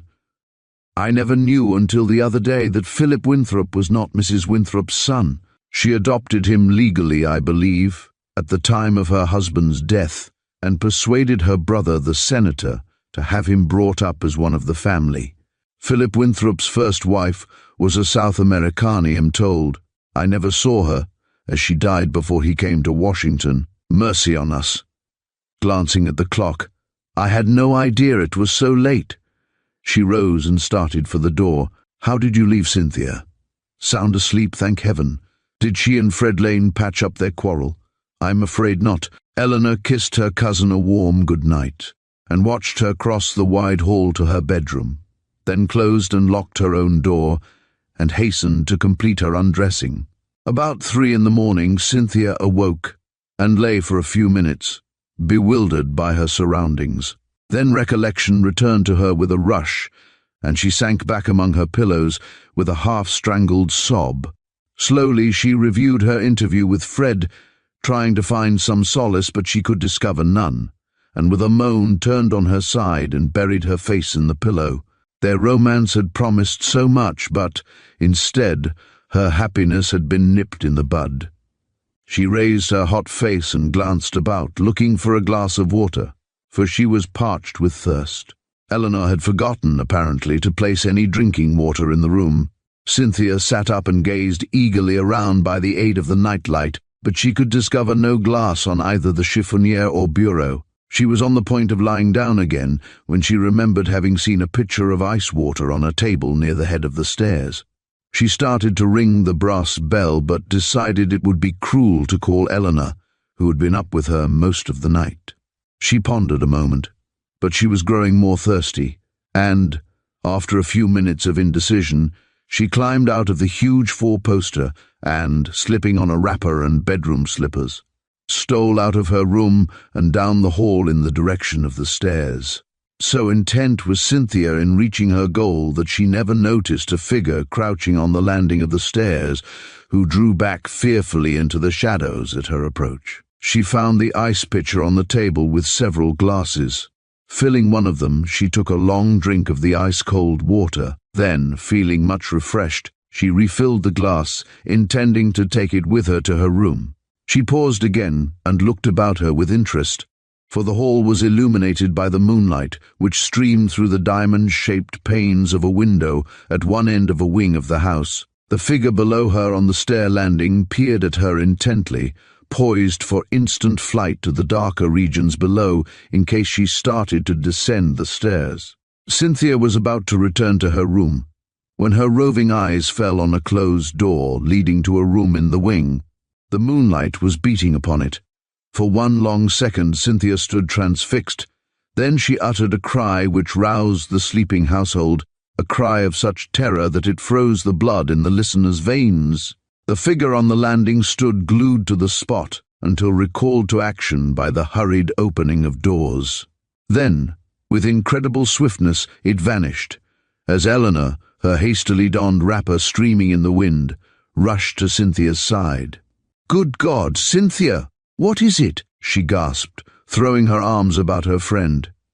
Cynthia caught her wrist in a grip which made her wince. "Look," she cried, "look," pointing toward the door at the end of the wing. "My dream! See, the panels are in the shape of a cross." Eleanor cast a startled glance in the direction indicated. It was true. The panels stood out in bold relief in the brilliant moonlight, and they formed an unmistakable cross. "Yes, yes, dear," she said soothingly. "It simply shows that your dream was founded on fact. Come to bed." "No, no." Cynthia was trembling violently, but she refused to leave the spot. "You forget that in my dream the door is always locked." "In this case it is not," exclaimed Colonel Thornton, who, with Douglas, had rushed into the hall as soon as they had struggled into some clothes. Mrs. Truxton brought up the rear, her curl papers standing upright, and her eyes almost popping from her head. "It's simply used as a storeroom," he added. "Don't be so worried, Cynthia," catching sight of her agonized face. "I tell you it is." She stamped her foot in her excitement. For answer, Thornton stepped down the short hallway and turned the knob. To his intense surprise, the door did not open. "Ah!" Her cry was half in triumph, half in agony. "I told you it was locked. It must be opened. I shall go mad if it is not." And her looks did not belie her statement. Douglas joined Thornton as he stood hesitating. "I think it would be best to humor her," he said in an undertone. Thornton nodded in agreement. "I can't understand how it got locked," he muttered. "How the devil can I get it open? It is English quartered oak." "Is there any way of entering the room by a window?" asked Douglas. "No, it's too high from the ground, and there's nothing but the bare brick wall to climb up." "No tree grows near it," said Thornton thoughtfully. "And unfortunately I have no ladder long enough to reach the window. Then there's nothing left but to try and force the door." Douglas braced his powerful shoulders against the panels until his muscles almost cracked under the strain.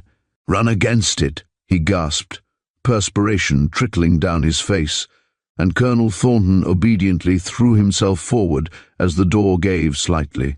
"Again!" cried Douglas, and he threw his own weight on the panel, which yielded a little. Once more, and with a rending crash the upper and weaker panel splintered sufficiently to allow Douglas to slip his hand inside and turn the key which was in the lock. He also shot back the rusty bolt with difficulty and withdrew his hand. "Get the women back into their rooms," he whispered, his face showing white in the moonlight. "The room is full of escaping gas." Thornton gazed blankly at him for a second, then turned to Mrs. Truxton. "Kate, I insist upon your taking these girls to your room." She nodded understandingly, and he turned to Cynthia with an air of command. "Go with Mrs. Truxton, Cynthia. I promise to come instantly and tell you what we discover in this room." She nodded dumbly, past speech. The reaction had come, and Mrs. Truxton and Eleanor led her, unresisting, back to her room and helped her to bed, where she lay, her eyes pleading to be relieved from her mental anguish. Colonel Thornton and Douglas watched them until they disappeared inside the bedroom. Then the latter opened the broken door of the locked room. An overpowering smell of illuminating gas choked them, and they drew back, gasping. Douglas stepped over to the hall window and threw up the sash, letting in the cool air. Then, holding his breath, he rushed inside the room and, locating the escaping gas jet by the overpowering odor, he reached up and turned off the cock of the wall bracket. "It's no use. We'll have to wait and give the gas a chance to evaporate," he said, returning to the colonel's side. "Are you sure the room is unoccupied?" Thornton's eyes were half starting from his head. "Unoccupied," he stammered. "It's been unoccupied for half a century. This is the southwest chamber, which is supposed to be haunted by my great-aunt. A dog won't sleep there." Douglas stared at his companion in amazement for some seconds, then, holding his breath again, bolted into the room. The remaining gas almost overcame him, but fortunately, catching sight of the outlines of the windows, he opened first one and then the other, and rejoined the colonel, who was hovering in the doorway. As quickly as possible, without speaking, they waited until the pure night air had swept away the poisonous gas. Then Douglas stepped inside the room, struck a match and applied it to the chandelier. As the light flared up, a horrified exclamation escaped Thornton. "Good God, look!" Douglas's eyes followed his outstretched arm. Stretched on the high four-posted bedstead was the body of a woman, lying on her side, her face concealed by the masses of dark hair which fell over it. A book lay by her side, one finger of her left hand caught between the pages. A droplight, minus shade and chimney, stood on a low table beside the bed. Reverently the two men tiptoed to the bedside. Thornton laid a shaking hand on the droplight. "She must have been reading and fallen asleep," he muttered between twitching lips. "She didn't know that the light is always blown out after 11 o'clock in this room." Awestruck, Douglas gazed down at the silent figure. No need to feel pulse or heart to the most casual observer. The woman was dead. Who is it?" demanded a quivering voice behind them. Both men wheeled about to find Eleanor, white-lipped and trembling, standing there.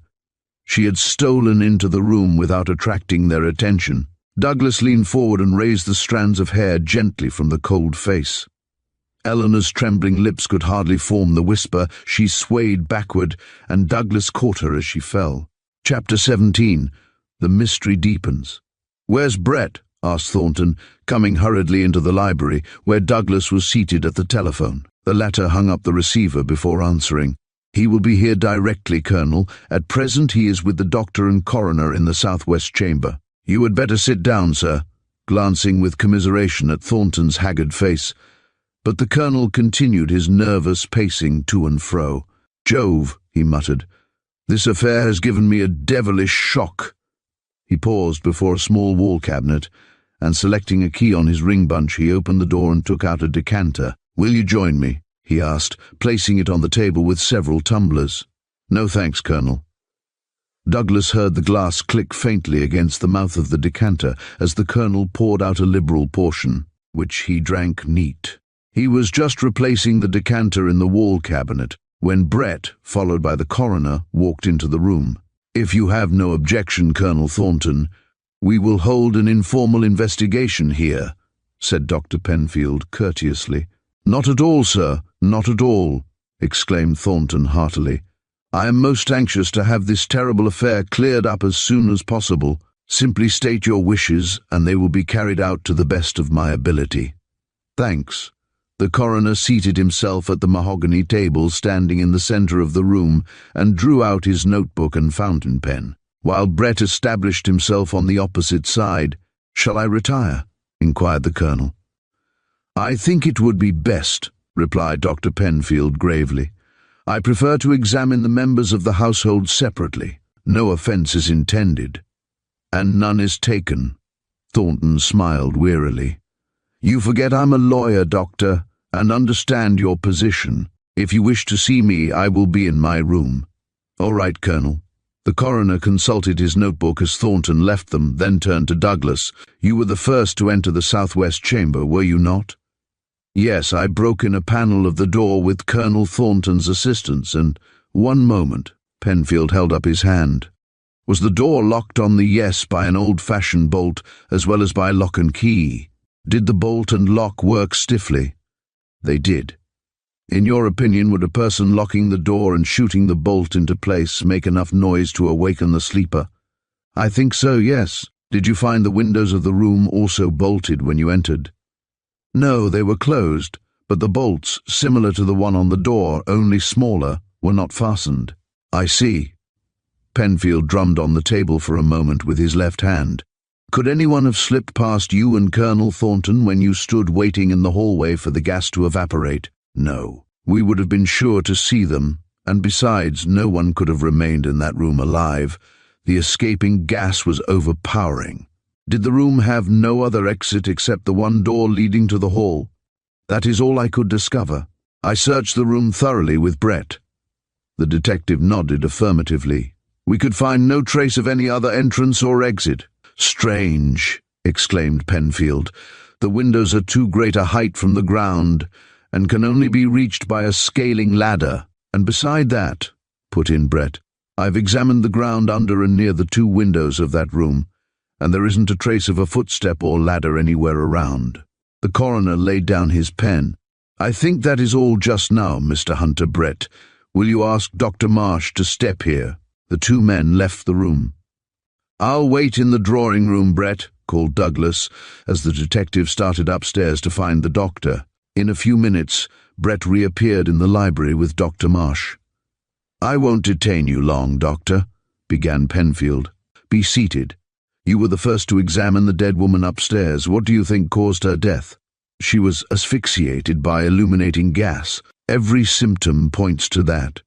"Of course," added the doctor cautiously, "this cannot be proved absolutely until the autopsy is held." "I think you are right. My diagnosis coincides with yours," said the coroner. "Did you discover any evidence of a struggle or marks of violence about the woman's person?" "No. Judging from what I found, and I believe nothing had been disturbed by either Colonel Thornton or Mr. Hunter, I think that the French woman was reading in bed, fell asleep, and was overcome by the gas." "How long do you think she had been dead before you reached her?" "Several hours, judging from the condition of the body. She was lying in such a position that she got the full force of the gas directly in her face. The room did not have to become filled with the deadly fumes before she was affected by them." "I noticed that," exclaimed the coroner. "The drop light stood on a low stand, so that the gas fixture was on a level with the woman's head, as the four-poster bed was an unusually high one." "I have no further questions to ask just now, Doctor. An autopsy will be held this afternoon at the city morgue, where the body will be taken shortly. Brett, ask Miss Cynthia Carew to come here." Dr. Marsh stopped on his way to the door. "I have just given Miss Carew an opiate," he said quickly. "She must not be disturbed at present." The coroner's face fell. "That's too bad," he grumbled. "I particularly wanted to ask what she was doing in the hall at that hour and what drew her attention to the closed door. As it happens, I can answer those two questions." Marsh returned to the table. "Before I could quiet Miss Carew, she repeated her experiences a dozen times. It seems that she was thirsty and went into the hall to get a glass of water, as she recollected seeing an ice pitcher and tumblers on the hall table near the stairs. She drank some water, and was returning when she noticed the door in the moonlight, dropped the glass she was carrying, and screamed. "I found a broken glass lying in the hall," supplemented Brett. "What was it about the door that caused her to scream?" asked the coroner. "The panels, which are made in the shape of a cross," explained Dr. Marsh. "It seems that Miss Carew apparently suffers from nightmare which takes the form of a door with panels of that shape. She declares it always foretells disaster. When she found such a door confronting her in the ghostly moonlight, it was too much for her nerves, and she screamed. What is all this I am told about the southwest chamber being haunted?" Marsh shrugged his shoulders. "I have resided all my life in Georgetown, and have always heard that a room in this house was supposed to be haunted. That particular kind of door with the panels forming a cross is called the witch's door, and was put there in the days just after the Revolution. It is to ward off evil, so the legend goes. Well, it doesn't seem to have fulfilled its mission." The coroner carefully turned a page in his notebook and made an entry. "I am very much obliged to you, Doctor," as Marsh prepared to depart. "I wish you would let me know when Miss Carew is in fit condition to see me." "I will, goodbye," and the busy physician beat a hasty retreat. "Suppose you get the butler, Brett," said the coroner when the two men were alone. "May I suggest, Dr. Penfield, that you allow Mr. Hunter to be present when the servants are examined," began Brett. "He is deeply interested in the murder of Senator Carew and is assisting me in trying to unravel that mystery. And I think deliberately this French-made singular death has something to do with the other tragedy." "Indeed?" The coroner's eyes kindled with fresh interest. "Certainly, Brett, if you think Mr. Hunter should be present, call him in. I will be glad of his assistance." The detective hastened out of the room, to return within a few minutes with Douglas and Nicodemus. The old darky was grey with fright, and his eyes had not regained their natural size since being awakened by the commotion attending the breaking in of the door. He had lain in his bed, too frightened to get up, until Douglas entered his room and hauled him out from under the bedclothes and made him go downstairs and build the fire for the cook, Sophie, who was more composed than her brother, and busied herself in preparing coffee and an early breakfast for those who desired it. "Is there such a thing as a long scaling ladder on the premises?" inquired the coroner, after he had asked Nicodemus his full name and length of service. "No, sir, dey isn't. Only a par ob steps, so high demonstrating with his hand. That's der onlyest one on de place. Is any house being built in this neighborhood?" "No, sir, dar isn't." "How did you come to put the maid in that room?" "I didn't put her dar," in quick defense. "She went dar ob her own accord." "Deed dat so, Mas Douglas," appealing to him directly. "De Colonel, he done told Sophie and me to fix 3 rooms for de ladies and a room for yo, sir. He done say nothing about de maid, Annette." "Then you were not expecting her?" "No, sir. I was surprised when Miss Eleanor brunged her. After I had shown de ladies to day rooms, I took Annette up to de 3rd floor and told her she could take de front room dar." "Then how did she come to be occupying the other room?" asked the coroner quickly. "It were dis away, sir. Jes' before dinner she come to me and Sophie and say she don't like de room in de 3rd floor." "Why not?" broke in Penfield. "She said it were too far off from her folks, dat she had to be down whar she could hear dem. I told her dat there warn't no room down on de 2nd floor, dat dey was all occupied, and she says, quick-like, dat she had jes' been in de room in de wing, and dat she'd sleep dar." "Ah, then it was her own suggestion that she should occupy the room," exclaimed Brett quickly. "Yes, sir, she done say dat de bed looked comfortable, and dat she'd jes' take de bedclothes off of de bed in de room on de 3rd floor and move her things down into de other room. Sophie told her dat de place were mighty dusty, 'cause it's been used as a storeroom, but Annette said she'd tend to dat." "Did she speak to Colonel Thornton or to Miss Eleanor before moving into the room?" asked Douglas thoughtfully. "No, sir, I don't think she did. I asked her if she had, and she said dat day was all in de drawing room, waiting for dinner, and dat she didn't want to sturb 'em, and that they wouldn't care where she slept. Then no one knew she was occupying that room except you and Sophie? Asked the puzzled coroner.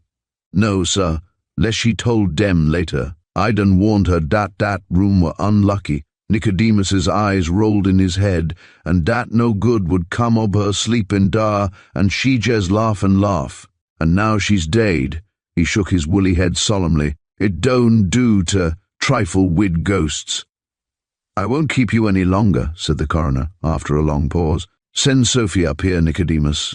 By the way, is she any relation of yours? Yes, sir, she's my sister, and we've both worked here since Beffo de War. I'll send her right up, sir. And he disappeared. Sophie was not long in coming, and she confirmed all that Nicodemus had said. She added that the southwest chamber had not been occupied as a bedchamber for years, although the four-poster was left standing with its mattresses and pillows in place, after which she was excused. Colonel Thornton was then sent for by the coroner. Your servants say, Colonel, that you did not expect your niece to bring her French maid, Annette, with her last night, began Penfield. Is that so? My niece is at liberty to bring anyone, with emphasis, to this house, said Colonel Thornton, but I must admit that I did not know until just as dinner was announced that the maid had accompanied her. Did you not see them arrive? Asked Brett. No, they came earlier than I anticipated, and I was not in the house when they reached here. Did Nicodemus inform you that the maid was here? No, why should he? He knows that this is my niece's second home, and that she is virtually mistress of the house. Then your niece is thoroughly acquainted with this building? Put in Brett. Haven't I just said so impatiently? Miss Thornton brought her maid with her because she knows I have but 2 old servants, enough for my bachelor needs, but she very naturally considered that my other guests, Mrs. Truxton and Miss Carew, might desire a maid's services. I understand. Were you aware that Annette intended to sleep in the southwest chamber? Continued Brett. I was not. If I had known it, I would not have permitted her to occupy the room. Please tell me the exact superstition which hangs about that room, said the coroner, after a brief pause. It is believed that no light can be burned in that room after 11 o'clock. After that time, it is always extinguished by some mysterious agency. How comes it then that you allowed gas pipes to be placed in the room? I gave the contract to have gas put in the house years ago, at the same time that I had running water and plumbing installed. The gas contractor naturally fitted each room with modern appliances. As the room is never used after dark, I never gave the matter another thought. Then why was a drop light fastened to the wall bracket by the side of the bed? I've been puzzling over that fact myself. The colonel tipped his chair back on 2 legs. That drop light is one I used to have in my bedroom. It didn't give very satisfactory light to read by, so several months ago I purchased another, transferred the chimney and shade to the new lamp, and sent the other one into the storeroom. Then it is highly probable that Annette found it there, and wishing to read in bed, attached it to the bracket herself, and thereby sealed her own fate, added the colonel solemnly. Do you really think that supernatural means caused her death? Asked the coroner incredulously. It seems to be either that or suicide. From what I hear, I incline to the latter theory, acknowledged Dr. Penfield. I don't take much stock in ghosts or other hallucinations, Colonel, with all due respect to you, sir. Will you be so kind as to ask your cousin, Mrs. Truxton, to step here for a few minutes? On being summoned by Colonel Thornton, Mrs. Truxton hastened into the library. Her statements added nothing to what the coroner already knew, and she was quickly excused and Eleanor Thornton sent for. Douglas had not seen her since carrying her to her room some hours before, and he was shocked by her appearance. My precious darling, he murmured, in a tone which reached her ear alone, as he opened the library door to admit her. Is there anything I can do for you? She shook her head and smiled at him, a smile which hurt him woefully, for it showed the effort it cost her. Dr. Penfield, struck by her beauty, which was enhanced by her unnaturally flushed cheeks and the dark shadows under her large eyes, rose and pulled forward a chair for her use. I won't detain you long, Miss Thornton, he commenced, reseating himself. Did you know your maid was sleeping in the southwest chamber? No, I did not. On the contrary, she told me when helping me change my dress for dinner that she had been put in the room over mine. When did you last see your maid? She came to my assistance when Miss Carew fainted shortly after dinner. After I had seen Miss Carew revived and put in bed, I had Annette help me out of my evening dress, and then told her to go to bed, as I would not require her services any longer. At what hour was that? Shortly before 10 o'clock. I do not recollect the exact time. Did she say nothing to you then about having moved down on your floor? Not a word. Has your maid had an unfortunate love affair? Inquired the coroner. Not to my knowledge. Has she been despondent of late? No, she seemed in her usual good spirits. Do you know if she had lost money? I never heard her mention such a thing. Has she been with you long? About 2 years. And you found her? Excellent in every way. Honest, reliable, and capable. Miss Thornton, facing her directly, have you formed any theory as to how your maid came to be asphyxiated? I think it was due to an accident. She probably fell asleep, leaving the gas burning. But Mr. Hunter found the 2 windows closed. No possible draught could get into the room to blow out the light, nor could any person have blown it out for the door. The only way of entrance was locked on the inside. How was it possible to have an accident under those circumstances? Possibly it was suicide, though I cannot bear to think so. Eleanor spoke with much feeling. Miss Thornton? Brett rose, walked over to the table, and stood looking directly down into the lovely face, raised so confidingly to his. Did your maid ever utter any threats against Captain Frederick Lane in your presence? Never. Eleanor's eyes opened in surprise. Did she ever insinuate that he had something to do with the murder of Senator Carew? No, never. But Eleanor's firm voice quivered as she uttered the denial, and Brett detected it. His eyes lighted with excitement. What was Captain Lane doing here last night? The question was unexpected, and Eleanor started perceptibly. He came to see Miss Carew, she admitted faintly. Did he see your maid? Not to my knowledge. Did Captain Lane spend the evening with you and Colonel Thornton? Oh, no, he only saw Miss Carew. How long was he with Miss Carew? About 10 minutes. Indeed. Brett paused and spoke with greater deliberation. Captain Lane, who is being shadowed by several of my men, was seen to enter this house last night between 9 and past, and, though my men waited all night, he was never seen to leave it. Chapter 18. In the name of the law. Well, and what then? Demanded a curt voice behind the group. The 3 men and Eleanor wheeled around and gazed at the young officer in surprise too deep for words. Well, what then? Demanded Captain Lane for the second time.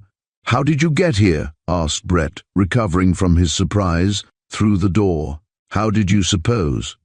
With a flicker of amusement in his handsome eyes.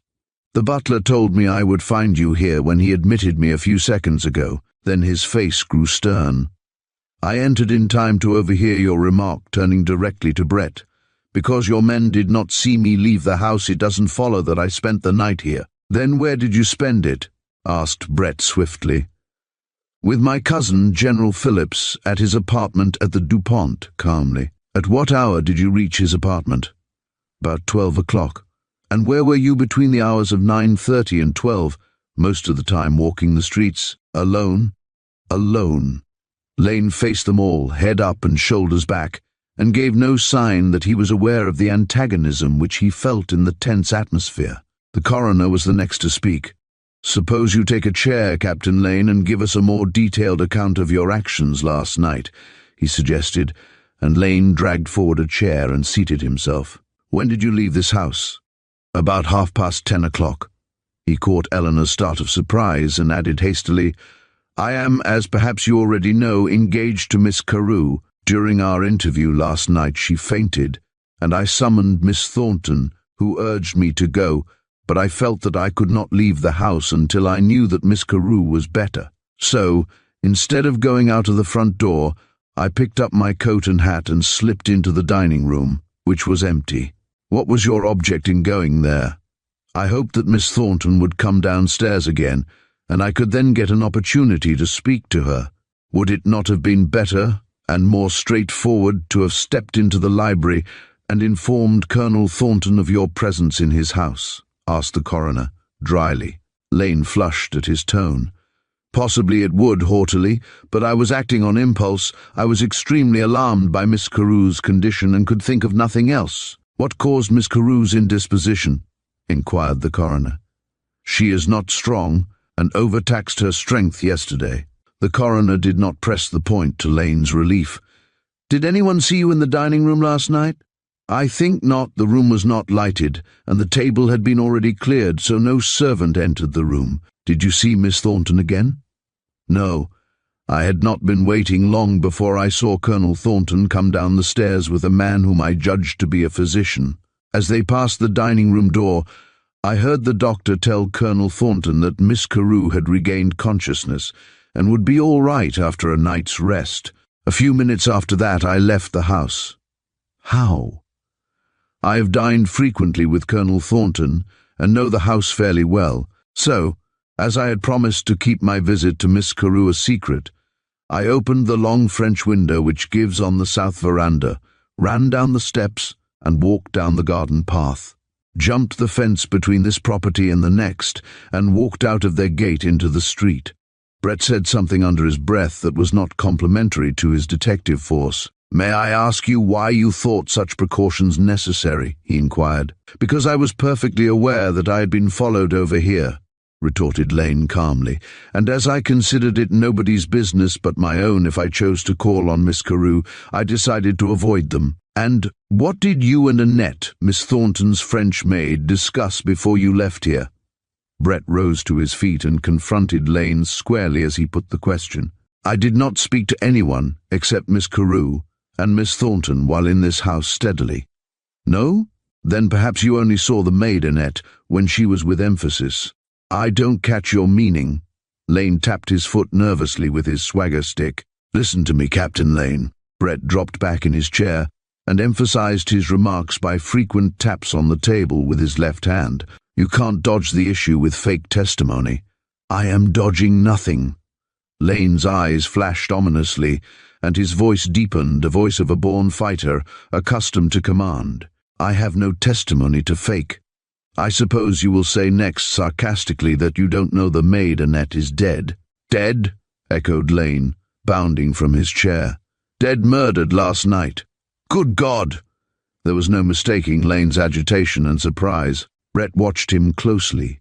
If he was acting, it was a perfect performance. What killed her? Asphyxiated by illuminating gas briefly when asleep last night. This is horrible. Lane paced the floor in uncontrollable excitement. But what? Pulling himself up. What has that unfortunate girl's death to do with me? What had you to do with the unfortunate girl's death is more to the point, retorted Brett meaningly, and Lane recoiled. By God, I'll not stand such an insinuation.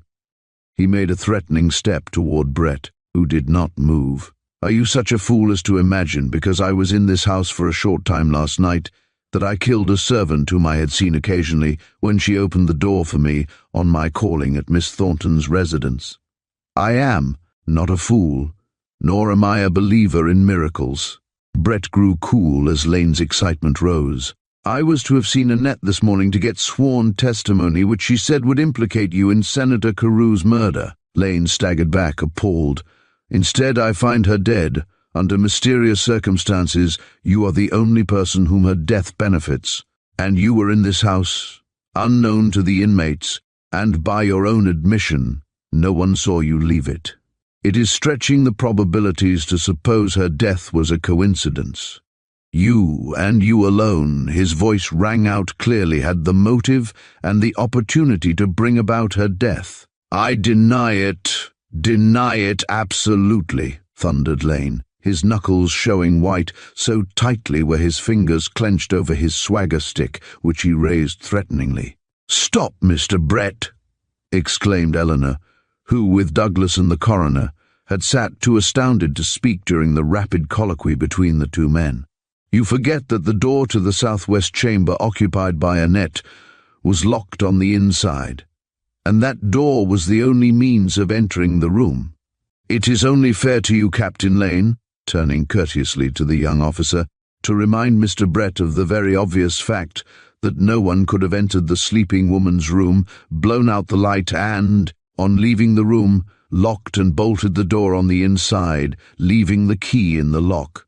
"Thanks," exclaimed Lane gratefully, as he sat down and wiped the perspiration from his white face. Brett scowled. He had hoped that his summing up of damaging facts and sudden accusation might wring a confession from Lane, or, if not that, some slip of the tongue which the other might make in his agitation might give him a clue as to how the murder was committed. He was convinced of Lane's guilt. He glanced angrily at Eleanor. Why had she intervened? Long and silently he gazed at the beautiful face, the broad forehead, delicately arched eyebrows, and the large, wistful eyes, shaded by long, curling eyelashes. And finely chiseled features were well worth looking at, but Brett did not see them. A new problem was puzzling his active brain. "I understood you to say, Captain Lane, that you had promised to keep your visit here a secret," he said, breaking into the conversation of the others. "To whom did you make such a promise?" "To Miss Thornton." The question was unexpected, and the answer slipped out thoughtlessly. Then Lane bit his lip as he caught Eleanor's warning glance too late. Brett turned swiftly on Eleanor. "Why did you wish him to keep his visit here a secret, Miss Thornton?" "Because I was afraid Mrs. Winthrop would hear that Captain Lane and her niece had met here. My uncle might inadvertently mention it to her. Mrs. Winthrop does not approve of Captain Lane's attentions to Miss Carew," explained Eleanor quietly. "On what grounds? Quickly. Ask Mrs. Winthrop, she can tell you better than I." "I will," grimly. "Captain Lane," wheeling around, "why have you returned to this house at so early an hour in the morning?" "I came to inquire for Miss Carew. I asked to see Miss Thornton, and the butler showed me into this room. And this is the first opportunity I have had, Miss Eleanor, to ask you how Cynthia is this morning." His face betrayed his anxiety. "She is asleep just now," answered Eleanor, "but I hope she will be much better when she wakes up. I will tell her that you have called." "Thanks." Lane rose. He felt that he was dismissed. "Has Cynthia been told of Annette's death?" "Not yet. We explained the breaking in of the door of the southwest chamber by saying that Nicodemus had locked it and neglected to tell Colonel Thornton, who had it forced open." "I understand." Lane shook hands with her warmly. "Will you please telephone me how Cynthia is? I'll be at the Army and Navy Club all day. Good morning." He bowed formally to the coroner and Douglas, then turned to leave the room, only to find his exit barred by Brett. "It is my duty to inform you, Captain Lane, that a warrant has been sworn out for your arrest," he announced, taking a paper from his pocket. Lane stepped back involuntarily. "What do you mean?" he stammered. "In the name of the law, I arrest you for the murder of Senator Carew." Brett ceased speaking and signaled to several men who were sitting in the hall to enter the room. It was some seconds before Lane broke the strained silence. "Stand back," he growled between clenched teeth as the two detectives approached him. "I'll go with you peaceably. Let me tell you, Brett," glaring defiantly at him, "you'll live to regret this day's work. Who swore out that warrant?" "Mrs. Winthrop." Lane gazed at him in dazed surprise. "Mrs. Winthrop," he mumbled. "Mrs. Winthrop." Chapter 19. The accusation. Eleanor dropped her embroidery and gazed out into the garden, with its flower beds lit by the fading rays of the western sun, and the soft wind from the open window fanned her cheeks. An involuntary sigh escaped her. "A penny for your thoughts," and Douglas, who had approached unnoticed, stepped up to the raised window seat. A loving smile curved Eleanor's pretty mouth as she made room for him beside her and slipped her hand confidingly in his. "Do you think a penny would bring me any comfort?" she asked. "Take me for a penny, and I will do my utmost to comfort you." Douglas kissed her gently as she leaned her head against his broad shoulder. "Take you gladly." She raised her hand and pressed it against his cheek. "And I am richer in happiness than I ever was before." "My darling!" Douglas checked his impetuosity. The dark circles under Eleanor's eyes had deepened, and her extreme nervousness was betrayed by her restless glances about. the room, and the incessant movement of her fingers. Now for your thoughts. My thoughts? They are all with Cynthia. Oh, Douglas! Straightening up, I can't tell her of Fred Lane's arrest. On top of all she has borne, it would be cruel, cruel. Is she better? She is at last sleeping naturally. When she awoke from the opiate, some hours ago, she evinced no interest, and so I was able to avoid the questions which I feared she would ask me. She was probably still under the effects of the opiate and too drowsy to recall the events of last night. I dread her awakening. You will have to put off telling her of Lane's arrest and Annette's death until she is strong enough physically to bear the shock. Do you think him guilty? The question seemed wrung from her. Of which crime? Of both. I don't see how it is possible for him to have had anything to do with Annette's death, replied Douglas thoughtfully, for the very reason you pointed out when Brett was accusing him this morning. It would be physically impossible for him to have left the room and locked and bolted the door on the inside. What do you think caused her death? I think it highly probable that she committed suicide. You don't think the draft blew out the gas? A draft? Where on earth could it come from? Both windows were tightly closed, and the door also. Upon my word, turning to look at her, you don't place any faith in that old legend about the ghost of your great-great-aunt's habit of extinguishing all lights in her room after 11 o'clock at night. Yes, I do, reluctantly. Oh, come now. A chuckle escaped Douglas, but it died out suddenly. He had remarkably keen eyesight, and as he raised his head, he encountered a steady stare from an oil portrait hanging on the wall opposite him. It was not the stare that attracted his attention, but the remarkable whiteness of the eyeballs in the painted face on which the light from the window was reflected. As he looked, the eyes seemed to blink, then were gone. With an exclamation he rose, startling Eleanor by his sudden movement, and walked across the room until he stood directly in front of the painting, which was life-size and represented a handsome man in a navy uniform of the War of 1812.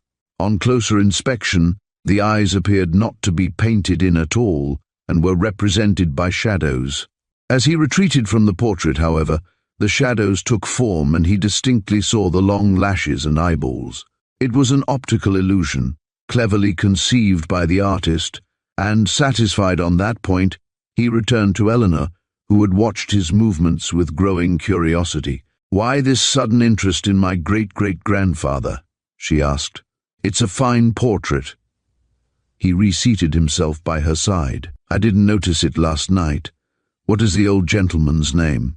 "Commodore Barry Thornton. My father was named for him. He inherited the same black hair, blue eyes, and tastes of that old sea fighter," nodding toward the portrait. "Do you know on what grounds they arrested Fred Lane for the murder of Senator Carew?" "Only in a general way. It is known that the senator opposed his engagement to Cynthia, that they had a bitter quarrel that night, and that Lane left the ball to look for Cynthia's carriage. He was gone some time, and when the carriage did turn up, Senator Carew was seated in it dead. Is that enough to convict? It's purely circumstantial evidence, evasively. I don't know yet what new testimony Mrs. Winthrop may have contributed to cause his arrest." "Mrs. Winthrop's attitude is incomprehensible to me," burst out Eleanor.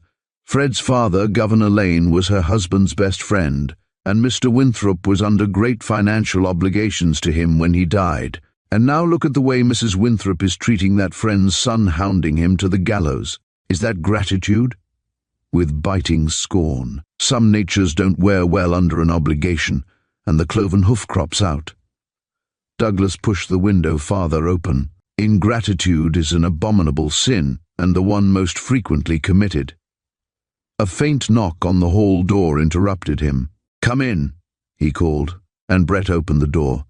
He drew back when he saw Douglas was not alone. "Don't go," said Eleanor, gathering up her embroidery and workbag.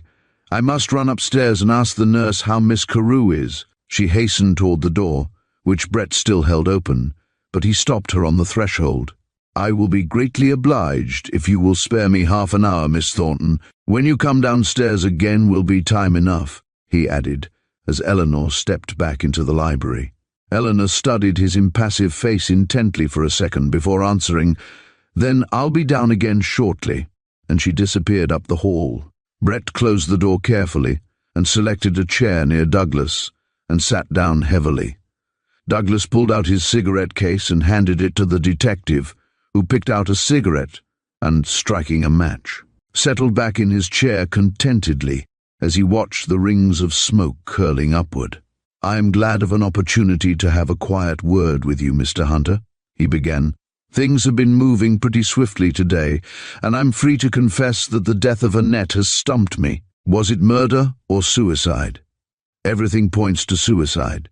"I'm not so sure of that," drawing his chair nearer and lowering his voice. "I've been searching Annette's belongings and have found several things which puzzle me completely." "What were they?" "Well, for one thing, the torn kimono." "What, you don't mean—" "Exactly. Annette apparently owned a wrapper precisely like Miss Thornton's, and it was she who paid you that midnight visit when you spent the night in the library on Tuesday evening at the Carew residence. I found the wrapper upstairs among her effects. She had mended the tear very neatly, but the slip which you tore out of it that night exactly fitted the darn. I had the slip with me in my pocket and fitted the two together." "Great Scott! What on earth was she doing in the library at that hour?" "I what?" significantly. "You recollect that Nicodemus testified that Annette did not want to sleep on the 3rd floor because it were too far off from her folks, and she had to be down where she could hear them. It looks as if Annette were in the habit of taking an unusual interest in her mistress's affairs." "It does indeed," agreed Douglas, knocking the ashes from his cigarette on the window ledge. "Did you get any information from Annette yesterday?" "Very little. I saw her soon after I found your note telling me of her interview with Colonel Thornton. She admitted that she had information which she was willing to sell, and finally made an appointment to see me early this morning. Thanks to circumstances, call it murder or suicide, I am no wiser than I was 24 hours ago. Do you still cling to the theory that she met her death because someone was afraid of what she would tell you today?" "Yes, it looks that way to me, and yet I can't for the life of me discover how anyone could have committed a murder in that locked room." "In searching the room, did you discover any secret passages leading to it?" exclaimed Douglas. "I did not. I thought I might find one, so I tapped that entire wall, but could not find a trace of any concealed door. I tell you, Mr. Hunter, Annette did not commit suicide," Brett spoke earnestly. "She expected to receive a large sum of money within a few days. I virtually pledged the amount to her. There was no object in her taking her own life. Why don't you investigate her past, Brett? That might give you a clue. I have already cabled her description to the Paris police, asking for any information about her which they may have. I expect an answer shortly." "Good. Tell me, what information did Mrs. Winthrop supply which induced you to arrest Captain Lane?" "She told me that he had been seen on the street Monday night, when looking for Miss Carew's carriage, and that he was carrying a sharp letter file." "Who gave her that information?" "She didn't state, but I have an idea that it was Annette. Probably the girl wanted money and went to her direct. She was none too scrupulous, apparently." "I believe you are right," exclaimed Douglas. "Mrs. Winthrop also told me that she found, tucked away among her brother's papers, yesterday an envelope containing a threatening letter. The contents were written in a disguised hand, but the postmark on the envelope read, Lanesville, Maryland. She is firmly convinced that if young Lane didn't write those letters himself, he instigated them." "Oh, nonsense. He isn't such a fool," roughly. "I believe he is innocent."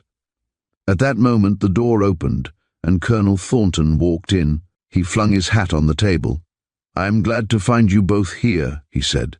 "Don't get up," as Douglas rose. "I'll take this chair. I called you up at headquarters, Brett, but they told me you had just come here, so I hurried over from Mrs. Winthrop's to catch you." "Does she want me for anything in particular?" asked Brett.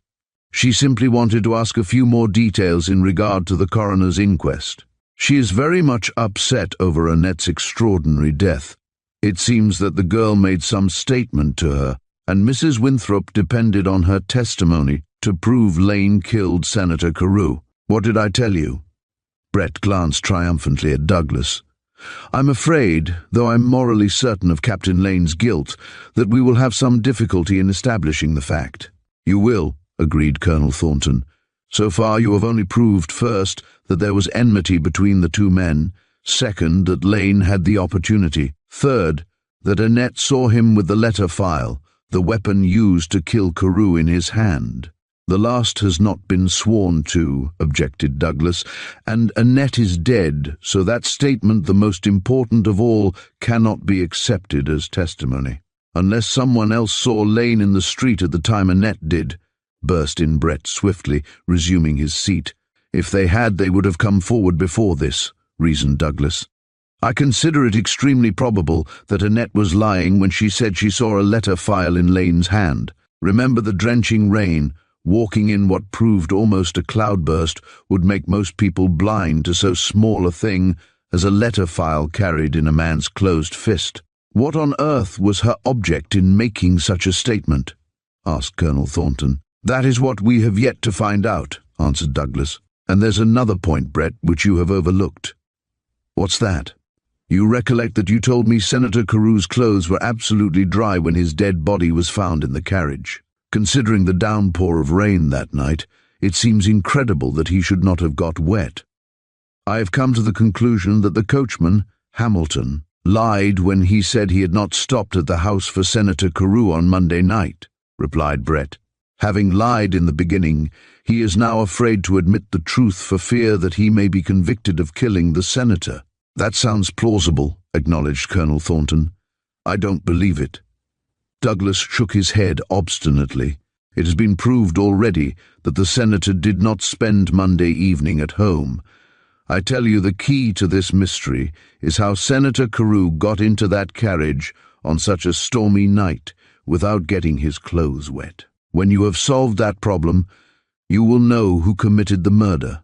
Thornton was about to reply when the hall door was thrown open, and Eleanor, her lovely eyes opened to their widest, exclaimed, "Uncle Dana, the Secretary of State wishes to see you." "God bless me." Colonel Thornton sprang out of his chair as the distinguished statesman followed Eleanor into the room. "Please don't let me disturb you," exclaimed the secretary, as Douglas stepped forward and Brett edged toward the door. "I only dropped in for a second to pick up Mr. Hunter," laying a hand on Douglas's arm. "They told me at the Albany that you were stopping here for a few days. So I came over in my motor to ask you to drive back to my office with me, although it is Sunday." "Won't you be seated, Mr. Secretary?" asked Colonel Thornton, as Douglas hastily gathered up some papers which he had left on the center table and started for the door. "Thanks, no. It is imperative that I get to my office." The secretary stopped speaking as a man darted inside the door and slammed it shut. In his haste, the newcomer collided with Douglas and then collapsed into the nearest chair. "Philip Winthrop!"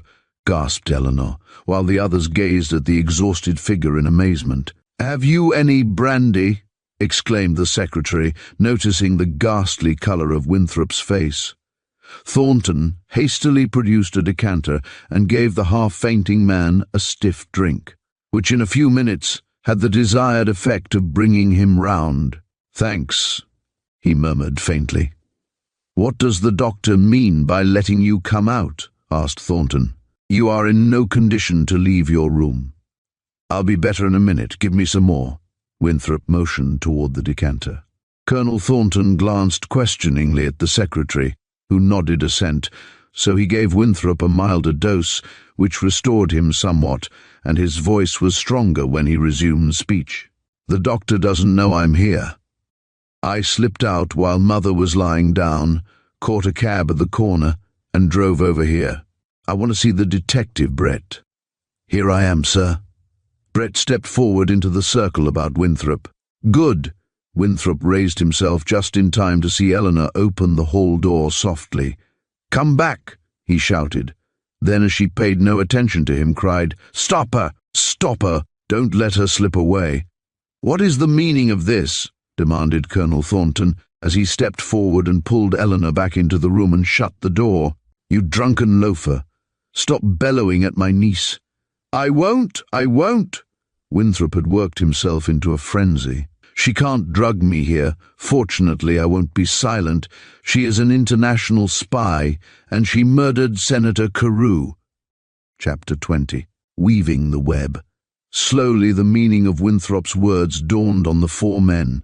"It's false, false as hell," thundered Douglas. He stepped forward and seized Winthrop in a grip of iron and shook him as a dog would shake a rat, then, before the others could intervene, threw the struggling man on the floor. "Bah! You're not worth killing." Whimpering with rage and weakness, Winthrop caught hold of the table and dragged himself upright and stood swaying on his feet. It's true," he reiterated. "Look at her," pointing a shaking finger to where Eleanor stood aghast, watching the scene. Her hand was on the doorknob and she seemed poised for instant flight. A curious smile twisted her pale lips as the men turned and faced her. "He doesn't seem to have recovered from delirium tremens," she remarked slowly. "It may be, Miss Thornton." The Secretary of State spoke with grave deliberation, "but it is a serious charge which he is making, and I think it had better be investigated now." Eleanor winced visibly, then, controlling herself, advanced further into the room. "I am at your service," she said with sudden hauteur, "but as I have an important engagement later, I trust you will be brief. Sit by me here, Eleanor." Colonel Thornton, who had listened to Winthrop's charges in stupefied silence, pulled forward an armchair. "Mr. Secretary, will you occupy the desk chair, and you," turning to Winthrop, who cowered back as he caught the smouldering wrath in the older man's eyes, "sit over there," pointing to a chair some distance away. Brett, seeing that Winthrop was too exhausted to move without assistance, piloted him to the chair indicated by Thornton and, getting another chair, placed himself by Winthrop's side. Douglas, at a sign from the secretary, sat down at the further end of the table and handed the statesman some paper and ink. "Now, Mr. Winthrop," began the secretary, "if you are more composed, kindly answer my questions. Why have you waited all this time before mentioning that you think Miss Thornton guilty of Senator Carew's murder?" "Because I've been drugged so that I couldn't give evidence. I tried twice to get a message to Brett, but Annette said she couldn't reach him." Winthrop spoke with labored effort. "Annette!" chorused Colonel Thornton, Brett and Douglas, while the secretary and Eleanor looked their surprise. "Yes, Annette," peevishly. "She used to come in occasionally to give me water, when those devilish nurses were neglecting me.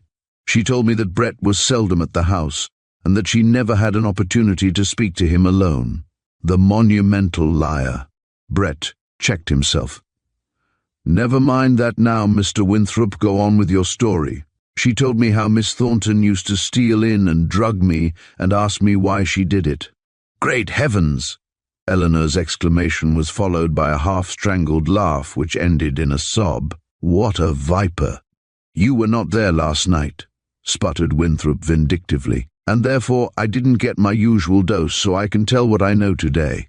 A triumphant leer distorted his features. "Suppose you continue your story without making comments," directed the secretary sternly. Winthrop nodded sullenly, then began, "You recollect that I spent Monday night at the Alibi Club, Brett?" "Yes. Well, when I left there, I motored up 19th Street, instead of taking the more direct way home.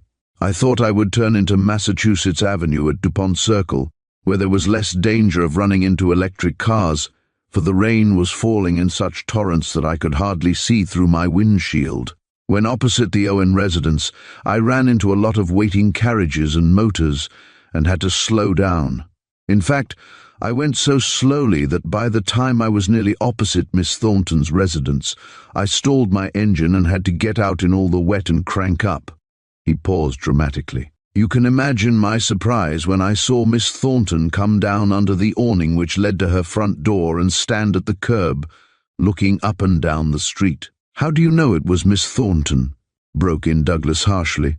"There was a street lamp by the side of the awning and the light fell full on her. Besides, I recognized the scarlet cloak she was wearing. I have seen it many times." "What did my niece do, besides standing still and looking up and down the street?" demanded Colonel Thornton scornfully. "She ran out into the middle of the street and down where a carriage was drawn up at the curb, opened the door, stood there talking apparently for a few minutes, then shut the door and bolted back to the awning. And I presume entered her house, as I saw no more of her. What did you do next? Inquired Douglas with peculiar emphasis. Winthrop flushed at his tone. I had curiosity enough to step back and see that it was Senator Carew's landau, the last of a long queue of vehicles at which she had stopped. Then I went on about my business. Do you mean to say that you did not investigate further? Asked the secretary, leaning forward the better to scan Winthrop's face. No, I knew enough never to interfere with Senator Carew's love affairs. His sneer was intolerable. By God! Colonel Thornton sprang to his feet and advanced on Winthrop, but Brett stepped between the two men. Have a little patience, Colonel, he said, pushing the irate man toward his seat. Then you can settle with Mr. Winthrop. Do you think I'm going to sit here and listen to aspersions on my niece's character? He shouted. Let me get my hands on that scoundrel. Wait, Uncle Dana. Eleanor leaned forward and placed her hand on his arm. Let him finish, then I will speak. And her lips closed ominously. That is excellent advice, agreed the secretary. Resume your seat, Colonel Thornton. His tone of command was not to be denied, and Thornton dropped back in his chair. Now, Mr. Winthrop, explain your last remark. Senator Carew told me on Monday afternoon that he expected to marry Miss Thornton, and that he intended to spend the evening with her. Douglas leaned forward and gazed earnestly at Eleanor, but she refused to meet his look, and with a troubled expression he turned his attention to Winthrop, who was again speaking. I told Senator Carew that I had heard a member of one of the embassies here declare that Miss Thornton was an international spy. And what did he say to that statement? He said that he would look into the matter. When did this conversation take place? On Monday afternoon. And is that all you have to go upon for such an accusation? Inquired Brett scornfully. Douglas was gazing moodily ahead of him. A memory of Paris, of Eleanor's extraordinary behavior there, of the whispers which followed her about, harassed him. Had his faith been misplaced? No. 1,000 times no. He would pin all hope of future happiness on her innocence and purity of soul. He rose suddenly and stepped behind her chair and laid his hand encouragingly on her shoulder. She looked up, startled, then, seeing him, her lips parted in a smile, and her hand stole up to meet his. His firm clasp gave her courage to face the situation, for it told her of his unshaken confidence and love.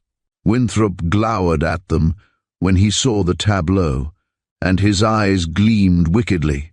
It is very obvious, he said, that Senator Carew found my statement was true and charged her with being a spy, then left her house. Exposure meant Miss Thornton's ruin, even her influential relatives, he glanced meaningly at Thornton, could not intervene to save her, so she took the law into her own hands, picked up the letter file, stole out of the house, opened the carriage door, engaged the senator in conversation, and stabbed him. A strained silence followed, which the secretary was the first to break. He turned directly to Eleanor. You called to see Secretary Wyndham at the Navy Department on Wednesday morning, did you not, Miss Thornton? Douglas's hand tightened involuntarily, but Eleanor showed no sign of agitation as she answered, Yes, Mr. Secretary, I did. Have you anything further to say, Mr. Winthrop? Not now, Mr. Secretary. Then let me suggest, exclaimed Thornton, that Mr. Winthrop, in trying to implicate my niece in a dastardly crime, has but established his own guilt. How so? The question shot from Winthrop's clenched teeth. We all know from the testimony of reputable servants that Senator Carew and you had quarreled, continued Thornton. We know your habits are none of the best. We know that you have suddenly become possessed of large sums of money. Winthrop moistened his dry lips. I deny it, he exclaimed. Thornton paid no attention to the interruption. You alone knew where Senator Carew was spending the evening, and you went there and laid in wait for him, and now, you despicable cur, you are trying to lay the blame on an innocent girl. Winthrop rose, goaded by the scornful looks of the others. "I may have had the motive and the opportunity to kill Senator Carew," he admitted sullenly, "but I did not have the weapon. The criminal sits there." He pointed at Eleanor. "I am absolutely positive of her guilt, for the letter file used to kill the senator belonged to a silver desk set given her by Miss Cynthia Carew." Thornton frowned and turned a troubled countenance toward Eleanor, who nodded reassuringly as she rose to her feet, stepped back to Douglas's side, and leaning on the back of the chair she had just vacated, addressed the secretary. "I am a young girl, Mr. Secretary," she began, "and living alone as I do, I have been forced on numerous occasions to use my own judgment. It would have been better, perhaps, had I spoken of certain events before this, but I was so alarmed by the position in which I found myself placed that I foolishly held my tongue. I had hoped that certain facts would not become public. Those facts Mr. Winthrop has maliciously distorted. I have been guilty of a blunder, not a crime." "I would be most happy to believe you, Miss Thornton," said the secretary gravely. "But to probe this matter to the bottom, I must ask certain questions, which I will gladly answer. Did Senator Carew call on you on Monday night?" "He did, reaching my house about 9:30, just before the rain commenced." "Did anyone else know that he was there?" "Only my Japanese butler, Fugi, who admitted him. My cousin, Mrs. Truxton, who is spending the winter with me, had gone to bed immediately after dinner." "Was Annette in the house?" asked Brett quickly. "No, it was her evening out. She returned shortly after the senator left." "At what hour did he go?" questioned the secretary. "About 12:30. "Wasn't that rather an unusual hour for him to stay?" Eleanor coloured warmly. "It was most unusual," she admitted, "but the pouring rain was responsible for that. He telephoned for a Herdic cab or a taxi, but they were all engaged, and he waited, hoping that one would eventually be sent to my house." "Mr. Winthrop spoke of an awning at your door, Miss Thornton," again broke in Brett. "I have passed your house a number of times and have never seen one. I had a large tea on Monday afternoon and had the awning put up for that occasion, as the weather was threatening and my house stands some distance from the curb. The awning was removed early the next morning." "It is not so very far from your house to the senator's residence," mused the secretary. "I should have thought, considering the lateness of the hour, that he would have walked home." "But he was not going home, Mr. Secretary. He told me that he was going to drive to your house, as he had to see you immediately on your return that night." "Indeed." The secretary was bending forward in his eagerness. "Did the senator state what he wished to see me about?" "Only in a general way. He said that he had that afternoon discovered proof of a gigantic plot against the United States, that the secrets of the government were being betrayed, and that he must give you the names of the arch-traitor and his confederate.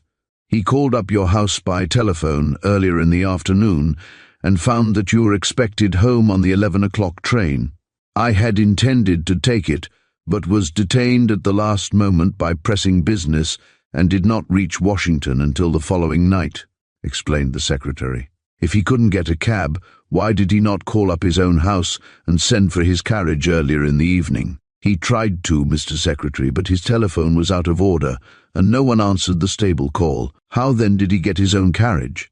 "My drawing-room windows look out on 19th Street, and the senator, in one of his numerous trips to discover if the rain was letting up, saw his carriage standing in front of my door. He recognized the horses and Hamilton by the light from the lamp-post under which they stood, waiting for the long queue of carriages ahead to move up the street. The senator instantly decided to enter his carriage, wait for Cynthia, and then drive to your house, Mr. Secretary." "So that's how he got into the carriage without getting wet," cried Brett. "The awning protected him. I suppose he just popped into his carriage and said nothing to Hamilton, as he intended to wait for his niece, and Hamilton was too befuddled with drink and the storm to notice the opening and closing of the door." "Did you watch the senator leave the house?"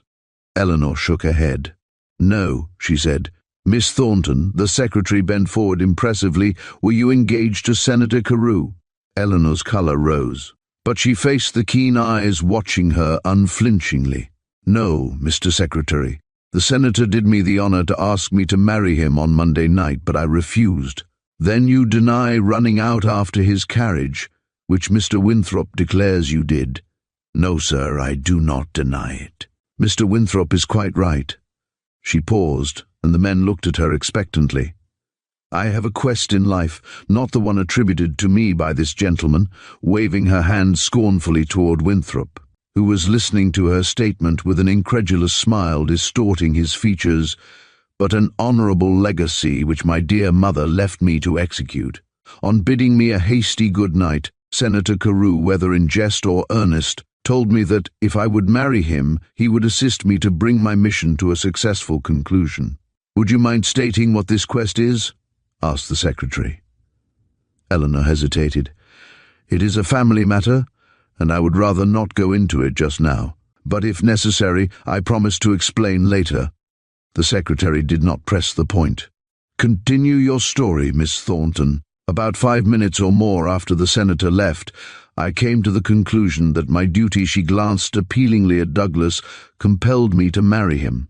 On an impulse, I picked up my cloak, which was hanging on the hall rack, opened the front door, and ran down to the curb. The Carew landau is easily recognized, and after peering up and down the street, I saw that it had moved up several doors.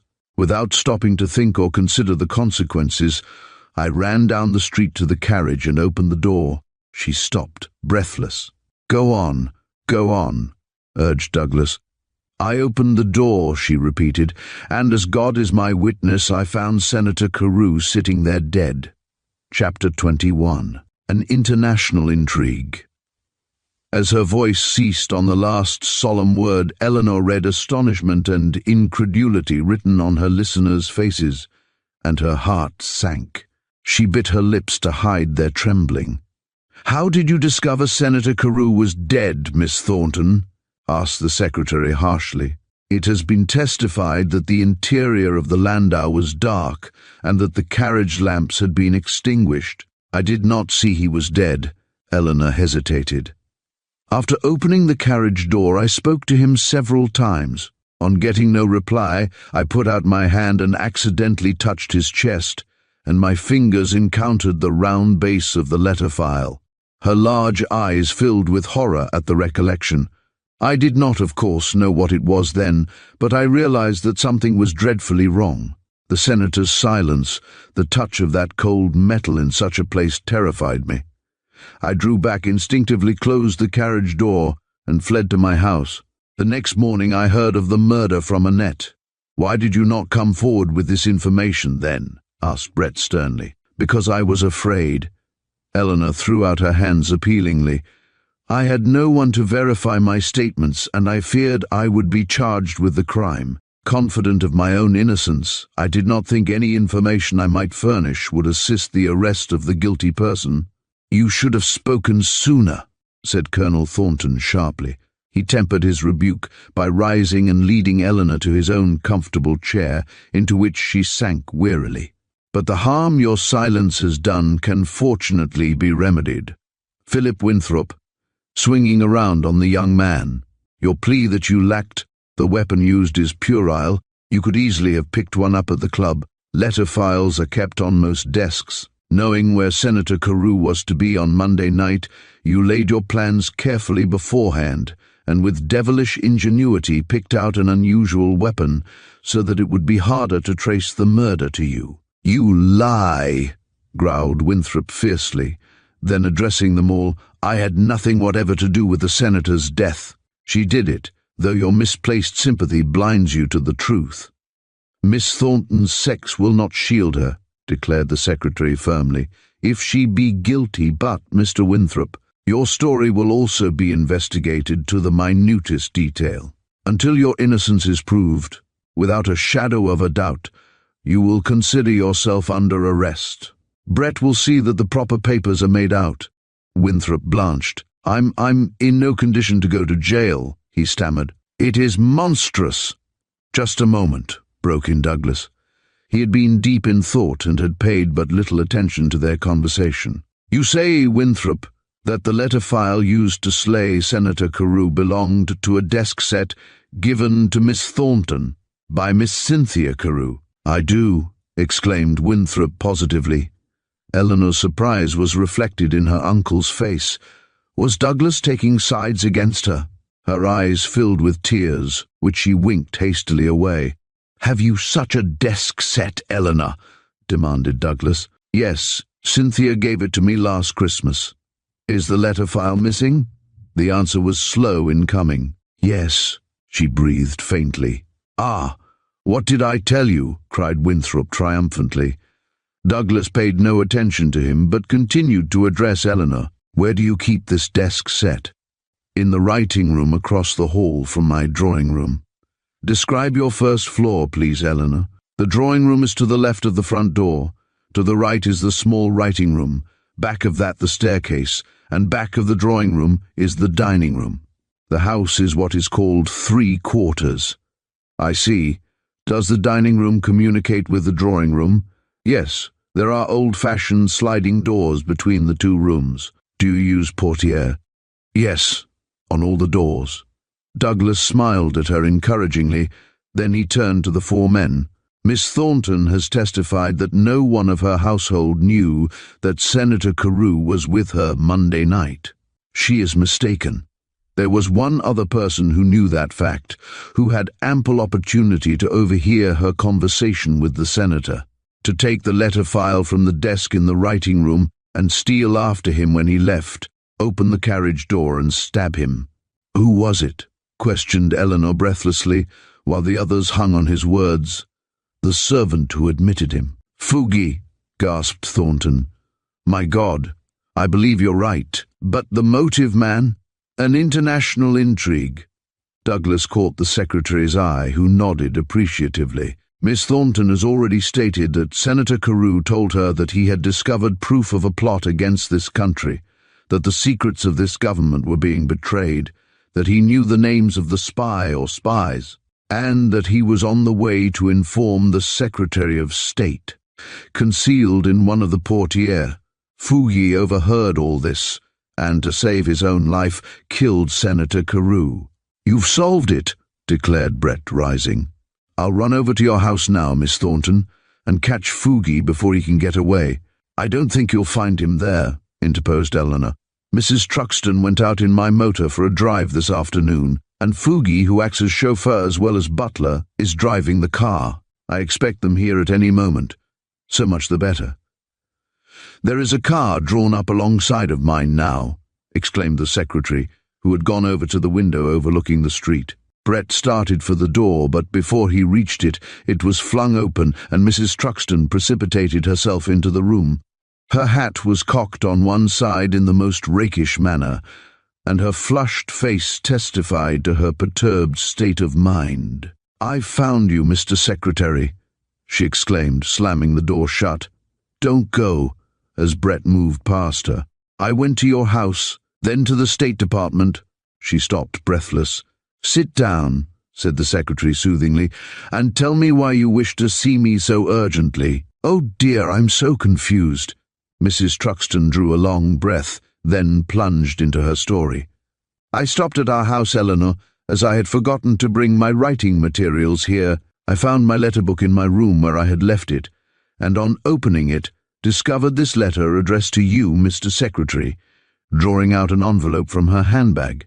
"I can't conceive where it came from," added the poor woman, "except that I left my letter book in Eleanor's drawing room on Monday night on my way to bed. I was up early Tuesday morning before any of the servants were down, and on entering the drawing room found my letter book still lying on the table, with several of its leaves turned over. I gathered up all the papers without looking at them carefully, and took them up to my desk and laid them away in a drawer. This is the first time I have opened the letter book, for in your absence, Eleanor, I have used your writing room." Mrs. Truxton paused to take breath. "It's marked important, and that's why I hurried after you. Besides, handwriting is like a photograph to me, and I never forget one I have seen. That letter is from Senator Carew." "Good God, the missing letter!" shouted Brett. The secretary took the letter from Mrs. Truxton and tore it open, and in a voice of suppressed excitement, read its contents aloud. "My dear Mr. Secretary, I am writing to you in case I do not see you before you attend the cabinet meeting tomorrow morning. Your servant tells me that you are expected home on a late train tonight, but I may be detained in reaching your house, or the train may be later than scheduled, and therefore I might miss you. The President will reach Washington tomorrow on the Mayflower from his trip down the Chesapeake, and it is impossible for me to reach him tonight. I have discovered that Colombia is inciting Panama to revolt. We are not too well liked down there as it is. I have also discovered that Japan will take a hand in the game.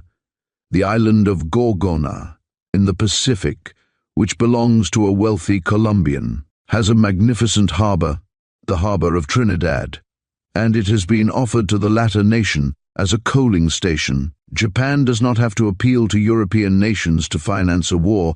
The South Americans will provide funds.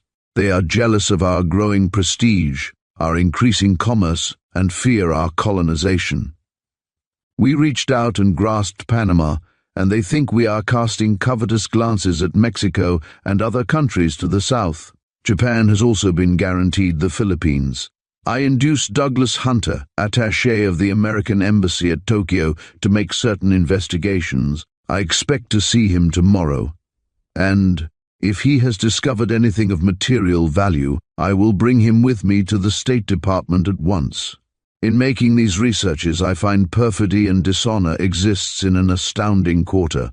Government secrets are being betrayed by a paid spy and traitor Dana Thornton. A chair was dashed aside, and, before anyone could move, Colonel Thornton had thrown open the hall door and disappeared. So totally unexpected was the denouement that the others sat too stunned to move, and that moment's respite